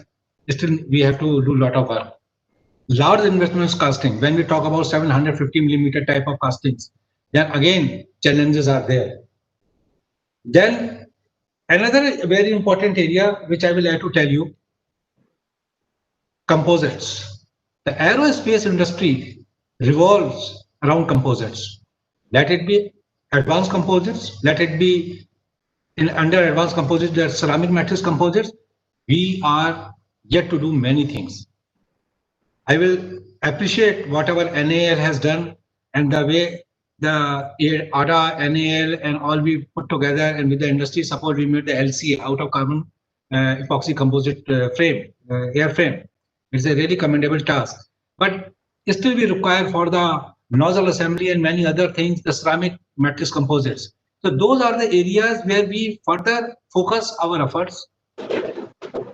See, today if I talk about DRDO, we have the transfer of technology program where we are providing technology to our production agencies or to our development partners or development production partners free of cost. If they are development partner, then we are providing a technology transfer at the meager cost of 5% of the total project cost. There is no royalty charge whenever they supply any item to Indian Armed Forces or to government agencies. For export, of course, there are 2% royalties there, and that too again reviewed case-to-case basis to make our companies, our industries more competitive in the world market. But still, I will say, when I visit many industries, because I am working with almost 2,300 industries directly, they are the manufacturer of the system or subsystems. And if total ecosystem I talk to you, almost 14,000 industries I am interacting with. Still, I find that much needed R&D support system within the industries is not there. I think this is the area when we talk about the aerospace, the industries have to put much more focus there. Otherwise, I think whatever we are putting our efforts, there we will be lagging behind. That's why this TDF type of things, the patent, open for patent, etc. are there, where industries can take the full advantage of this thing. I can tell you, as on date, we all officers of DRDO and even the ministry, yesterday I was talking to Mr. Sanjay Jaju also, that we have taken a resolve and we are committed that how to improve the manufacturing, defense manufacturing, and culminate this defense manufacturing into a large export orders also. Because our Honorable Prime Minister vision is that 5 billion export should be achieved by 2025. And towards that, our indigenous technology, homegrown technology are going to play a major role. And let me tell you, today, the type of synergy we have got with the industries, at least I can vouch for DRDO, that DRDO and industry have got such a fantastic synergy that I tell you, it was never before. Under the present government scheme, the present DRDO leadership, we are doing quite well with the industries, and industries are taking our technologies daily almost at the rate of 1 or 2 technologies. This shows the trust industries have developed in DRDO technologies. And this is not a trust only industries have developed. Even the trust DRDO has developed in the industry. That's why the 108 number of list has been released by DRDO. That DRDO will not do it in future. Means this is mutual trust. But industry and DRDO, the synergy today is existing. I think aerospace system, the future, the 110 kilonewton AMCA engine and AMCA complete system, DRDO industries can do quite well. And let me also tell you, this step is going to be very, very important for Aatmanirbhar Bharat, and DRDO is dovetailing its all policies with the government of India policies so that industry do not find any gap. Otherwise, what happens? Some thing is there with the ministry, some things there with DRDO, and they find a gap between us. Then this gap, the filling of this gap is very important to make industry most comfortable. Because finally, whatever DRDO does, whatever R&D we do, it cannot reach to Indian Armed Forces without industries. They are our inseparable partner. Whatever we produce and supply to Indian Armed Forces, that comes through the industry. So the quality and whatever we talk about the product and the production rate, everything, the maintenance has to be met by the industry. So DRDO industry, they are really inseparable partner, and DRDO is fully committed to support the industries as far as R&D, technology support, export and supply is concerned. Also, two more very important stakeholders are there. The one is the academia, which is helping us during the TRL level 1 to 3 or 1 to 4. After that, finally, I will say the most important stakeholder is armed forces, because they are the people. Because of that, DRDO exists. We are there to support them with the niche technologies, and with DRDO, with industry, with academia, all put together, I'm very sure we will be bringing up this aerospace industries. We will energize them further, and we will see to it very soon, probably in a year or couple of years time, that we will be taking our name in a big way in the defense manufacturing sector with complete self-reliance with Aatmanirbhar Bharat. Thank you very much, sir. Jai Hind. Jai Hind. Thank you, Dr. Mayank Dwivedi. Very nice lecture, very nicely put about your interaction with the industry, and you sound very upbeat. That wasn't the case some years back. You know, the industry's grouse was that DRDO took a development partner, and when it went to production, the partner was changed because of tendering. So all that, I guess, is getting sorted out. And good to know that your experience with the industry has been, very forward-looking. And I'm sure that this is a major step in Aatmanirbharta. So thank you, Dr. Dwivedi. Thank you, sir. Now the next. We had I had received 3 biodatas from Center for Air Power Studies, and 2 were not received. So the ones which were not received was one Dr. Bimal and Patel, and the other one was for the last speaker, that is just let me. Samir Joshi. So I did net search to get whatever information I could on them. So this little introduction is based on what I could glean from their website. So Dr. Vimal N. Patel is Director General of Raksha Shakti University at Gandhinagar. Dr. Patel's area of specialization is international law and international relations. He has 2 PhDs from different universities. He has made immense contribution in his area of expertise, having served on several prominent organizations internationally. Raksha Shakti University that he heads has a mission to emerge as a premier center of knowledge in the area of national security, strategies, and defense education. He is member of National Security Advisory Board, that is NSAB, which all of us are familiar with. So over to Dr. Vimal Patel. Thank you very much, sir. Am I audible? Yes, you are audible, but I'm waiting for video.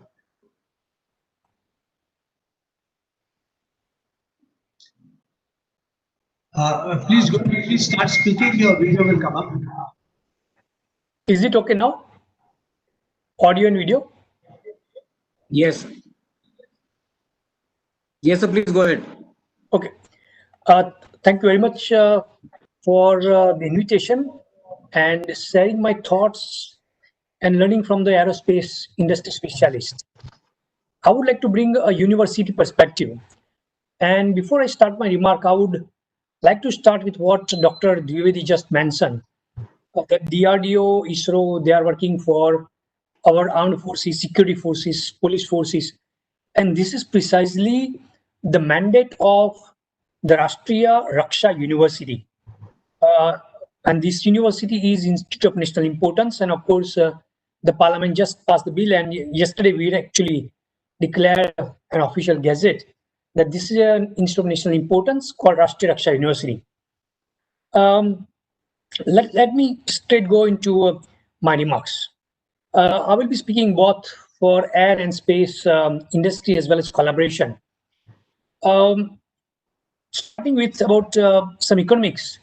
With the right policies and relentless focus on quality, cost, and passenger interest, as you know, we will be placed to achieve our vision of becoming a 3rd largest aviation market. And the expenditure of Indian travelers is expected to go around 136 billion. Of course, because of the COVID, there is a break, but I think it will maybe in a period of time. So there will be a little bit of period for next couple of years. If we look at the space industry, then this is an industry which is one of the most lucrative industry globally, which is, as you know, is valued at about $360 billion in 2018 and can reach as much as 558 billion, whereas our space economy is valued at about $7 billion, which is just 2% of the global space economy. So we can see there is a huge scope for us to grow. And according to some estimate, we can grow as much as by 48% of cumulative average growth rate. And that will bring us to nearly 50 billion US dollar. It means that there is a strategy needed to involve academia and research development institutions in aerospace services, manufacturing, financing, and management. We all know there is a huge scope for commercialization of the ground operations like mission support, satellite broadband gateways, and 5G backhauling. Our space program particularly has recorded remarkable success in the entire range of scientific, developmental, and strategy applications of space. Now we are now poised to turn these capabilities to commercial advantage. The demands for satellite-based services are on the increase, both for communication and Earth observation applications.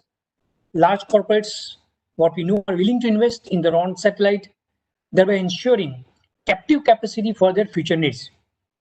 With the growth in EO technology, both high-resolution synthetic aperture radar and optical mining companies can replace their field equipment with satellite-based analytic and monitoring tools.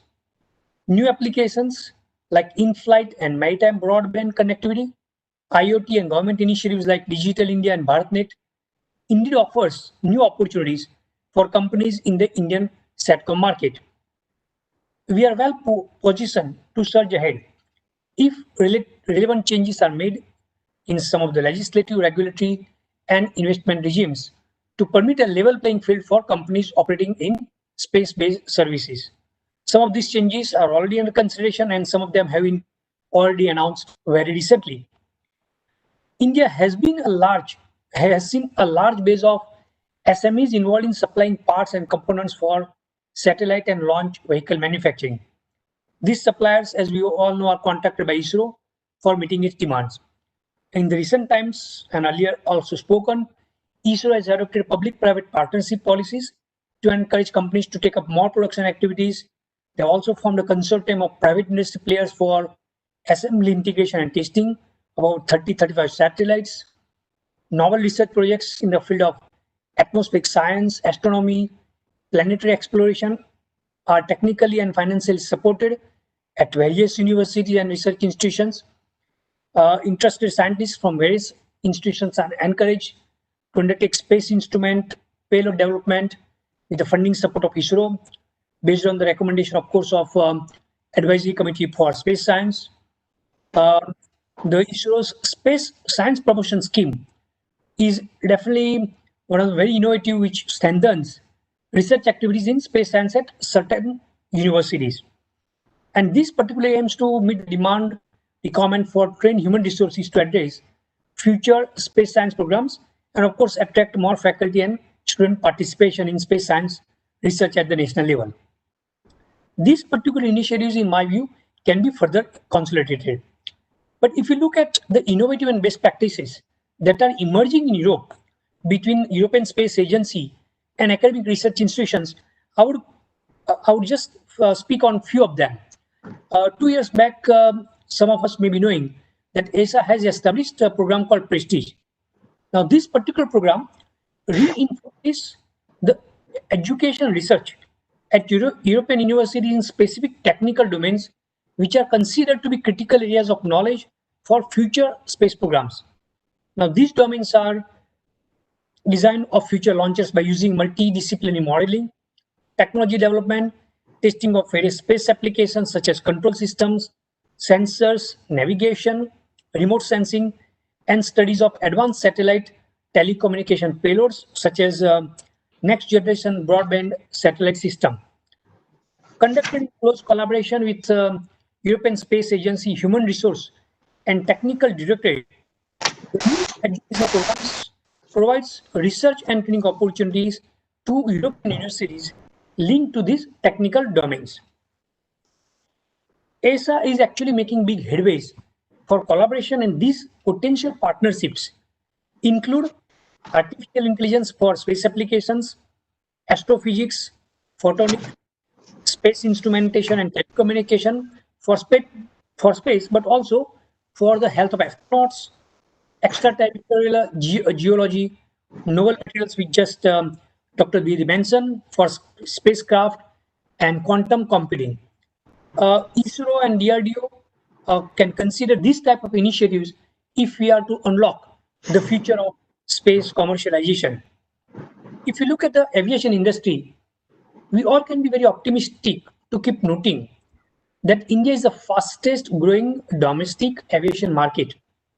By 2035, our aviation sector will have employed as many as 4 million personnel, which is a huge number.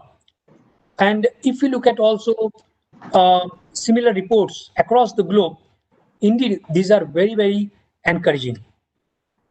The Department of Defense, earlier mentioned by Dr. Bansal also, the program of Department of Defense Small Business Innovation Research and Small Business Technology Transfer Initiatives have given good seed money to small entrepreneurial companies in their earliest designs as well as result. These businesses have attracted additional private investment, and this can be particularly enhanced. If you look at more in the airspace industry, when I was doing some research, recently there was some flurry of activities on the river Sabarmati bank as how Gujarat is taking lead in the seaplane model. Now, academic and research institutions of India can collaborate, for example, with a Sydney Seaplanes Consultancy to organize dedicated courses for seaplane market. These are some ideas which I thought I can bring to bear to this particular forum. For example, can we think of a model whereby private owners who use hardly their planes can rent out? They will earn money, and for pilots to earn money and flying miles too. And very importantly, for customers, it can come at a very, very reasonable rates. A relatively well-off small entrepreneur can begin such quote-unquote disruptive business model operations. General aviation has been, as we know, very resistant to change, and in post-COVID, unless they employ innovative and disruptive model, there can be dangers to their survivals. The charter business is here out therefore for booming. Imagine Indigo or SpiceJet, others have their fleet completely lying idle on tarmac, but they can rent out in big way.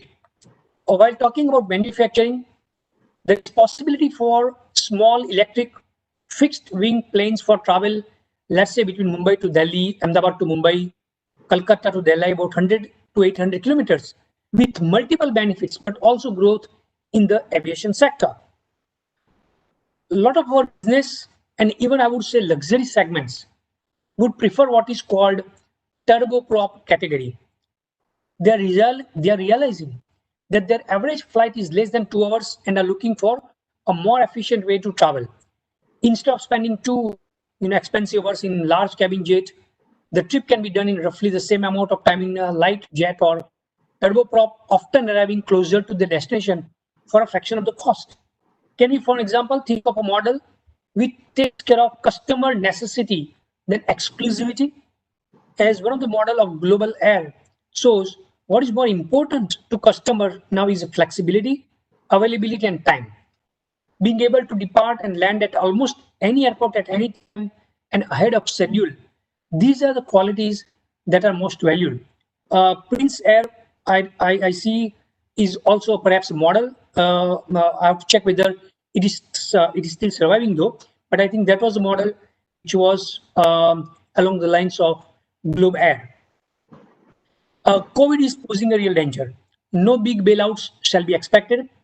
Businesses have to create innovative and disruptive model for survival, otherwise the dangers are written on the wall. National interest, or as the Prime Minister calls it, Aatmanirbhar Bharat, in the air industry is essential. Government may offer only certain packages, but these will be tepid responses. Let's recognize that how India has to fare.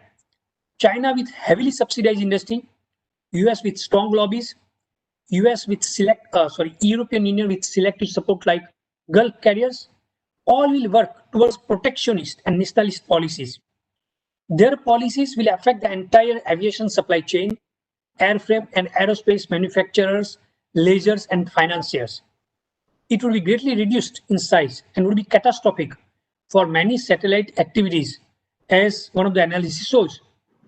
Although intergovernmental coordination will be required and emphasized, I do not see any sustainable initiatives coming from Chinese market, European market, Gulf market, or United States market.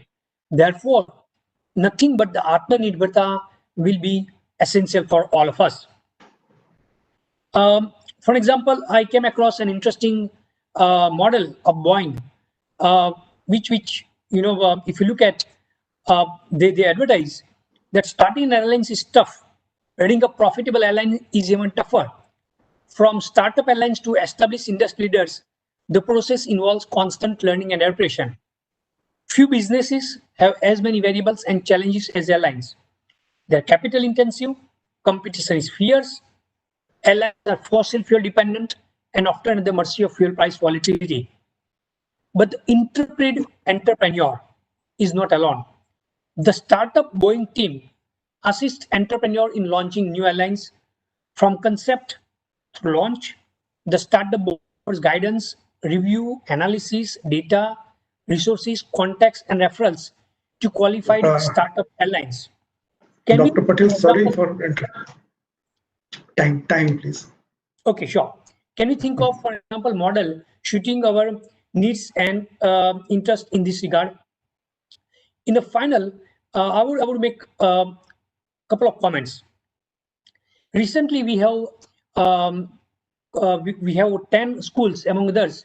They are working on maritime, air and space studies, and these schools closely collaborate with security innovation, development and manufacturing of the university, and also SASTRA, that is Strategic and Scientific Technical Research Agency, Section 8 company.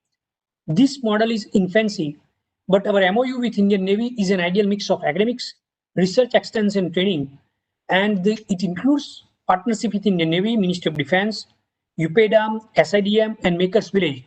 And we hope this national importance institutional startup, along with clear mandate for security and police, are the key ingredients for public-private academic partnership. Under this particular MOU, we would have direct interactions with the private industry, Navy, Coast Guard, Marine Police. And these are very specific areas for interacting.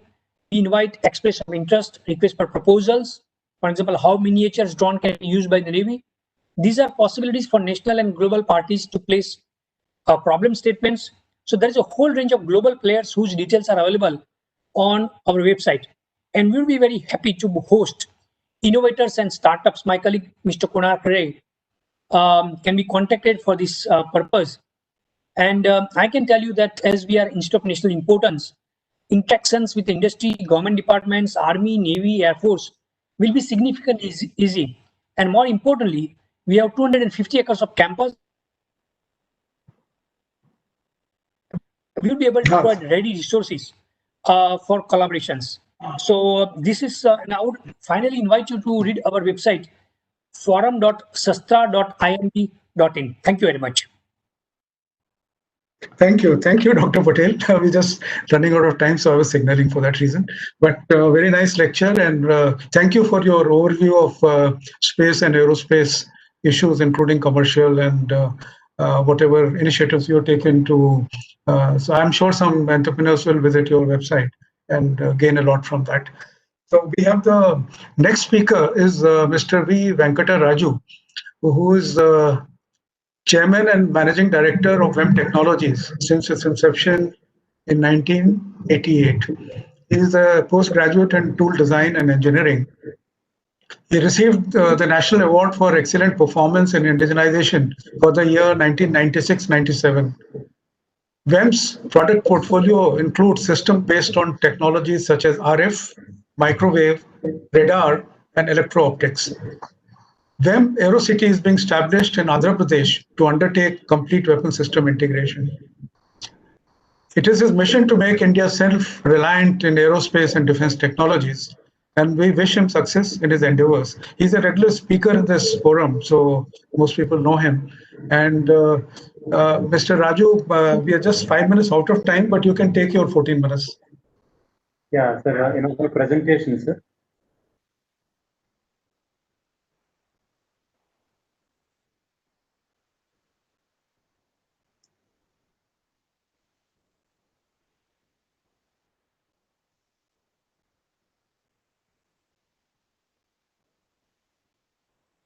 Hope is it visible? Yes, yes. It's visible. Sorry, just a minute. Sir, if you could just minimize your attendee video, the box that's coming on the right of your screen.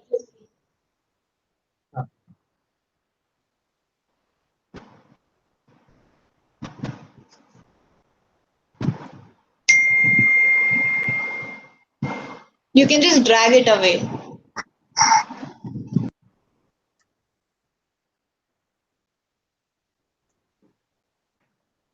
Whole thing maybe. Yeah, by the way. It's okay. I think we can continue. Yeah. Yeah, respected Chairman, Air Marshal N. V. Tyagi, PVSM, AVSM, DM, GSM retired, our known friend. Respected senior officials from MOD and services and DRDO, pro-panelists and industry participants. Very good afternoon to all of you. My presentation is, because the subject is from industry side, I'm trying to cover the challenges faced by industry and then the approach for us to move forward. So I understand, there are about 200 SME and large companies currently engaged in defense R&D.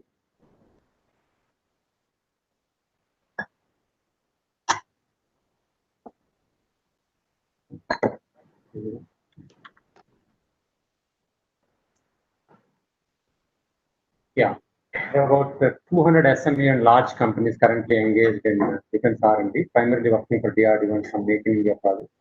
As Dr. Mayank said, there are about 14,000 plus companies and they are partners, but predominantly, I believe about 200 plus companies are engaged. And out of that, there are very few companies engaged in basic technology development. I need to say, because most of us, industry friends associated with the DRDO or ISRO or PSUs in producing or developing the incremental product development. Many of them are actually not into a core technology. Few of them are into the core technology. And as per my understanding, to meet the Prime Minister's Aatmanirbhar Bharat program, we need about 500 million man hours, like if you say AMCA to be developed and productionized, a few strategic programs, a platform. We need a lot of efforts. So it is roughly about 100 crores, and maybe you have to do about 10,000 crores per year investment with about 25,000 people working, concurrently. So this is the magnitude of what we have to meet this goal of Prime Minister. So it's a big task. So the industry challenges, because we started most of this thanks to our IGDMP program and LCA and a few other DRDO programs and programs. Industry started getting into the R&D. So, and we are not very old compared to the old defense companies whoever, we are talking, many of my co-panelists talked about. So we are still young, so therefore we are inexperienced, and of course R&D is very, very expensive and operations are complex. So we are still learning and we are developing tools and then trying to understand R&D in detail. So Now, what is important is the government and private establishments to align without any clash of interest, because that is the key for us to move forward. And also for the industry, we need to have long-term business to sustain with the R&D, because the continuity of business is important, because there is no real like someone whole previous speaker told about Boeing and Lockheed, the R&D spend, and since our businesses are small, so we need to earn money and then spend money for the R&D. So therefore, we need to be careful. And the dependence on the critical sensors and components is we are predominantly depending on imports, so which we need to really rather manage and then try to develop more and more, like what Chairman DRDO told in the morning. So that's the key for us. So therefore, we can continue our R&D. Another important aspect partially covered by our DRDO friends, the intellectual ownership while working with government establishments also need to be fairly dealt, so that we'll get more and more interest into this. And another important aspect, is we need to have our own capital programs like Akash and a few other LCS, so that we will our value additions will be respectable, so that we can invest in R&D. But currently, if you look at it, majority of our offset programs are process outsourcing. We have very low value addition, so we can't sustain R&D. So therefore, we need to have a homegrown technology.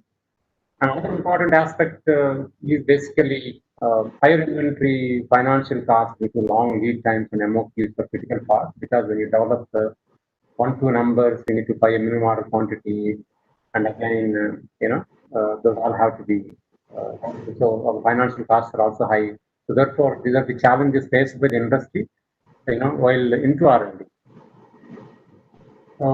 And also the another important aspect for us is basically the defense systems are all multidisciplinary, and so therefore they need a lot of knowledge. So most of our current technologies and product acquisitions are through public enterprises. So there is no legacy for technology in the private industry. Of course, there are a few exceptions. So the companies lag in basic system knowledge in critical technology and production. So because of the past history is not there. So resulting, what is happening? Companies have to depend on a public information, spend a lot of time in learning to know what it is, and it is again time consuming. For example, if someone wants to get into gas turbine engine, for example, we need to study. We want to develop a nozzle in a some sort of additive manufacturing. So we need to understand the basic nozzle itself. So therefore, if the government is thinking of next level products and technologies, in industry has to now we all have to look at what is what. So therefore, we are on the disadvantage side, but of course, there's no option for us to pursue. We need to go forward. What platforms are needed besides DRDO and ISRO? To actually see, for example, we have a technical sessions, more and more technical sessions among the industry, so that we understand the technology. So today we have only few platforms like DRDO and ISRO. So thanks to them, they invite us and share various technologies and developments and expert lectures and so on. So it is not available to everyone, because few interested companies only attend generally. So we need such sort of forums are required, so that we can share the knowledge, and also maybe we need to permit the most of the interested companies to understand the various product lines of whatever is happening in the country, so that people can understand instead of looking at any YouTube, we can look at it in the live product line, so that we will improve our knowledge on the such complex systems like aircraft or an engine or any large system for that matter. So this is my last slide. Way forward. What I thought, my last year also I have talked about. So we need to have a roadmap for priority technologies and product definition.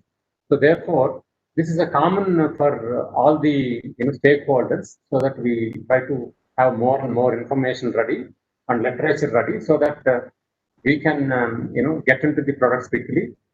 So we also need to have increased public-private partnership, because, as I told you, we have no legacy in the private industry. So therefore, only option for us is to have more and more public and private partnerships, so that we can leverage these partnerships and to catch up the world. Then to focus on system level to that of the process outsourcing. As I told you, predominantly before 90s, even today also, most of our industry is working on like the components manufacturing, like doing a machining or some sort of add-on services, like process outsourcing. So we need to quickly move to rather products like subsystems and systems. Then equal proportionate IP rights for the development partners, so that this will actually encourage the private industries to do more and more R&D, and more and more homegrown products acquisitions for better value, as I told you in the beginning. So this is the key for our for sustained our future R&D. And also we need to, because all our youngsters, for example, in electronics, we can do an application, study an application notes and understand about a circuit or a component. Whereas in a large system, visualizing a system is very complex. So the youngsters have to spend a lot of time in understanding. So better to have some sort of arrangement to work with the BTechs and MTechs guys before starting their career. Work with industry to understand the practical orientation. And also, like, we need more and more BTFs, like liberal funding for liberal funding assistance, and also IT exemption for all intangible assets. For example, we don't know how to treat these intangible assets, because any R&D leaves a lot of knowledge. This knowledge has to be valued. We can't just be just like that write off. It's not logical to write off. So therefore, this has to be built as an asset, because otherwise, it is not technically acceptable for IT also. So therefore, we need to know how to really maintain the bank of information knowledge, so that we can spend more and more money on this particular R&D. So it's that from my side. Thank you, and Jai Hind. Oh, thank you, Mr. Raju, Venkata Raju. It was a very nice presentation, and slightly at variance with what the previous speaker, or rather what Dr. Mayank Dwivedi spoke. He felt that the synergy between between DRDO, the government agencies, and industry was seamless. While as what you are recommending and what your presentation seems to bring out, that there are large gaps, which there are voids which need to be filled. And you've been speaking on this for almost every year. I have only one point about the last thing that you mentioned: IT exemption for all the intangible assets. Do you think it's a workable idea? I do not know. You can perhaps cover it during the question answer session. Treat it as a question from me, because it's for smaller issues, the IT departments it's a kind of gets spoiled. So I don't know whether they will be able to handle this issue. But anyway, that's not so important. No, it's okay. It's okay. There's so many other issues, very valid points that you brought out, and I'm sure Dr. Dwivedi would have made note, and next year perhaps these things would be ironed out. So thank you very much. And now we have the last panelist. I'm going fast because we are slightly behind time, and I don't want to cut short the question answer session. The last one is Mr. Samir Joshi.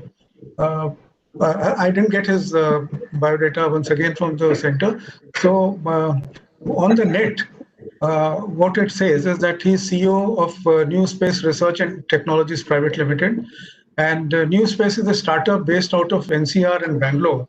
They are involved in development of next-gen mission and technologies towards future warfare needs of the Indian Defence Forces. They have delivered 10 next-gen projects. Their flagship program is a solar-powered, high-altitude pseudo satellite. New Space is also developing initial capabilities for teaming of unmanned and manned platforms. And I saw a video while going through the web, and the person I saw there delivering as Samir Joshi appears to be someone from the Air Force. I mean, I knew someone who had seen in the Air Force, so I don't know whether it's the same person or someone else. So if you're listening, very much. okay. He's very much Samir Joshi, ex-Mirage 2000 pilots. Acha, okay, it's the same person. Okay, so over to you, Samir, for your part. Thank you, sir. Thanks for your kind words. Good afternoon, all. I would like to start my panel discussion by laying emphasis and dissecting a very positive statement which this House brings on the table through this discussion. Towards the same, I will also align my journey of my company, New Space Research and Technologies, to dovetail with the same statement. R&D and collaborations as well as enabling capabilities. So New Space, as sir mentioned, is a startup. We started back a couple of years back. Primary agenda was to work on something which we label as next generation missions and technologies, with the emphasis on technologies where the Indian MOD will the next iteration of warfare. And towards this, our vision is switching to the unmanned. One of the primary future warfare of established by the Indian is the huge problem of penetrating what is known as anti-access and area denial, or A2AD philosophies, the series of layered defensive capability of the adversaries. Now, this tends to weaken the military basically as an instrument of national power and cause huge men and material loss, which in today's context of rising equipment costs and potency of annihilation imposed by technologically advanced weapons is simply not sustainable in the long run. So we require technologies, futuristic technologies, which have to be also mated in the present roadmap and the vision of what the Indian Air Force is looking at. These include assets, stealth and unmanned assets, sonic assets, teaming like swarming and unmanned teaming, as well as standoff technologies. Now, these critical technologies are something which no nation will hand over to India in the usual run of things. These are also the technologies without which no nation can expect to impose its will in the battlefield of tomorrow. The second aspect is the rapidly shrinking squadron strength of the Indian Air Force.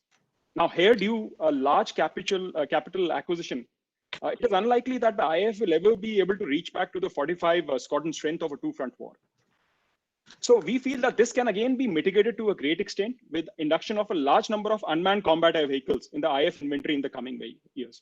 So another focus of our research as a company has been in this domain. As I said, our entrepreneurial model is focused on what startup can do to contribute here, especially which is largely devoid of any major private sector effort in India. So for this, we are developing two core products. One is the stratospheric UAS, which sir mentioned, and second is an air-launched swarm drone system. As would be evident, funding sticks out like a sore thumb for entrepreneurs in aerospace defense. In the real world, no institutional investor likes to back a company engaged in aerospace and defense, which is deemed a minefield of high gestation and high risks. Of course, the initial seed is available to jumpstart. We feel a R&D heavy MSME or a startup requires 3 T's. The 3T approach is fundamental to any derivative success an aerospace and defense entrepreneur setup may have. The first T is getting the right team. Yes, getting the right team to take on the task is very, very imperative. And it is, again, a question of how you can scale the present available HR quotient towards the same, because nobody teaches you how to intermix technologies or work on technologies of the future. So this is a big challenge.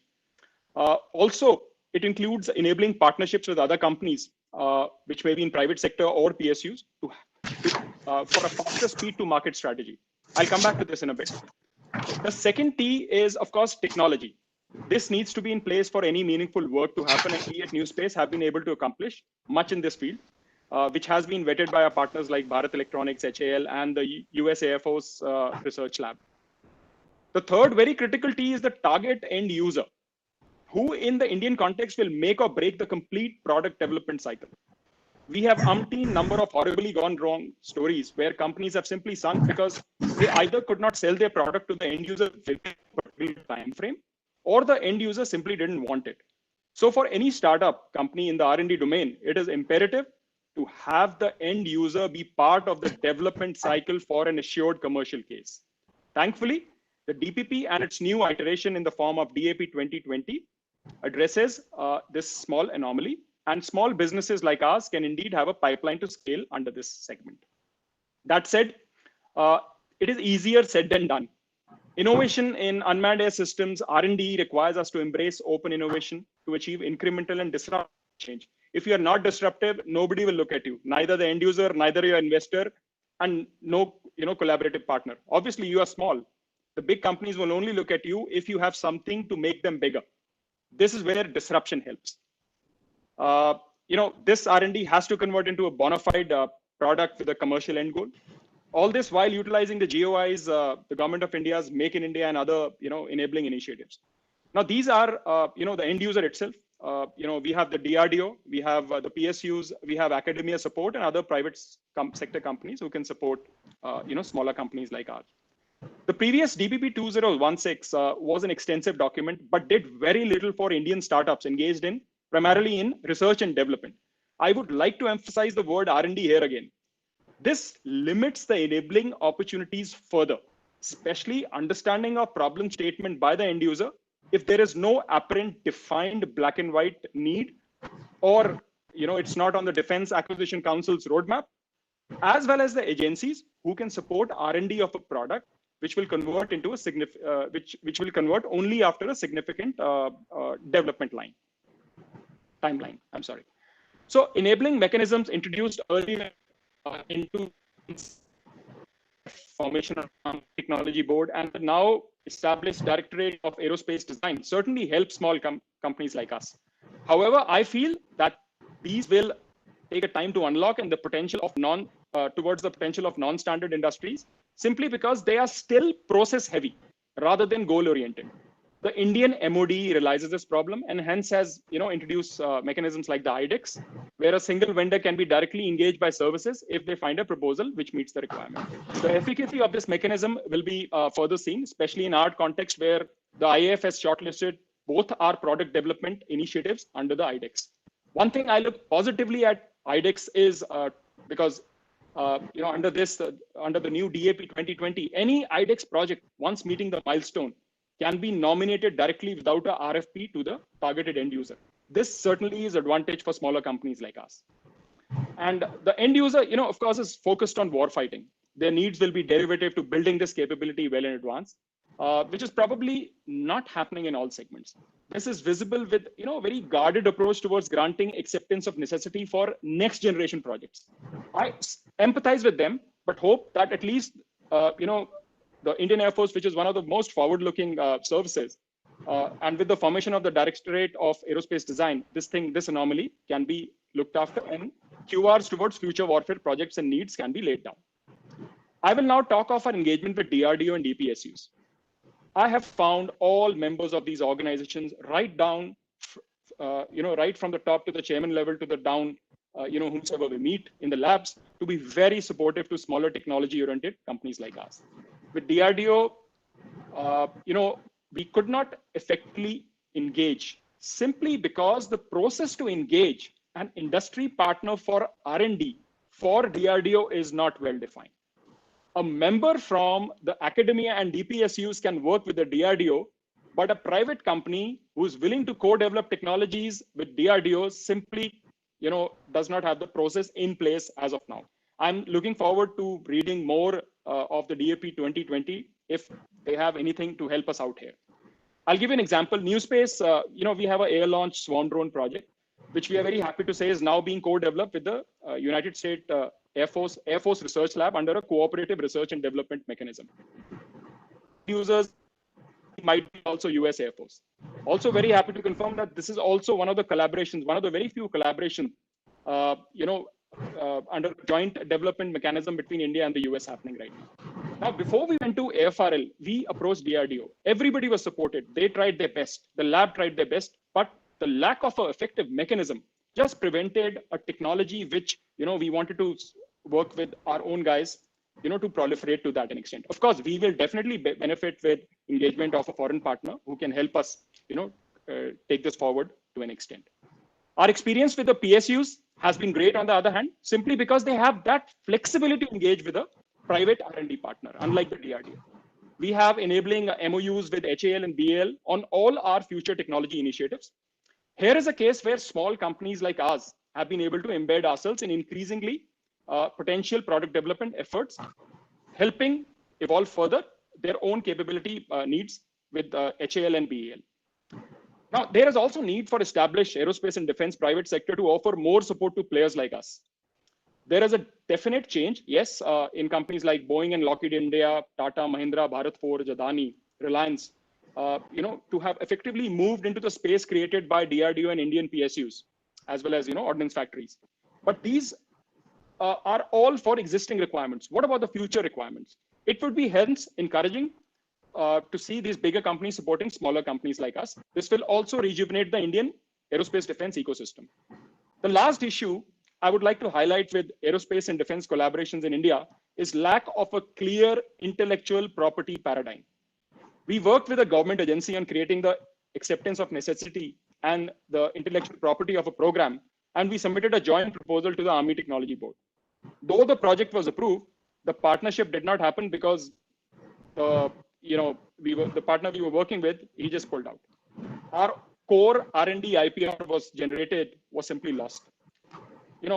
Simply because the Indian aerospace defense ecosystem does not have the right methodology to address this. This is something we look forward to be addressed in the coming years. In the end, I'll executing our mission in support of the Indian defense through all possible mechanisms of engagement with the enablers and mechanisms. We are very thankful to the MOD, DRDO, and the DPSUs who, no doubts, taking out the enabling mechanisms to engage with people like us. I'm just hoping that these can be dictated by end goal and not by the process. And the DCPP model should be modified as required to achieve, capability for us small also. Thank you very much, sir, and Jai Hind. Very good presentation, Samir. And there's a need to have more enterprises like this. Even IDEX, you identified as one platform which can support you. There are many things which are new, which people like us are not very au fait with, like DAP 2020, which is just a day old, and even the Directorate of Aerospace Design, how it does and how it interacts. But what I know is that a DRDO lab director has a lot of power to support R&D, which is outsourced. Why it didn't work in your case, I can't say. And I hope somebody from DRDO is listening, and maybe you can interact with them and find out. Because it is unusual for DRDO not to find a mechanism, because your enterprise size couldn't be very large and your needs couldn't be, so much that they couldn't accommodate. But there are reasons at times other than just the process of procedure. I hope it's not that. So thank you very much for this. And now we have question answer session till 15:20. So if there are any questions. Yes, sir. If I can lead, sir, and while the questions come up, this is to Dr. Mayank Dwivedi and possibly Mrs. Bansal. I've been part of this CAPS CII seminar for the past 5, 6, 7 years actually. The basic problem that comes up from the private entrepreneurs is this: how do we breach an invisible barrier that exists finally, which makes people like Samir Joshi go to United States Air Force Research Laboratory? Why is it that, say, Samir Joshi had to go to the Air Force Research Laboratory? At one time, I remember 3 years back, Ankit Mehta of Idea Forge said, I'm looking around for money. I'm looking around for funding. I will have to go abroad. I said, yeah, for God's sake, don't sell your shares to a foreigner. You're doing so well. He says, sir, kya kare? I'm taking names because these are facts. And unless we face facts slap bang in our face to say we will lose IPR, like Samir Joshi clearly brought out. maybe Dr. Dwivedi and Mrs. Bansal could enlighten us on this.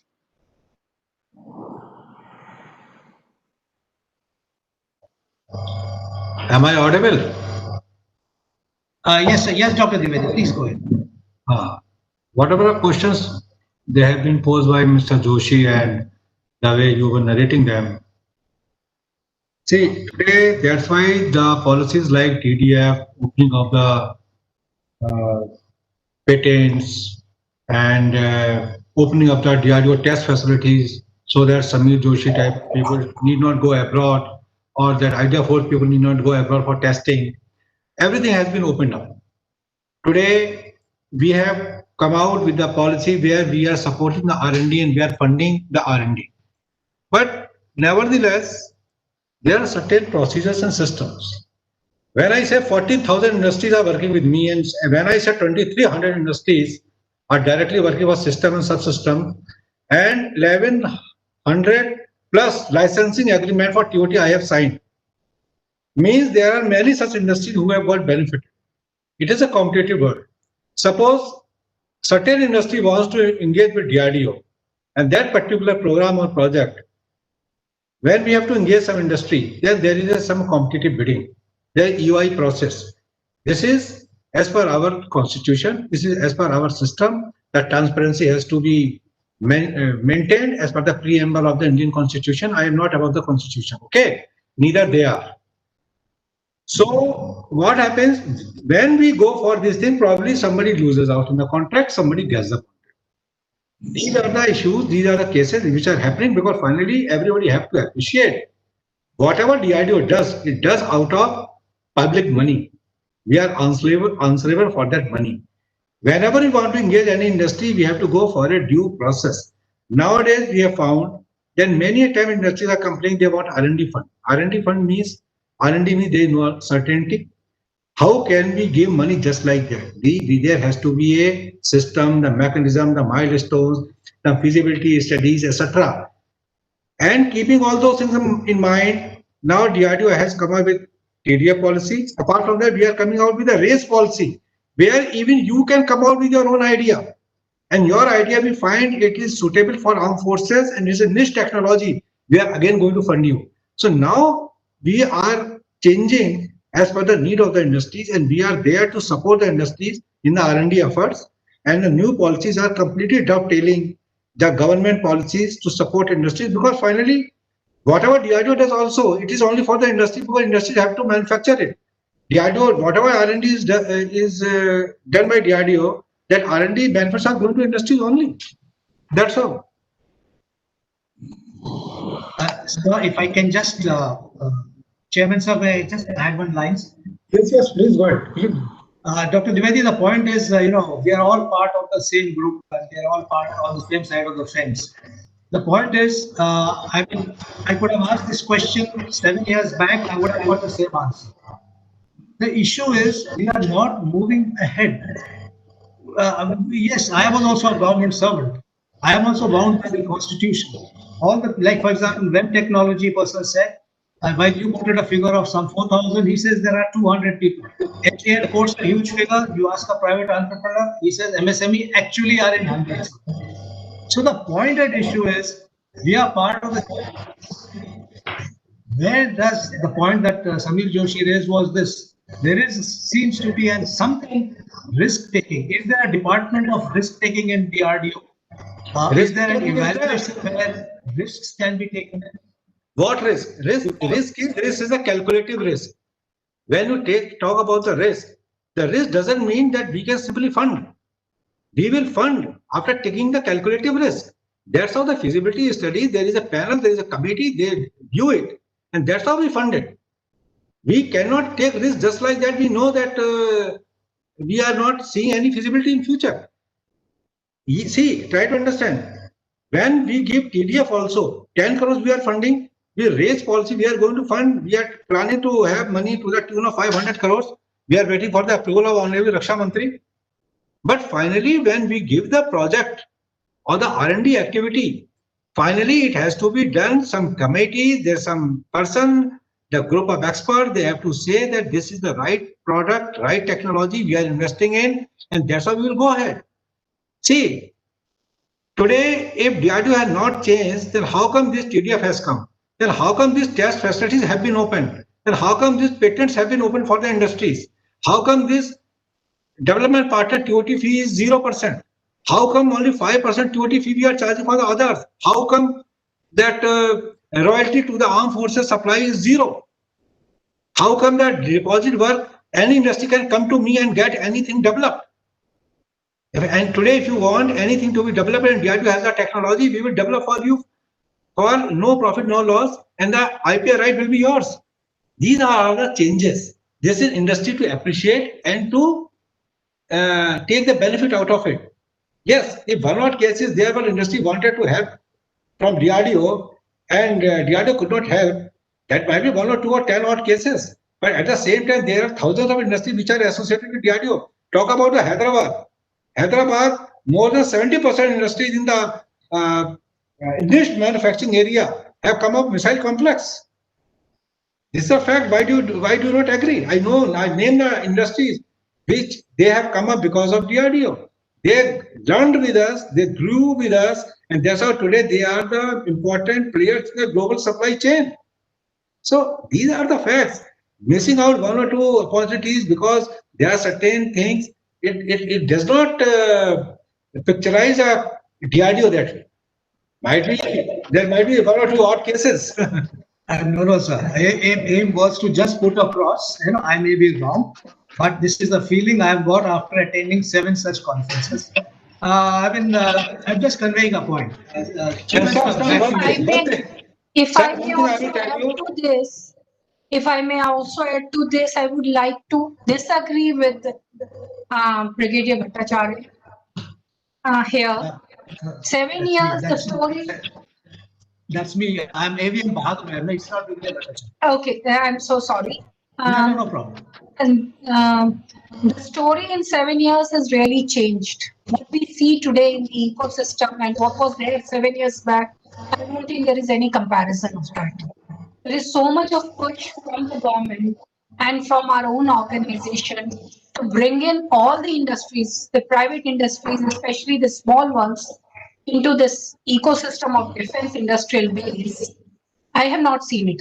It's unprecedented. We are like supporting them not only financially, technically. We are trying to see that they get the certification, they get the user operational requirement from directly from the user. I don't think it was existing earlier. So there has been a lot of change. I'm sure there is a scope for more to do. We have made a beginning, and I'm sure if we keep working on this, we'll make a lot of difference in the coming years. Yes, ma'am. At the same time, we would also. Yeah, but at the same time, I'm sorry. Just sorry to intervene. Manmohan, we are at 15:20, so we can take only one more question if at all. Yeah. All right, sir. Is there any question? I mean, you were getting the questions with you? Not yet, sir. Maybe Mrs. Bansal was saying something. She can finish that and we can wind up after that, sir. Yeah, so what I was trying to say is under this Make in India initiative, the government and DRDO are trying their level best to bring in the private industries. And we will also request the industries to do their bit and maybe take up, come in numbers. Because we see that when we come request for EOIs, the number of industries who are applying for those EOIs are limited. So we will want more industries to take advantage of these schemes and come forward, and then maybe get into this ecosystem. That's all that I wanted to add to this. So thank you. Now I have 2-3 minutes to for concluding remarks. Is there one thing may I say, sir? Yes, of course. I'm going to ask all panelists to speak. So just let me speak first. One sentence only. Okay, go ahead.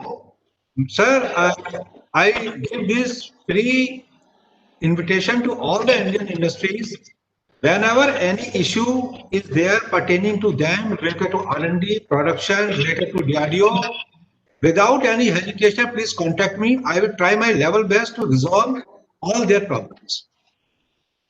This is always I mention, they are all my industries and DRDO value them and we need each other. We are complementing each other. Please contact me in my office and I will be there to help you out. Thank you. I don't know whether there is time to ask every panelist to speak, to give a minute, because it will perhaps spill onto your break time. So I'll just take, my brief closing remarks. I have just 3 points. First one is an observation. An observation is on TDF website. If you go to TDF website, it shows closed project 63, upcoming 1, and ongoing nil. This is at variance with what was presented here. And this, I opened this website while the presentation was on to check. I thought I had made a mistake. So you can try it now, and this is what it is showing. So maybe it needs an update. So that is one.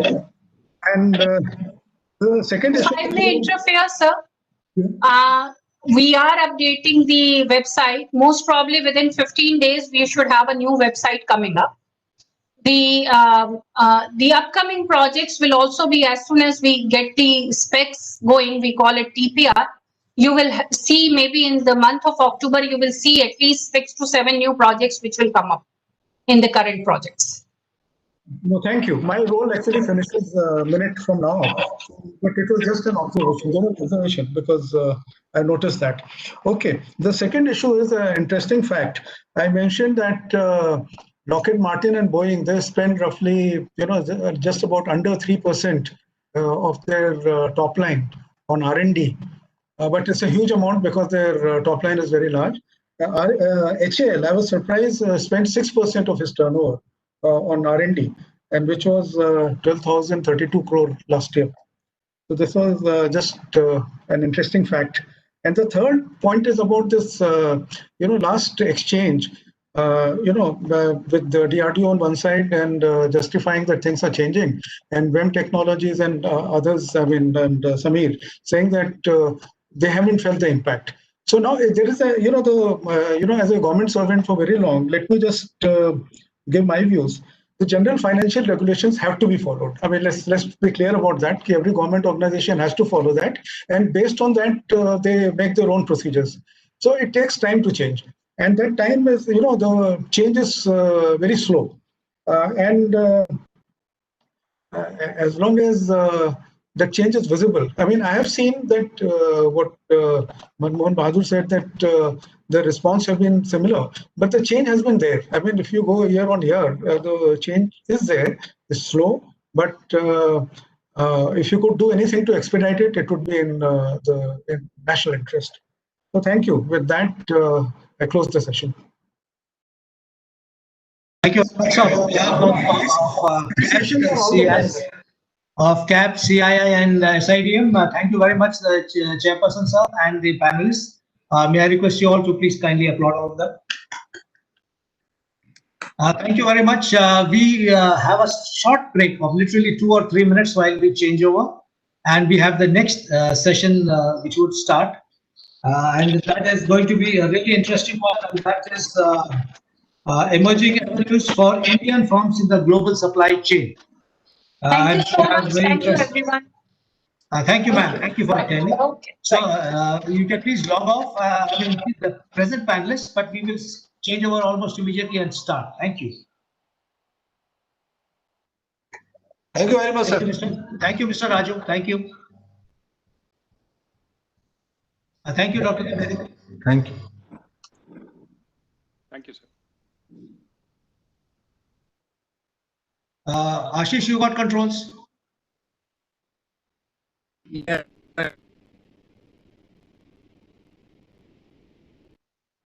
We start with the next session.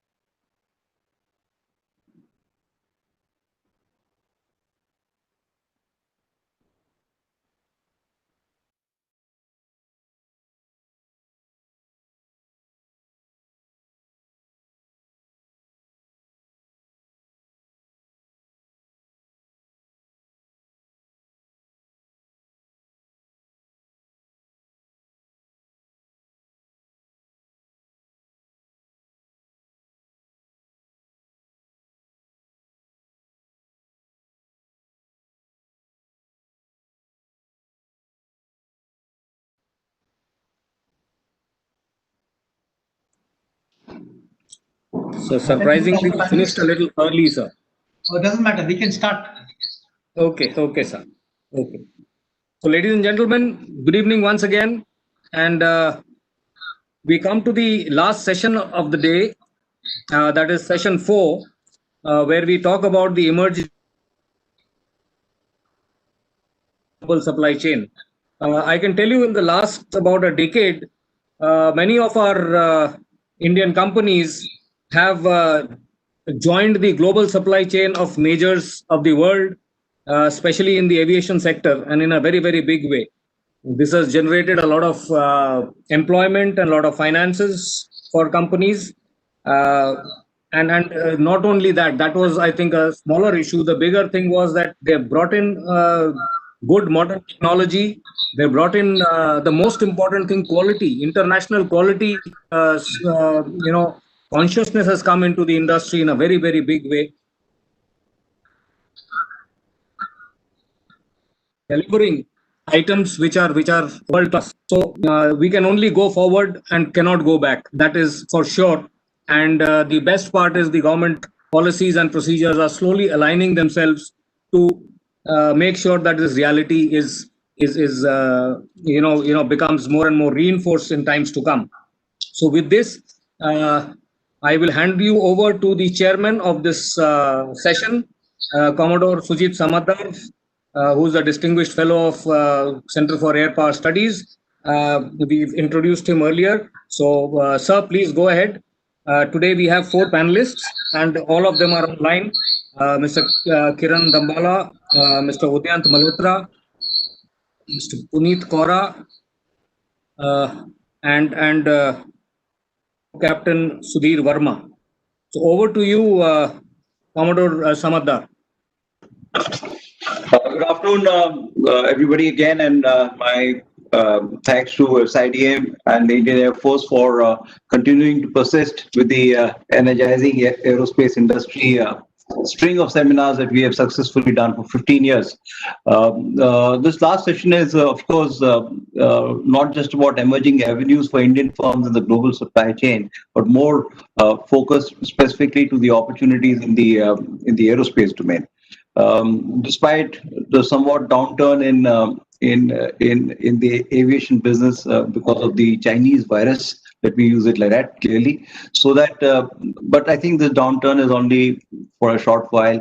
By every calculation that Boeing and Airbus and Flight Global have done, we are looking at a large business ahead of us of more than 15,000 aircraft, single aisle and twin aisle combined, not counting the smaller aircrafts, not counting the helicopters, which have to be inducted over the next, let us say, 15 years. Fortunately for us in India, quite a large number of these aircrafts will be flying over Indian skies, operated by Indian airlines, and also operated by many non-scheduled operators in this field, as we see aviation jumping to its next higher levels. In this whole space, there's a lot of competition between airframe manufacturers, and every airframe manufacturer is always looking out for new vendors, identifying new vendors, evaluating them, and finally selecting them. And most often than not, the criteria for selection are not only driven by purely cost considerations in terms of the product, but also the technology and innovation that each vendor does in making the overall airframe better in terms of quality, in terms of cost, and faster schedules of delivery. I can give you some examples that we did for the 787 program in terms of how the wing was designed and how it was rebuilt from a 3-section wing to a 2-section wing, which reduced cost by almost 5% in the wing cost at one time, the 787. But also at the same time, whilst this might be a perspective from the aerospace manufacturers, the vendors are also equally challenged because it's not such a simple thing to beat these costs. And as you know, in the processes that go into making aerostructure parts, wastages are very high. They are capital intensive projects. We need a fairly amount of complex machines from closed circuit, nitrogen pressurized aluminum lithium alloy machine, CNC machines. You need EDMs. You need a whole lot of testing apparatus, and you also need to have the entire gamut of quality control and traceability. I think that is one of the biggest challenges that we need to have. All of this is to combine with the human resources. It also needs very smart production processes and the ability to deliver on schedule, because the costs of delay are quite high.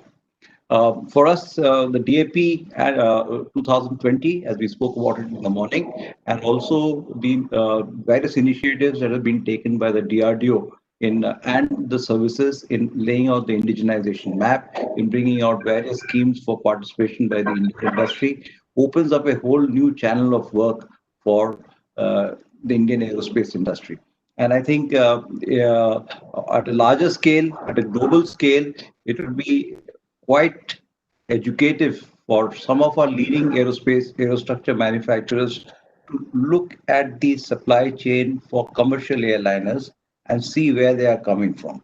And that's a word to the wise. If you look at those sources from where both Boeing, Airbus, Embraer, Bombardier, and the others are getting their parts, several opportunities will stare you in the face.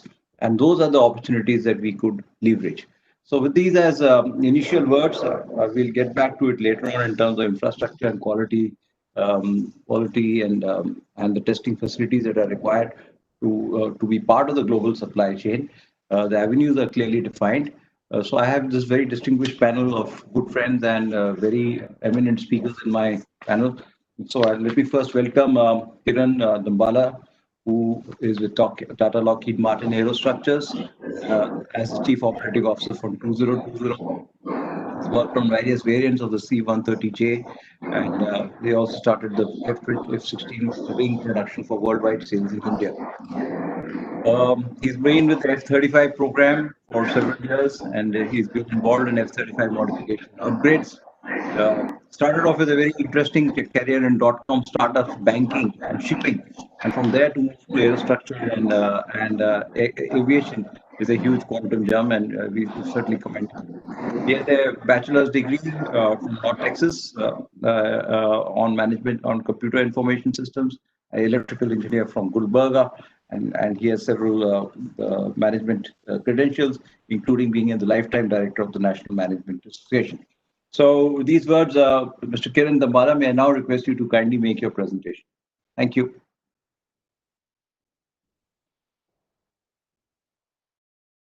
See me okay? Can you hear me okay? Very good, very good. So before I get started,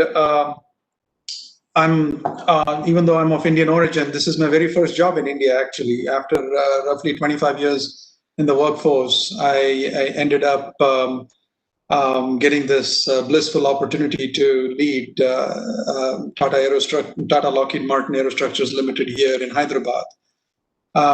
So I want to actually use this platform to showcase what TLML has done, or TLML as we fondly call this joint venture between Tata and Lockheed Martin here in the aerostructures business. And then I'd also like to kind of showcase how we've actually tried to grow the supplier ecosystem here. So there are quite a few benefits that I personally have come to see with this joint partnership between Lockheed Martin and Tata. in furthering the Indian aerospace and defense industry in its entirety. I still feel like in many ways we are kind of in the early stages of the aerospace and defense industry here within India.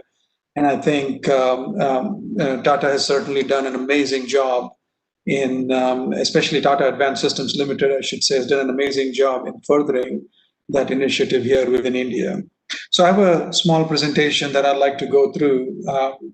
I'm a believer that pictures worth 1,000 words. So rather than just hear me speak, I'll just walk you through a few slides, and then we can open up for any kind of additional discussion. So Shivani has given me the rights here. So I'm going to go ahead and share my screen. Let me know if you can see my presentation. Yes, sir, we can see it. Perfect. So this is the facility in Hyderabad. It's very close to the airport in a small village called Adibatla, where there is export-oriented units and special economic zones created just for these type of industries. So our journey, I'll just spend a couple of minutes on this. I have some more details on each of these, but really journey on a page shows that we started in 2010, very modest beginnings. The leadership from Tata and Lockheed Martin came together and decided that we should take advantage of the large, talented, skilled workforce that we have in India for the aerospace and defense industry to essentially stand up a facility here. And the very first product that we thought would be an optimal choice would be the C-130J empennage. So we started off in 2010, and 100% of the parts were sourced from the US, or the current incumbent suppliers, I should say. And then they were being assembled here at this facility. Then over time, we've indigenized 85% of the parts right now that are being made in India here. And that's what's being installed on the empennage. So in a very short amount of time to get to this point is definitely a tremendous feat. And that actually the credit goes to the Indian workforce and the supplier ecosystem that's out here. And then we established a metal-to-metal bonding, first of its kind. That facility was also initiated here, right here in the facility where the empennages are built. And now currently we're in the midst of building the first wing prototype to get Tata Lockheed Martin Aerostructures Limited certified as an actual F-16 wing supplier. And the other flagship product we have is the composites based product called the bulk fuel transport tank, where we would be building a lightweight tank solely from composites that could carry roughly 5,000 gallons of fuel or water of any kind of liquid that would be EASA certified. And the target platform right now is the C-130J, since we know so much about the C-130J. So these are the main products we have right now. And I'll move on to the next slide. This gives you a little bit of an overview of our partnership between Lockheed Martin and Tata Advanced Systems. As you can see, Tata Advanced Systems is the majority partner with 74% stake. This has actually enabled us to work in the Indian ecosystem, bring the expertise, bring the technical know-how from Lockheed Martin, and leverage the workforce here in India. We have a little more than 640 employees right here in this facility, but then we also have a supplier base that adds up the employee base that supports these programs to more than 1,000 employees. The other strategic program, as I said, is the F-16 wing that we are actually investing in so that we can be well positioned when the F-21 fighter that is being proposed by Lockheed Martin becomes an actual reality in terms of a fighter program that India embraces going forward. And that would actually build our supplier base to 70 plus suppliers that we are currently working with for the prototype that we have right now. Okay. The idea behind the F-16 wings, just to add one more point, is the intent is for Tata Lockheed Martin Aerostructures Limited to become the global single source for the F-16 wings, just as we are for the C-130J empennage. Essentially, the success that was demonstrated by way of the C-130J empennage deliveries for almost 10 years now without missing a beat actually set us well to become the choice for F-16 wings. That's another highlight of the Indian ecosystem that actually has supported us to becoming the choice for the F-16 wings.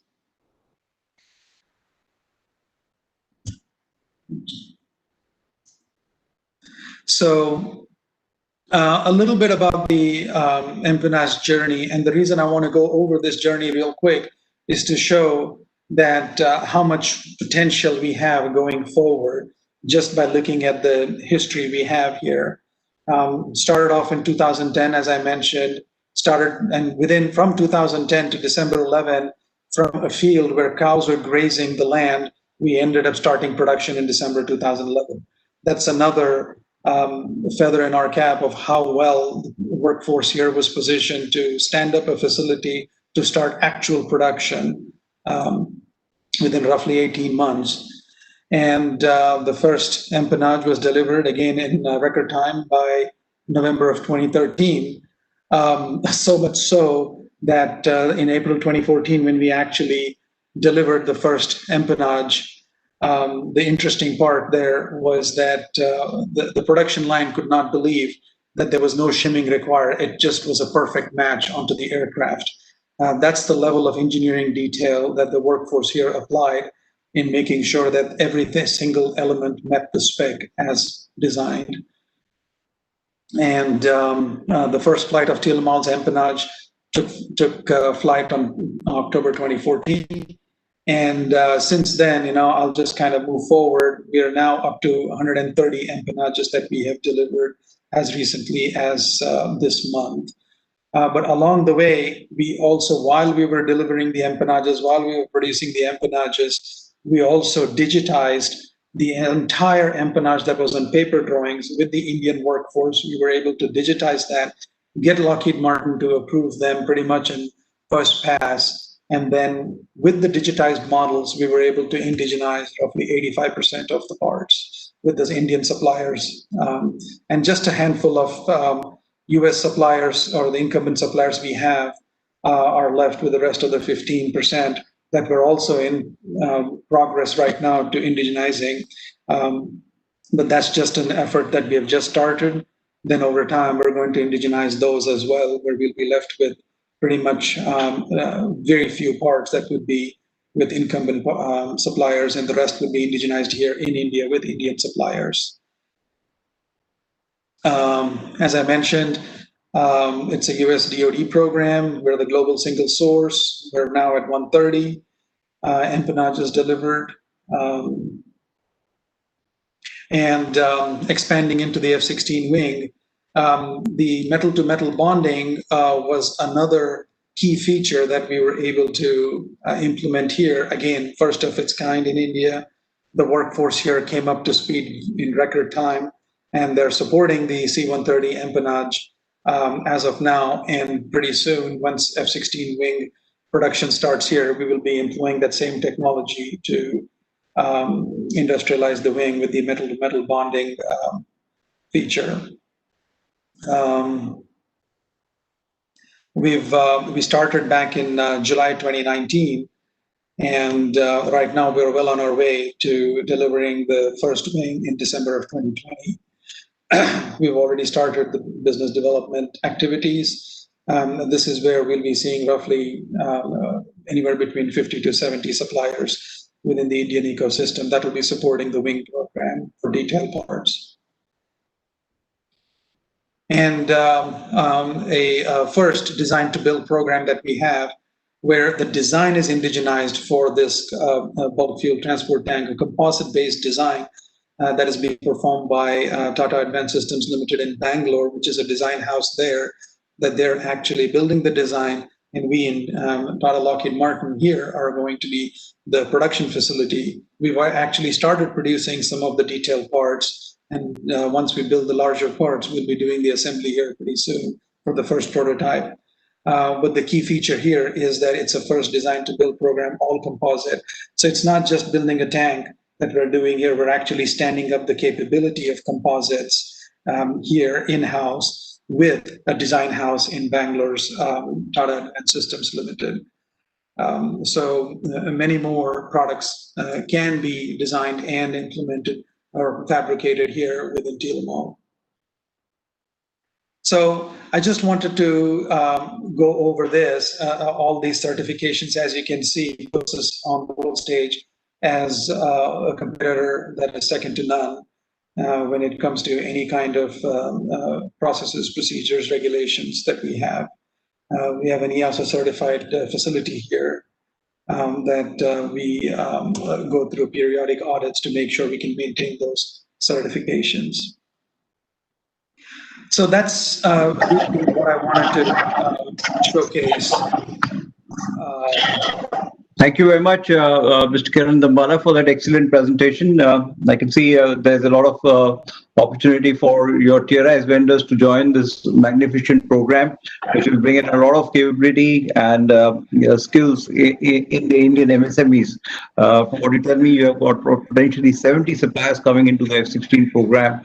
I suppose the number for the MPNH would be much higher than that. And it's certainly a matter of great pride that 85% of the material of the I guess by cost is Indian origin, and I suppose the balance 15% must be material, which we don't have in India. So I guess most of the work is being done in India, and hopefully one day you will have the materials. When you go back, you can just check on the number 21 where it came from. It would be interesting for you to find that answer someday from the break. Okay.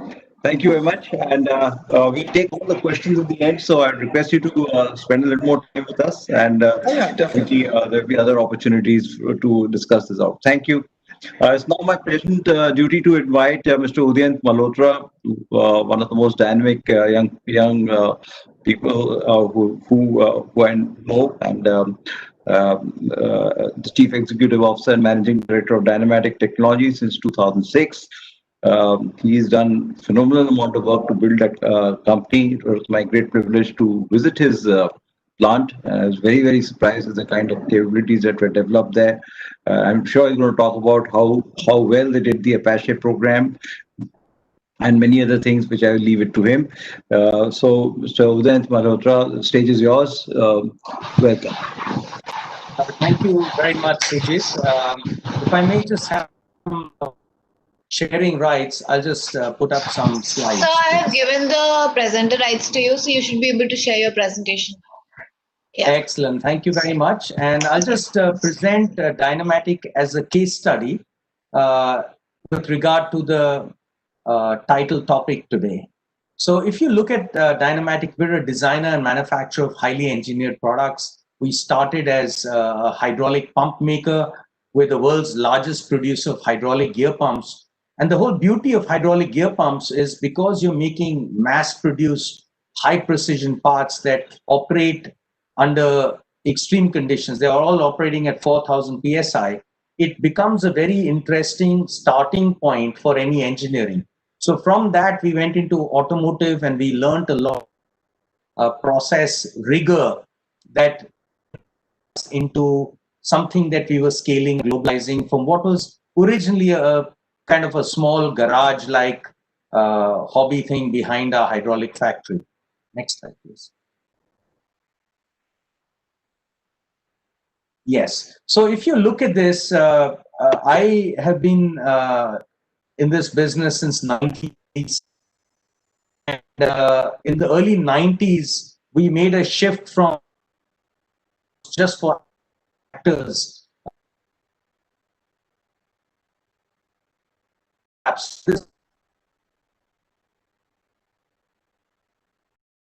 at a time when the Indian defense sector was closed off to the private sector. It was almost the need of the day because there was nobody in the public sector that could make these hydraulic pumps. We developed them, then we modified it, and we won our first national award for engineering in the defense sector for going way beyond what was the original design intent in the hydraulic system for the T-72s. And then we developed and designed all the major systems for the Arjun along with the DRDO.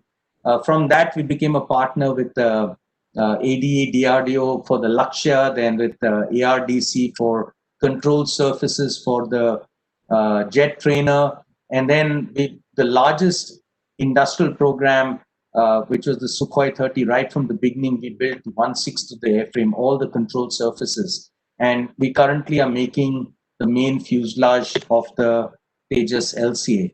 Now, as we started our globalization, it's really interesting to see the way the Tatas have built up a business which is now global, and it's our business model was actually quite different. We focused on becoming part of the global supply chain, disconnected from whatever they were perhaps selling in India. They may have been selling in India, but we started working with global players just because we were seeking a larger market, and the Indian market had certain constraints.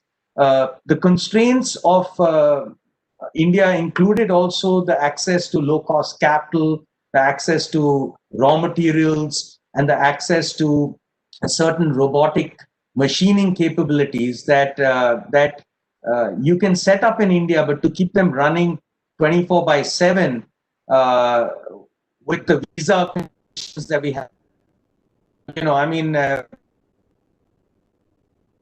in Germany we have guarantee if our plant's down within 4 hours, it's running with a German engineer. So some of these things, as we go forward, we may need to give feedback to the government to fast track some of these things to grow a domestic ecosystem. But I think what we did in the last decade, we got a lot of support from the government of India in what we created here, which was really the Make in India program.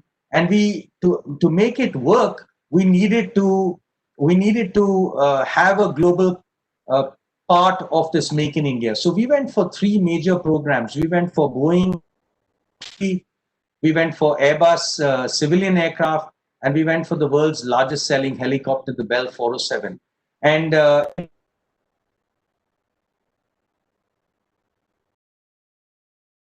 that we had in India of cost of capital and we had advantages of the cost of labor and the artisans in India, the engineers, and we kind of married these together and created this global best. I don't know if it was really, it was more intuition. We made our business plans, but in hindsight, it worked very well. And we became the global sole supplier for all the flat pack beams for about 800 Airbus aircraft every year. So we are sole supplier for the A318, A319, 320, 321, and the A330. And so we became a very large volume producer of a very highly engineered class 1 flight critical product.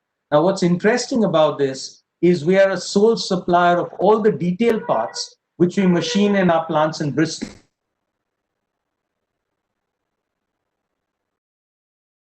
Then sent for artisanal assembly. So actually what we did was we completely turned global supply chain on its head.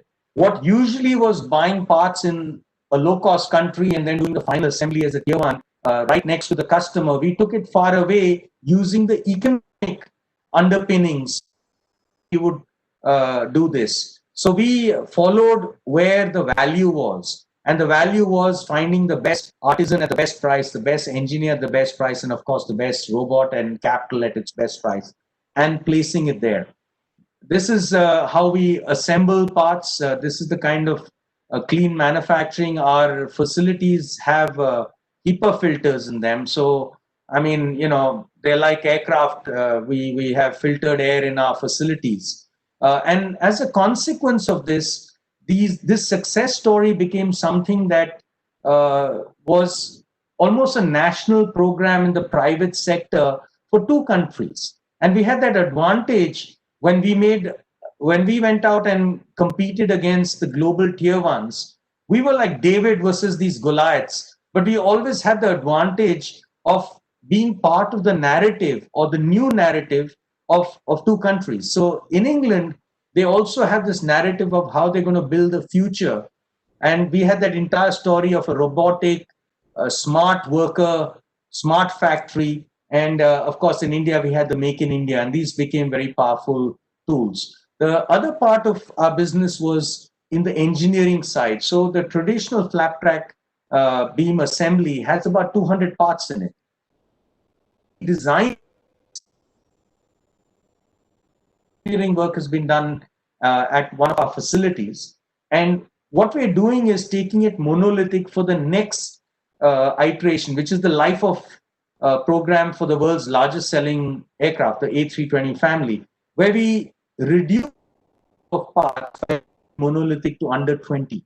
So the product becomes far more repeatable, far more industrial, and it's away from what the design intent with large number of parts, but within the design of what it was, right? And to achieve that, we again use a very, very robust machines. This is the largest giga-milling CNC machine available in India. Machine in the UK. Each part that can be machined is up to 16 tons a single part, and in a 10-foot by 10-foot cube, you can produce with a 3-micron accuracy. And you can see the tooling at the back on top of the machine that has been and built by us. This is the Bell 407. Last year we delivered almost 90 helicopter ship sets. Again, we are the sole supplier, but just to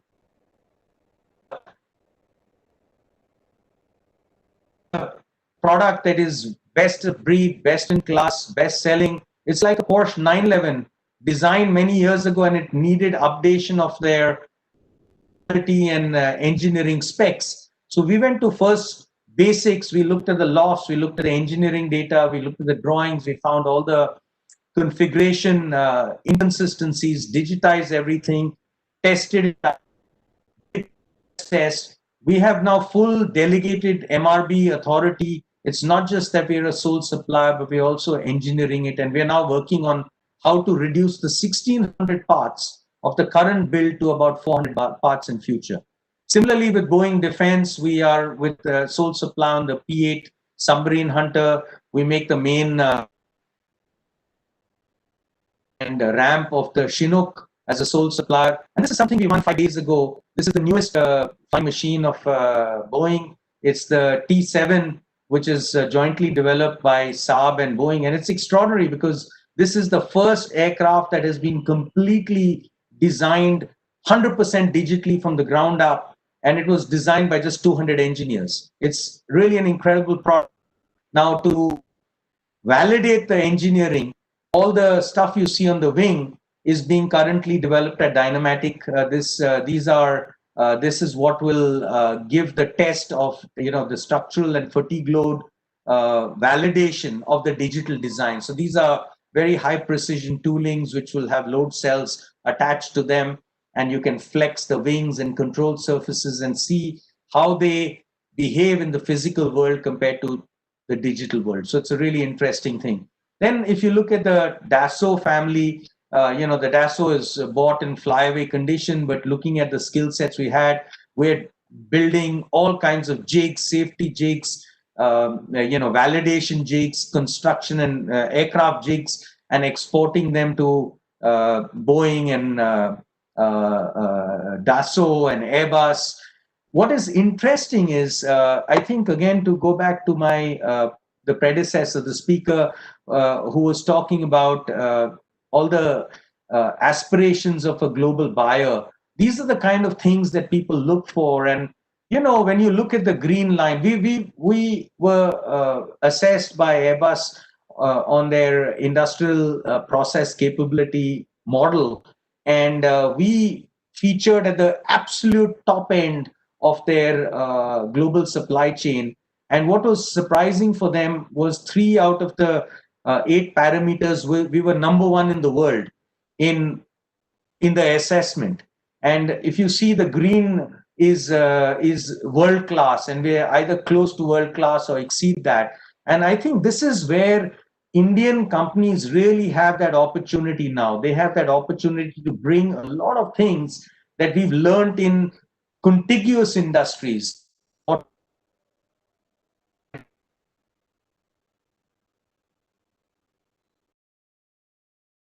You get kind of rigor that, for example, we've been using APQP model. It has just been introduced 2 years ago into Aerospace 9100 standard. So what happens is that you actually have a lot of tools that make you very, very robust and rigorous. And eventually that's how you build a world-class business. And I think we've also developed about 200 SME world-class, fully certified to all our customers across southern India. And if we could just request the government for one thing, it would be to make it easier to import raw material. We had to convert ourselves into a EOU so that we didn't have the problems of IGST. And similarly, the southern defense corridor for all our suppliers. Thank you very much.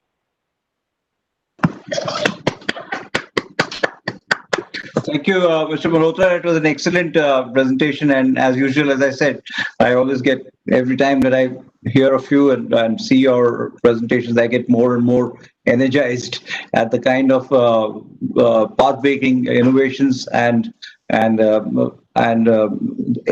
sort of burning new tracks in this whole business of aerospace industry. The business models are too differently from what we saw today, and I think that is a good point for many of our listeners to see how the Tata Lockheed Martin was trying to do their business in India and how Dynamatics did it. So I think there are both strengths in both sides, and both are success stories. And they're different models, one of inorganic growth, looking at the external market, other being more domestic and looking at the external market from the domestic side. Of course, some of the outstanding products that you make, I've seen them, they're very good. The equipment and tooling that you have, the DMC 340D is an excellent machine for CNC milling, the work that you're doing on pylons, on flaps. And I didn't know about the T7 digital design, but my congratulations to you once again for that wonderful piece of work. As far as the raw materials thing is concerned, I mentioned in the morning that Midani and Nalco have formed a joint venture, and they should be producing the 7 series aluminum and specialized 2 series aluminum in a couple of years from now. It's a large project of 4,000 crores, producing 120,000 tons in Nellore. So some of your material challenges may be met, but I'm not too sure all of them will be met. The rest of the stuff, you'll have to take your chances on steel and titanium as we go along. But thank you very much. Then kindly stay back, because I'm sure there'll be a lot of questions. So we request your understanding to be with us for a few more minutes. So it's now my pleasant duty to invite our next speaker, Puneet Kaur, Managing Director and CEO, Sample Avionics. And he also comes in with a large amount of experience, an excellent background in education from the Bentley College in the United States, having worked with Corning and set up Sample Electronic Devices in Germany, and also a joint venture with HAL, very, very successful, a joint venture with Thales, which also does a lot of work on avionics systems and optoelectronics. So here we had the first 2 sessions which looked at the opportunities in aerostructure manufacturing, but I think there's an equally large market out there for avionics and optoelectronics, which will go into aircrafts of the future. So he's also been part of our Champions of Change campaign that we ran at Niti Aayog, and I'm very happy he's still there with them. And he's been awarded the Frost & Sullivan Hot Investment Opportunity Award, and he's been part of the 40 under 40. With these words, Mr. Puneet Kaur, may I request you to kindly make your presentation. Thank you, Commodore Samadar. And I'm privileged to be part of this panel today. I've spoken at this seminar many times before, and I'm sure this will not be my last. So as you rightly said, I'll just take a minute, Puneet. You need to adjust your screen. We are only seeing some part of you. Is it better now? I mean, no, we still don't have your. This is better. Yeah, yeah, this is better now. Challenges of doing the seminars from home. Yeah. Uh, so as you rightly mentioned, the journey of Samtel compared to what Toby just showed us in the journey in aerostructures, our journey throughout the uh, birth of this group has been in the electronic space. We are about 47 years old in the electronic space now. Group was formed in early 70s. We went into consumer electronics for many years, and we moved into aerospace and defense about close to 19 years ago.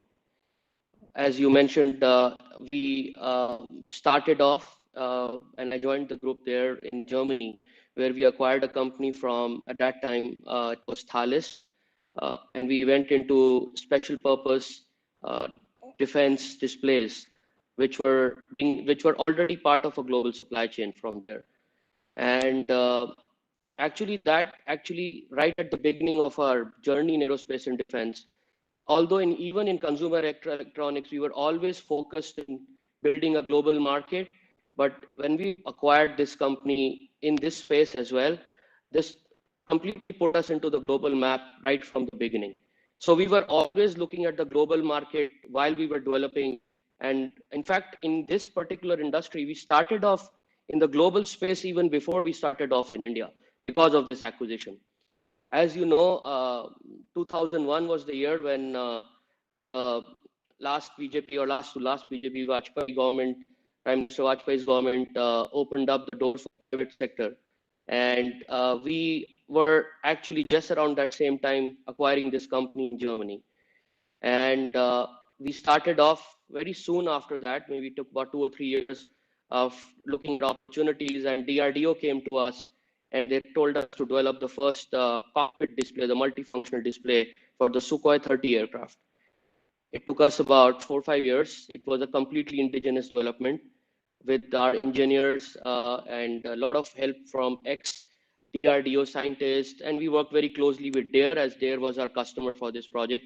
And we developed this capability. We went into serial production in 2010. Now, as I mentioned, we were always looking at the global market, and we were already part of the global supply chain from the products we were making or developing in Germany. But we always wanted to, get into the global supply chain with the new product line that we started offering from India. And this journey began right at the beginning, 2010.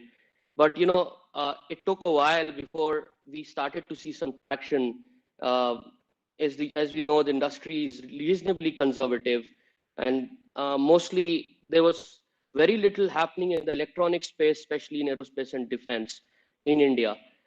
We had pockets of PSUs doing a lot of TOT work, but there was no real indigenous development happening as it is today. So there are more companies now, but they were not that many in 10 years. So people were a little wary about what they're gonna see or what they're gonna experience. And I remember some of the early visitors I had from some of the global companies. They used to drive to our plant in Ghaziabad, and they used to wonder while going to the Ghaziabad. And I have had these questions. They used to see these roads and infrastructure, and one of the person who visited us actually wrote in his trip report, and he showed it to me. India is under development, but we have some pockets of excellence, and Samtel is one of them. So he saw it right then, and this was a global company from the US, and we did some projects with them.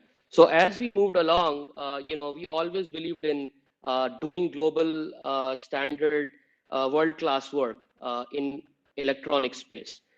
Now, when I look at India right now, and in the last few years, we have seen under the PM Modi's government, a lot of focus on more and more focus on indigenization. And very recently, we have now called it Aatmanirbhar Bharat, which is basically, again, emphasizing we want to be self-dependent. And this defense space is definitely part of that. So when I look at Aatmanirbhar Bharat and the new DAP 2020 that just came out yesterday, obviously there's a lot of focus again on offering our capabilities to the world. And we want to offer excellent work, but we want to also create opportunities while we spend money on aerospace or defense sector in the next 10 years while we modernize our equipment. And any country will do that. So India, is embarking on that journey more and more every year as we speak. We have a new initiative of Make 3 in this DAP 2020, which will further encourage private players and MSME players to work and foreign OEMs to work with players like ourselves. So clearly, the government-led initiatives such as empowering the sector, relaxing the norms, steps taken for progressive indigenization of defense manufacturing, the structural reforms across key sectors, including defense, are policy measures that will not only accelerate defense procurements, but also promote technical capability for in-house research and design while enabling Indian manufacturers to successfully integrate themselves into global supply chain. We are also right now in the middle of a pandemic, and that creates its own set of challenges when we are looking at opportunities, but they create their own sets of opportunities as well. I would like to now focus on 2 or 3 key, I would say, opportunities which come when we work in the global supply chain. And then I will talk about 3 or 4 challenges as well. So clearly, when you so we have worked with the multiple US companies. We have worked with Thales as a joint venture partner. We have worked with some Asian companies as well, other European players, and some UK-based companies. So we have done projects with companies like Honeywell, Bell, BAE, Lockheed Martin, and we are in discussions with many more players like the global players like these. I can clearly say that one big advantage when you get into a global supply chain is the sustainability of the order book or the sustainability of the continuous orders. So this is one opposite situation when it comes to the Indian domestic market. There are lags sometimes on programs, there are delays. It happens, but we are developing this industry, as I say, in India. And the global supply chain industry in the defense space is much more matured in that sense. So when you become part of the supply chain, you definitely have a more sustainable business model, which is extremely important for especially mid-sized players like us, because we need continuity of business and we need that on a regular basis. Another very major thing that happens when you work with global players is the skill development that takes place. You create extraordinary skill sets when you work with some of the best companies. So the best practices that come with these opportunities you get while working with these companies are phenomenal. I mean, I clearly remember one of the projects we did with Honeywell, and most of the projects, first of all, we've done so far are all built to spec. That means we design to spec based on the requirement of the customer, and we did the same with Honeywell. But we saw the sustained effort right from the beginning of the program manager and the timeline, stringent timeline we worked on, and then how we came to actually, in a very systematic way, developing a product. And it's quite similar experiences we've had with Thales, we've had now when we move with BAE, Lockheed Martin, so on and so forth. So that is another very huge kind of advantage that comes to a player, MSME player, say in India. I think obviously then you have to work with the highest standards, AS9100 level CE. You have to be absolutely at the top of your game, as Toby mentioned. The quality standards, the stringent quality standards are continuously monitored. Your work on how you will get next year's business depends on your on-time delivery and your quality. It's measured every quarter, so it's very, very competitive world, and it really teaches you a lot and very exciting. Coming to some of the challenges, as there must be some. So you have very high barriers of entry. And when, at least in our case, the players have come to us when they have won business in India. That means they were either requirements to invest money back into India for offset purposes, or they were looking at long-term strategy in the Indian market because of their commitment to Indian market. But it all starts with the Indian market how it moves and how they get their own order book moving. But having said that, there are still very high barriers to entry. So offset company managers introduce you to opportunities in the global supply chain, but you need to compete with the best in the world. And these players who are there for many, many years, very well established with these global players. You need to beat them on quality. You have to beat them, of course, on price.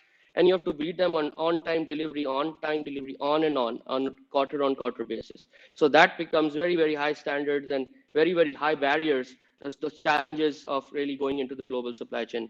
I think another big challenge clearly is the raw material availability. Toby mentioned about it. It's true for electronic space as well.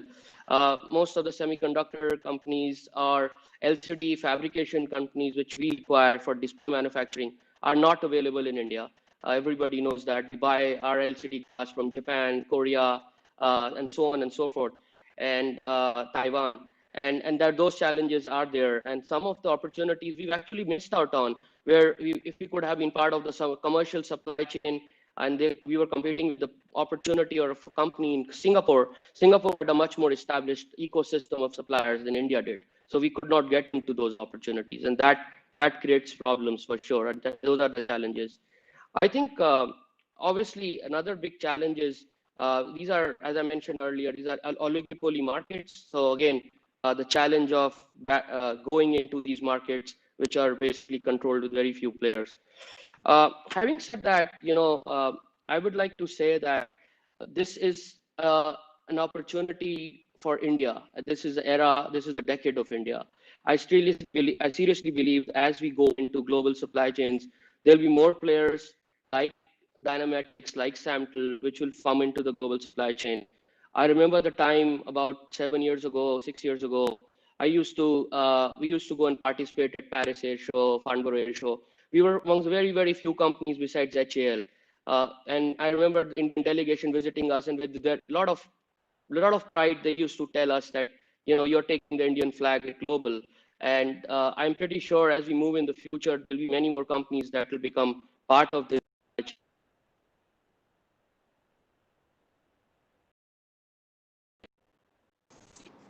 Can you hear me?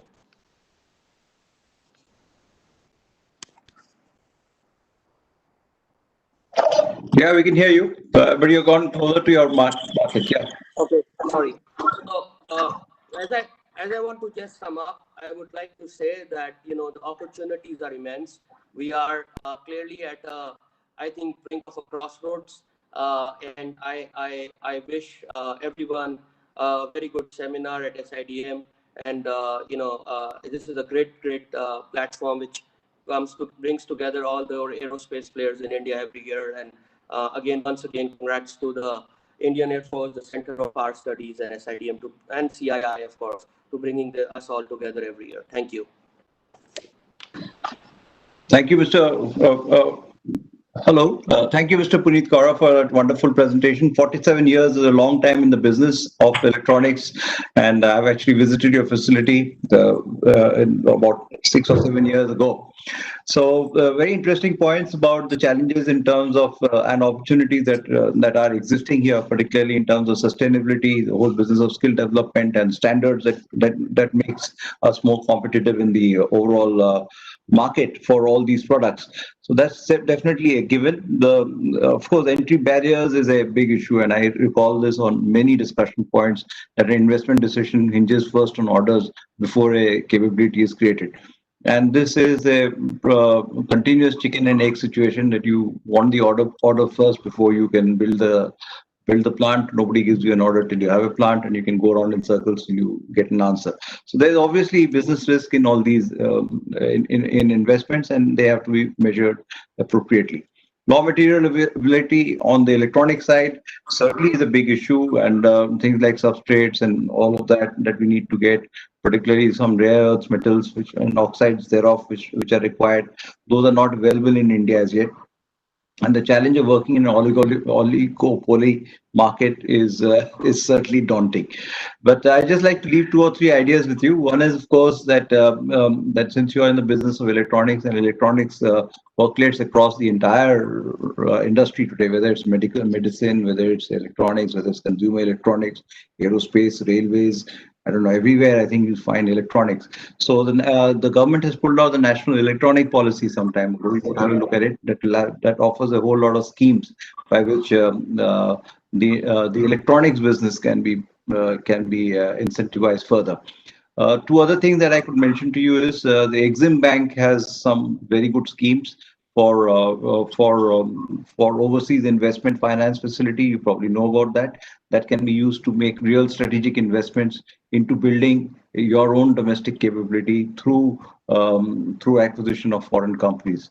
There's also a bias credit facility. So if you win contracts abroad, the Exim Bank can support you with bias credit to fund your initial risks. So these are some comments of my side. I'm sure there'll be many questions. And Mr. Kora, if I can request you to kindly stay with us for a little more time. And as soon as we have our next speaker pass, then I'm sure there'll be some questions to you.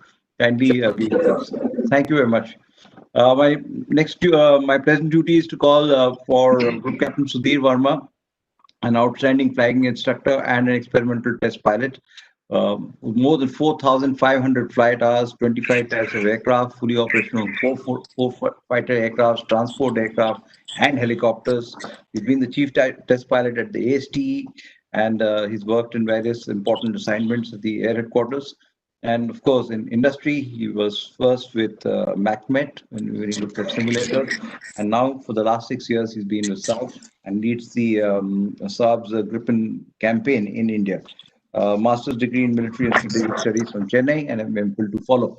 So, Group Captain Sudhir Verma, sir, I now request you to kindly make your presentation. Thank you. Thank you so much, Commodore Samadar. Nice to see you again after a long time. Just a bit of correction. I've been with Saab now for 9 years, and before that, I was with CAE and MacMet for 3 years. So, and earlier, before that, I worked with HAL for 7 years. So I understand a bit of industry on both sides. And I need the sharing rights, so I have a few slides to present. Sure, sir. Just a minute. Thank you. But just to continue, I think we've had some eminent speakers here on the panel, and I'm privileged to be on board. Thanks to SIDM and thanks to Chair. In fact, I think a lot of my views have already been covered, and that's nice. It's about defense acquisition policy, the new one which is coming up or come up already, and about the government initiatives. So I shall cover a bit of both. Now I've got the sharing right, so I'll just put on my computer. So you have the presenter rights. You can now share your screen. Yeah, I'm doing that.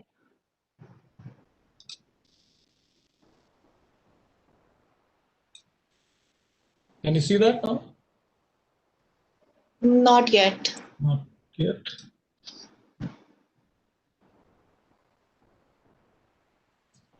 Let me try again.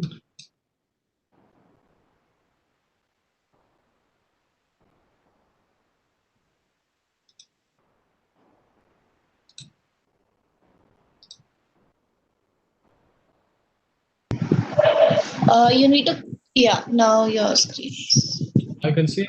Yes, if you could just put it in the Zoom mode. Yes, what is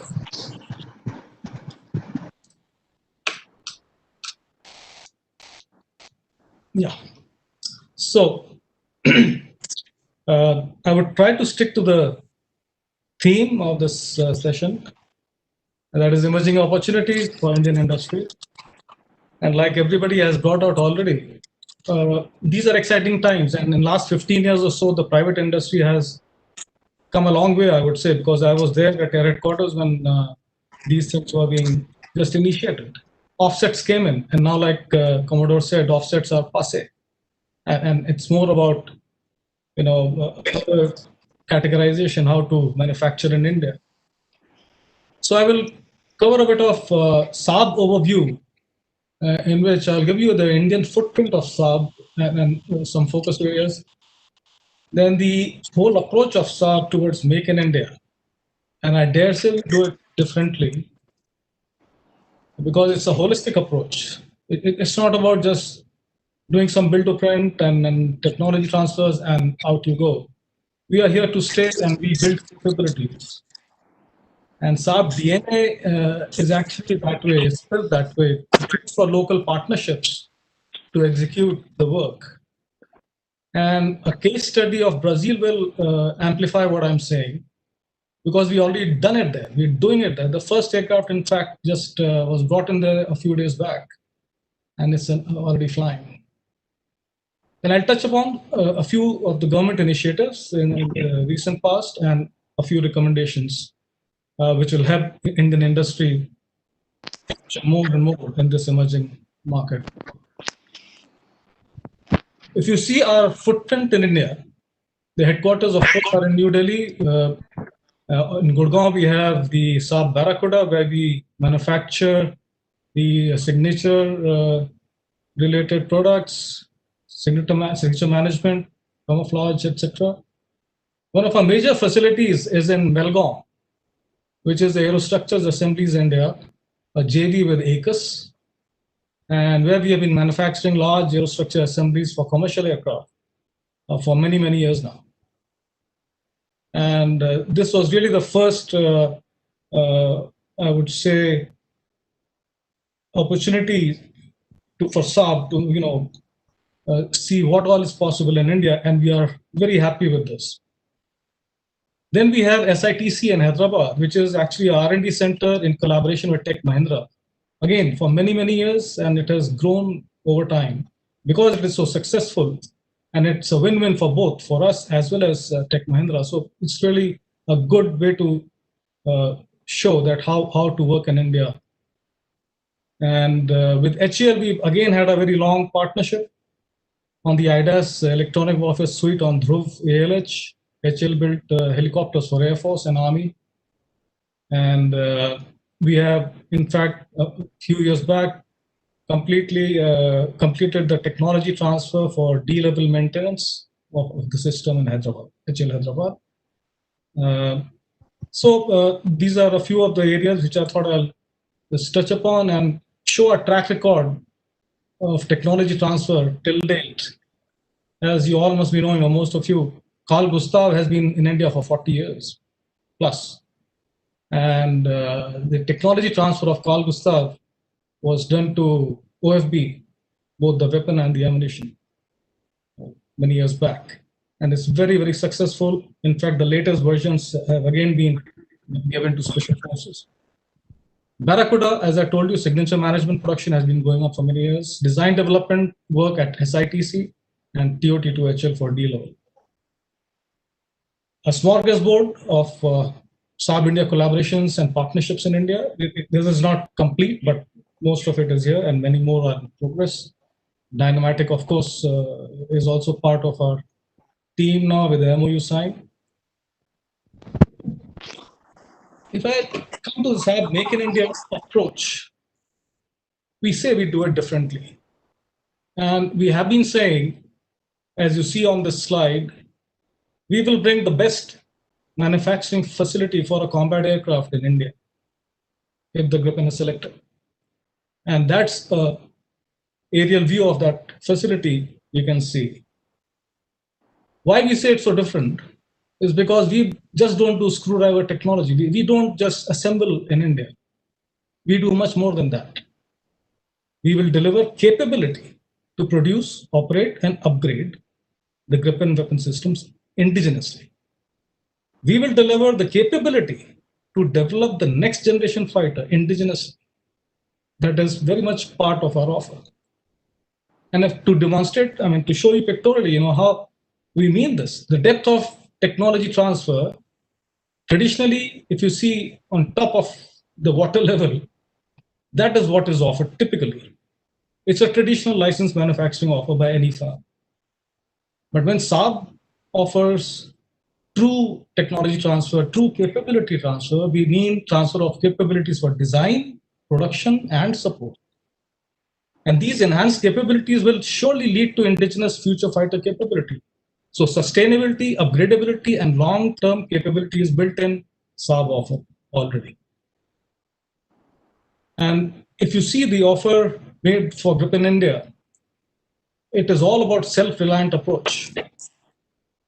Indigenous life cycle support solution is the heart of Grip in India offer because it leads to high operational availability.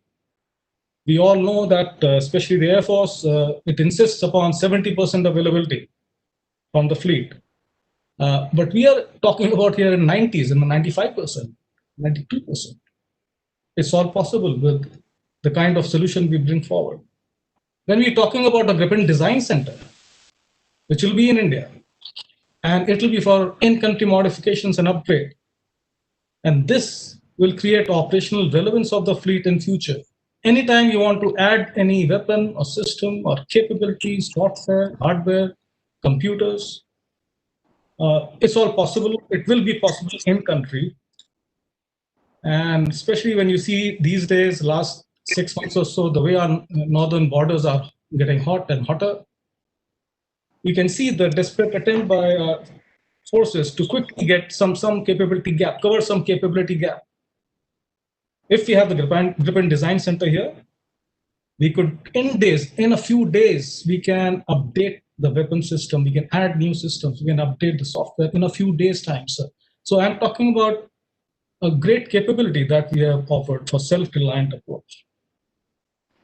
And all of this, through establishment of extensive indigenous capabilities within industry ecosystem. So what do we talk about when we say we'll offer a great industrial capability? We have two interrelated transfer streams. Stream one is the one on top, which is the Gripen capability transfer design, to design, produce, support, and upgrade the Gripen in India. The bottom line is actually showing the stream two, which is capabilities outside the Gripen. It's not Gripen, but it is capabilities and technology transfer to support ongoing and future indigenous fighter platforms being developed here.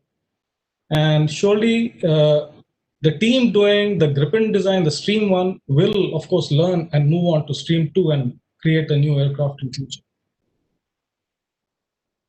To illustrate that, let's see what has been a Brazil experience. In Saab, the saying is, wherever Gripen lands, the industry takes off. And it literally has. In Brazil, many industries besides Embraer have benefited a huge lot, I would say, and they are really very happy with that. This is a picture of the Gripen Design Center in Brazil, which was inaugurated in 2016. And it is fully functional. The Brazilian engineers are sitting here and designing the twin seater themselves. There's a picture of real work going on there, and she seems to be pretty happy. So what is the design center offer for India, which I touched upon a bit earlier? It will be the hub of all design-related activities in India. Will include design tools and a systems integration center besides other engineering. For transferring capability for both design streams, as I said, stream 1 and stream 2 in the earlier slide. It will house all the required tools and test rigs, etc., and in a secure environment that's required. It'll be connected to other global design centers as well in a network. Initially, it will be used for upgrade and modifications of Gripen fleet, and later for developing new technologies for future Indian fighter program. And today, the chief and SA2RM, everybody mentioned, head of DRDO, that we have a great aviation ambition in India in terms of LCMR2 and AMCA, and surely this design center will be very helpful in supporting that program. The design center will be set up on the lines of design center in Brazil, but it's very adaptable in its how you organize it. So it will be adapted to the Indian requirements, to the Indian design house requirements, to the partners here and all. I'll now touch upon some latest government initiatives. One is on the FDI, and we at Saab are very happy with this positive change in the general FDI rules regarding 74% limit and the automatic route, because it opens up huge possibilities. It opens up, for Saab, opportunities to bring in more technology, more controlled, high-end, latest technology, for which we will hold the IP rights, of course. If it was not so, in a establishment where we hold minority share, we're not in control, Saab will not be able to bring that technology. So now this avenue is opened up. And that means a lot for Indian industry, because we will bring in the latest stuff. We will get you on the global supply route easily.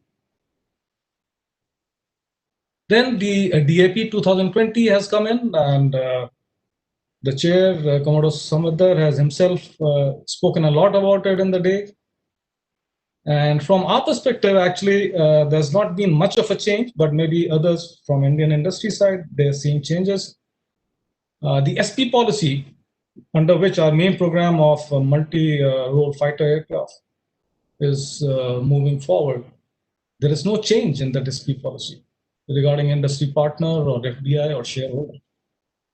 Of course, we are in touch with the stakeholders and conveying our concerns, and all that is going on, but we don't see anything, any change in this regard.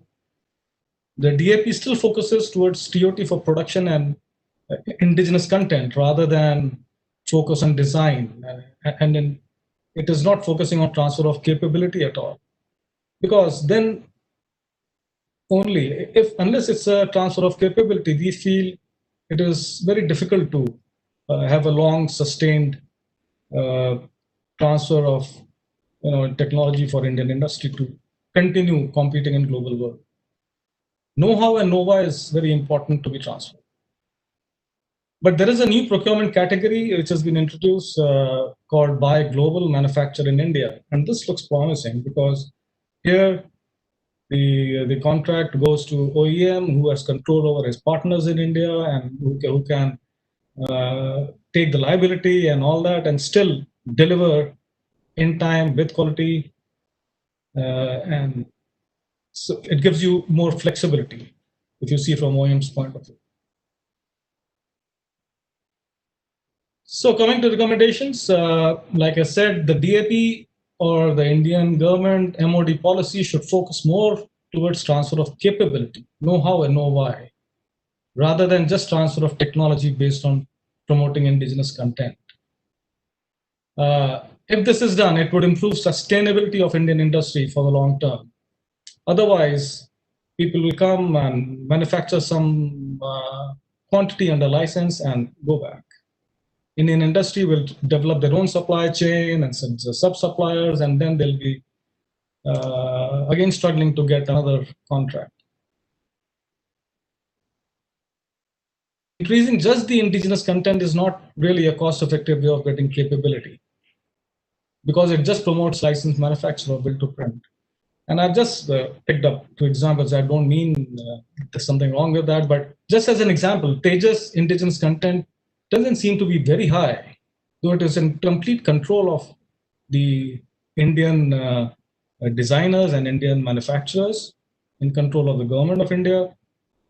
So if they find it difficult to get indigenous content high, imagine how the OEM will really struggle to achieve that. Take Sukhoi, for example. After producing 200 plus aircraft, we have still not acquired any real capability, which would lead HAL to develop an indigenous fighter. I don't see that coming from so many years of and so many dollars spent on acquiring this technology, because it's not acquiring capability. That's the difference, and that's what I'm stressing upon. As I said earlier, the Buy Global, Manufacture in India category in DAP should be used for major acquisition programs, as it would help bring in latest technologies and truly energize the industry and make them capable to compete globally. Thank you. Thank you very much for that lovely presentation on Saab's plans for India. And certainly there are a lot of strong messages there, particularly on creating bringing the best facility in India to make world-class aircraft. I think that's a great thing that we should all look forward to in your proposal that will come up for competition in the future. And I particularly like the idea that it's not about transfer of technology, it's about transfer of capability that needs to be worked on. This is something that we've been saying this for a while. The second part of it is your approach to locating manufacturing in India in two streams. One is on the grip proper, and secondly on the substream, which will assist in the overall development of the aerospace industry through other streamed efforts. Of course, the clear understanding that such a model leads to sustainability of the business, to long-term upgradability, and creating a long-term capability within the country so that you have the highest operational availability of the aircraft rather than having AOGs where you're waiting forever for spare parts to be turned around. The other issue which I watched with great interest was the Brazilian program, and I've been following that for a while. The Sao Paulo, the aircraft carrier of Brazil, operates the Sea Gripen. It's nice to see their deck full of Sea Gripens, and this is particularly interesting to me because a couple of months ago, the Indian Navy had said the LCA Navy was a technology demonstrator, and the need for the deck-based aircraft still remains, which is to be worked together with the DRDO to develop that.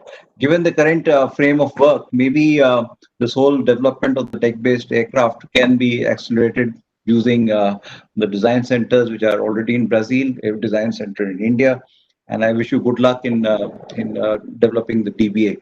The target is 2020, which I think is a very steep target for such an aircraft to enter service, but maybe some partnerships can work that out. As far as the issue of the DAP is concerned, we discussed that in the morning, so I'm going to leave that out. But on the Su-30 program, as I continue to maintain even today, that our approach has been of very salami slicing the total order quantities. I see no reason why the Indian Air Force should only stop at 112 aircraft or 120 fighter aircraft, knowing fully well that it probably needs thousands of fighter aircraft over the next several decades. So to build the entire sustainable business, the approach that I suggest, and I have recommended it in different forums, is to not have batch production but pipeline production. We must tell Saab or whoever else or Lockheed Martin, everybody else, you please produce 20 fighter aircraft forever. Continue making it, and that's my budget for you. And now we have the price variation clause which permits you to do this. So I think we have had some very good interactions. So first of all, I'll invite my panelists to make any questions that they may have between themselves, and then I will open it up for our participants to join in. So first off, let me ask, I can see Puneet here, so let me ask Mr. Puneet Kaura if you have some questions to the other panelists to discuss. Yes, Mr. Kaura. I saw a question popping up, but I had a question from Toby. On the T-72 project, I think that this program is already on its way with Boeing and Saab. So when do you expect serial production to start, and when do you see serial production to start for whatever Dynamatic is doing in this space? Well, what I showed you on the screen, we got the order 4 days ago, and we'll deliver 100% of it in the next fast pace of. And I think that's one of the things that also Indian companies can react fast. Is a 90-day complete delivery from start to finish, engineering to delivery. And then, of course, there'll be other things that will follow later on. But for what I showed you on the screen, it's everything will be delivered within 90 days. Okay. Thank you. Thanks, Puneet. Thank you for that. And Mr. Malhotra, would you like to ask a question of the other panelists as well, since you are also on the screen at the same time? Actually, I'll defer to my panelists. I'll perhaps reserve a question for later. Okay. Thank you. So with this, we have some questions on from Ashish Apte, who's saying, how do we sort of work on developing secondary materials? This came up in the last discussion point, but I think that's a very important point as to how do you find, which is a common refrain in all the discussions that we've had, is a shortage of quality raw material, which must have traceability in it, and that becomes the key challenge for airframe manufacturers who are getting into primary structures or load-bearing structures. The traceability becomes very important, and most of the airframe manufacturers already designate their material suppliers from whom you need to buy, and maybe it comes as free issue material for some people, otherwise it's costed, whichever way it is. So that is the question I had in mind. So given the work that you're already doing, and this is going to be also addressed to my friend from Kiran, also from Tata Lockheed Martin Aerostructures Limited. The DAP is also talking about materials. So here we have a situation of looking at materials and their traceability. Would you like to share some views on how do we find a solution to it so that our cost of production comes down further? So I'm not sure if I will answer this directly, but the way I see it is standing up of capabilities is something that I think this relies on. So as you might recall in my presentation, I said we've indigenized 85% of the parts, but the remaining we couldn't indigenize. It wasn't that we didn't want to at the time, given that the incumbent suppliers had some technologies such as long bed machining and stretch forming. Those are the key two key capabilities. Well, given that we have the support of Tata, we're actually now we're in the infancy of it right now. We've just started that program, but we're looking to move those technologies into a couple of the Tata Advanced Systems Limited plants here. One across the street from our plant at Tata Sikorsky Aerospace Limited, and the other one at Nagpur. So stretch forming is a key capability that is not only applicable to the C-130 empennage, but it also is applicable to some other platforms, even F-16 wings. So my point here is we need that kind of capital investment to move those capabilities down here. One of the other things we're looking at moving down here is the actual plexiglass that goes on the tanker tips for the C-130 empennage.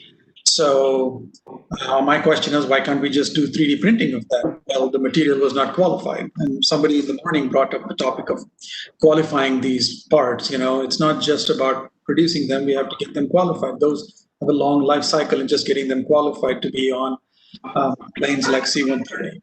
So a little bit of initial capital investment. Lockheed has actually, long before the whole concept of Make in India came into being as a slogan, 2010, that's actually was Lockheed's entry into India, saying that let's make these in India.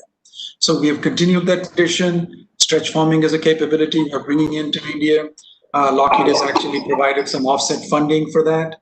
Same thing with the composites. So some of the offset funding from Lockheed Martin is actually supporting the Make in India initiative, but more so it's the Indian workforce that's actually supporting the implementation of those capabilities. So that's really my take on it. Hopefully that helped. Yeah, thank you, Kiran, for that. In fact, that leads on to the next question, which is here, and I think that's a very important issue. Whilst we might have the best of machines and the best of processes and the best of everything else, we need to have the backbone of skills, and that skills need not be just PhDs in aerospace engineering and structures, but could also be simple skills in riveting, for example, or quality issues that we have in non-destructive testing, or many of these things on surfaces, on surface treatments, etc. So whilst on the one hand, foreign OEMs are looking at the industry as such and seeing how that can contribute in creating the supply chain, my question is, to be really prepared for the next decade of work, as I say, you have to teach the fishermen, teach the person how to fish for long-term sustainability rather than give him a fish for breakfast every day.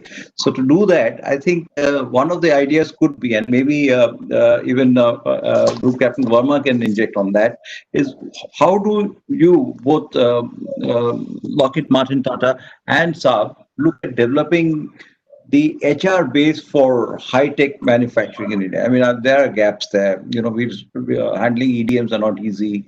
We're doing lots of precision assembly work is not easy. Riveting is not easy. Many of these things are not easy, and we need to probably create the right vocational training centers or whatever else. Mr. Malhotra, you want to go first? Sujit, there are some questions in the chat box. Well, Sujita, that.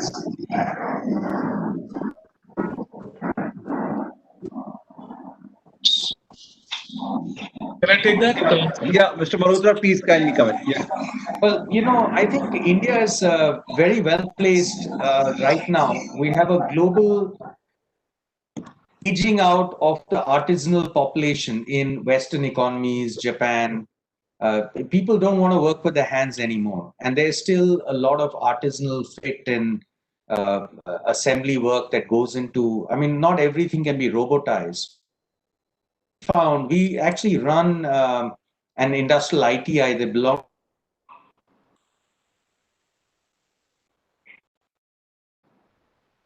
airport. It has been adopted by us. It made a nice model, and we'd be very happy to invite everyone to come and visit it. We have mapped out 56 villages across North rural Bangalore. We've identified artisan families. We identify these kids. We bring them into the school, and every year we're churning out really extraordinary young talent who are now trained for aeronautics and aerospace work, and with full certification. And the beauty is that these are kids who've grown up in artisanal families. And I think this is a very important opportunity for India, not just to create jobs, but to create an exportable job like we did for the last 25 years with English-speaking engineers, is world-class artisans for aerospace. Wonderful. Captain Verma, would you like to come in and say how would Saab handle this? Saab has its own way of doing this. We call it train the trainers concept, and we have just executed a large part of training for Brazilian technicians and engineers. But I must say that what Toby is saying is a very, very nice way of building up artisanal families and bringing them up to a certain level. But whoever it is you pick up for training, Saab has a way where you select the technicians or would-be technicians and engineers and train them theoretically and on the job is very important. So the whole families were moved from Brazil to Linköping in Sweden. And they worked on, their own aircraft. Before that, they worked on some other aircraft. And then they built their own aircraft, so to say, from day one. From the day one of contract, they were there. And they built it to a certain level, and they learned over 2 years, 3 years, and then they've taken the 3/4 built or full built assembly back to Brazil and completed it there. That's the way to learn. And those people then further train the others in Brazil now. There are about 200 of them already there. So that's the way it does this. And it's a very effective and short period to ensure that the local capability comes in. I would like to come in as well. Yeah, please come in. I'm just about to invite you. Please go ahead. Yeah, so we have a Maybe request others to mute their phones because there are a lot of cross coming in. Please go ahead. Yeah, we have a similar experience as Avian Bahadur was saying. As my colleague on the panel, Group Captain Sudhir Verma was saying. We've had experiences where while we were doing joint projects, we had a great privilege of actually learning the best practices while at the plant itself. So nothing comes close to that experience when we can have an engineers and our people in the plant, on the shop floor, in those design rooms together working. While we have done that along with Thales in France, we have done that with some US companies, and that experience was invaluable. And even till today, those practices that we have picked up and we pass on to more and more people as the people join us is just phenomenal, and that nothing replaces that. So if we can find opportunities like that for joint working groups on projects, I think that is something which is very invaluable. So just to add to the conversation here, just wanted to say that Lockheed Martin and Tata actually have a joint initiative here within TLML that we actually bring a number of young ladies from the neighboring villages who are actually interested in artisanship of this kind and get into the manufacturing workforce.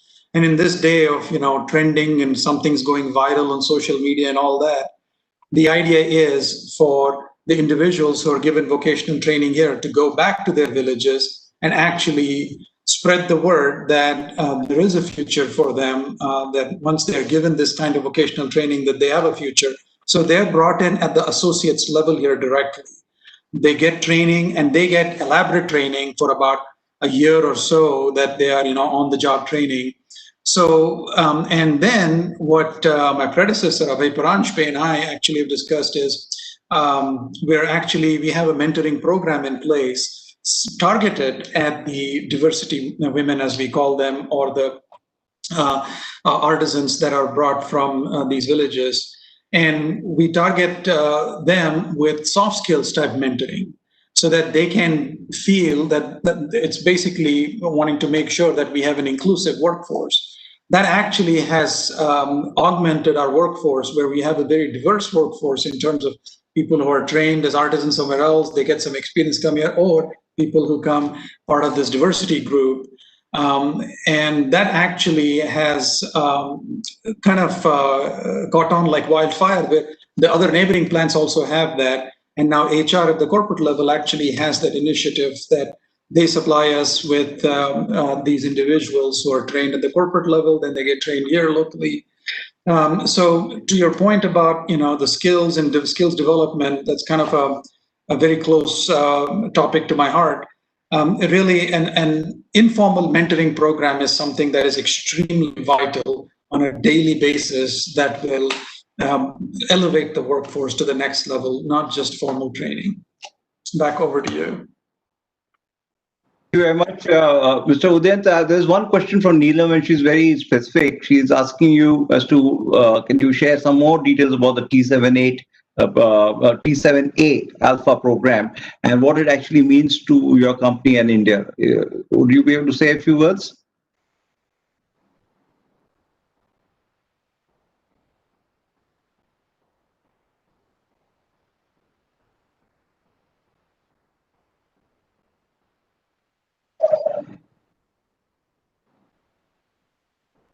I'm not sure if Mr. Malhotra is here, but I think we are also very close to our time to close. Okay. So just please go ahead. Yeah. All right. Okay. Yeah, please go ahead. That program, we got it last year. We developed some space toolings with Boeing. What's interesting is Boeing also has a very large engineering development center in India, in Bangalore, and it's become a very interesting collaboration between Boeing and ourselves. In this case, and ourselves, and it's a really, as a digital product, the aircraft, which has been developed by about 200 engineers, totally digitally, of which 10 are based in Bangalore. So it's a really close relationship that takes the history and the reputation of all of us and puts us into the next program. Where I think this positions India is that it's the first time you're making tooling that actually is going into stress and fatigue of aircraft, which is partly designed in India and totally built in India. So I think that's incredible. And we're proud. Thank you. That sure is. I think it's my now duty not to attempt to sum up this discussion in any way, but I should only thank my fellow panelists here for the privilege of being able to chair this session. And I think I've taken away a lot of important lessons. I hope there have been some lessons for you and some guidance on what can be done together. in the future for really energizing the Indian aerospace industry. May I now request all my friends to kindly join me in a round of applause for the time taken by our friends to be here on this panel, and let me lead that first off.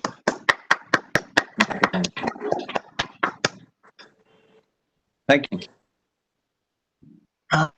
Thank you very much. For the closing. Thank you, Chair. Thank you. Bhatta, are you there? Yes, sir, yes. Thank you very much, sir. And thank you, Samadar, sir, for this very well conduct of the last session for the day. Just a small announcement for tomorrow. Sessions 5 starts at 10 o'clock tomorrow morning. The link for that has been separately put on the Hive platform as well as shared separately. So you can log in to that at 9:30 on. Request that at least join 10 minutes before the time, so that any problem that may happen front may be solved beforehand. So the first session, that is tomorrow, that is session 5, will talk about opportunities through revenue route for Indian Air Force, and we will have the AOC maintenance, that is AOM, Air Marshal Vibhash Pandey, DSM. He would be the speaker for this session. Thank you very much, and we had a lovely webinar today.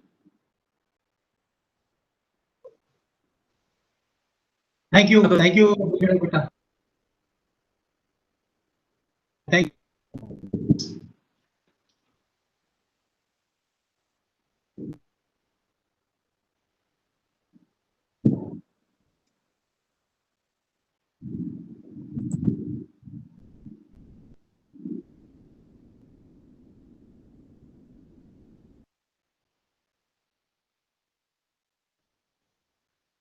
Ashish, please send me also that link tomorrow for the as a participant in the morning.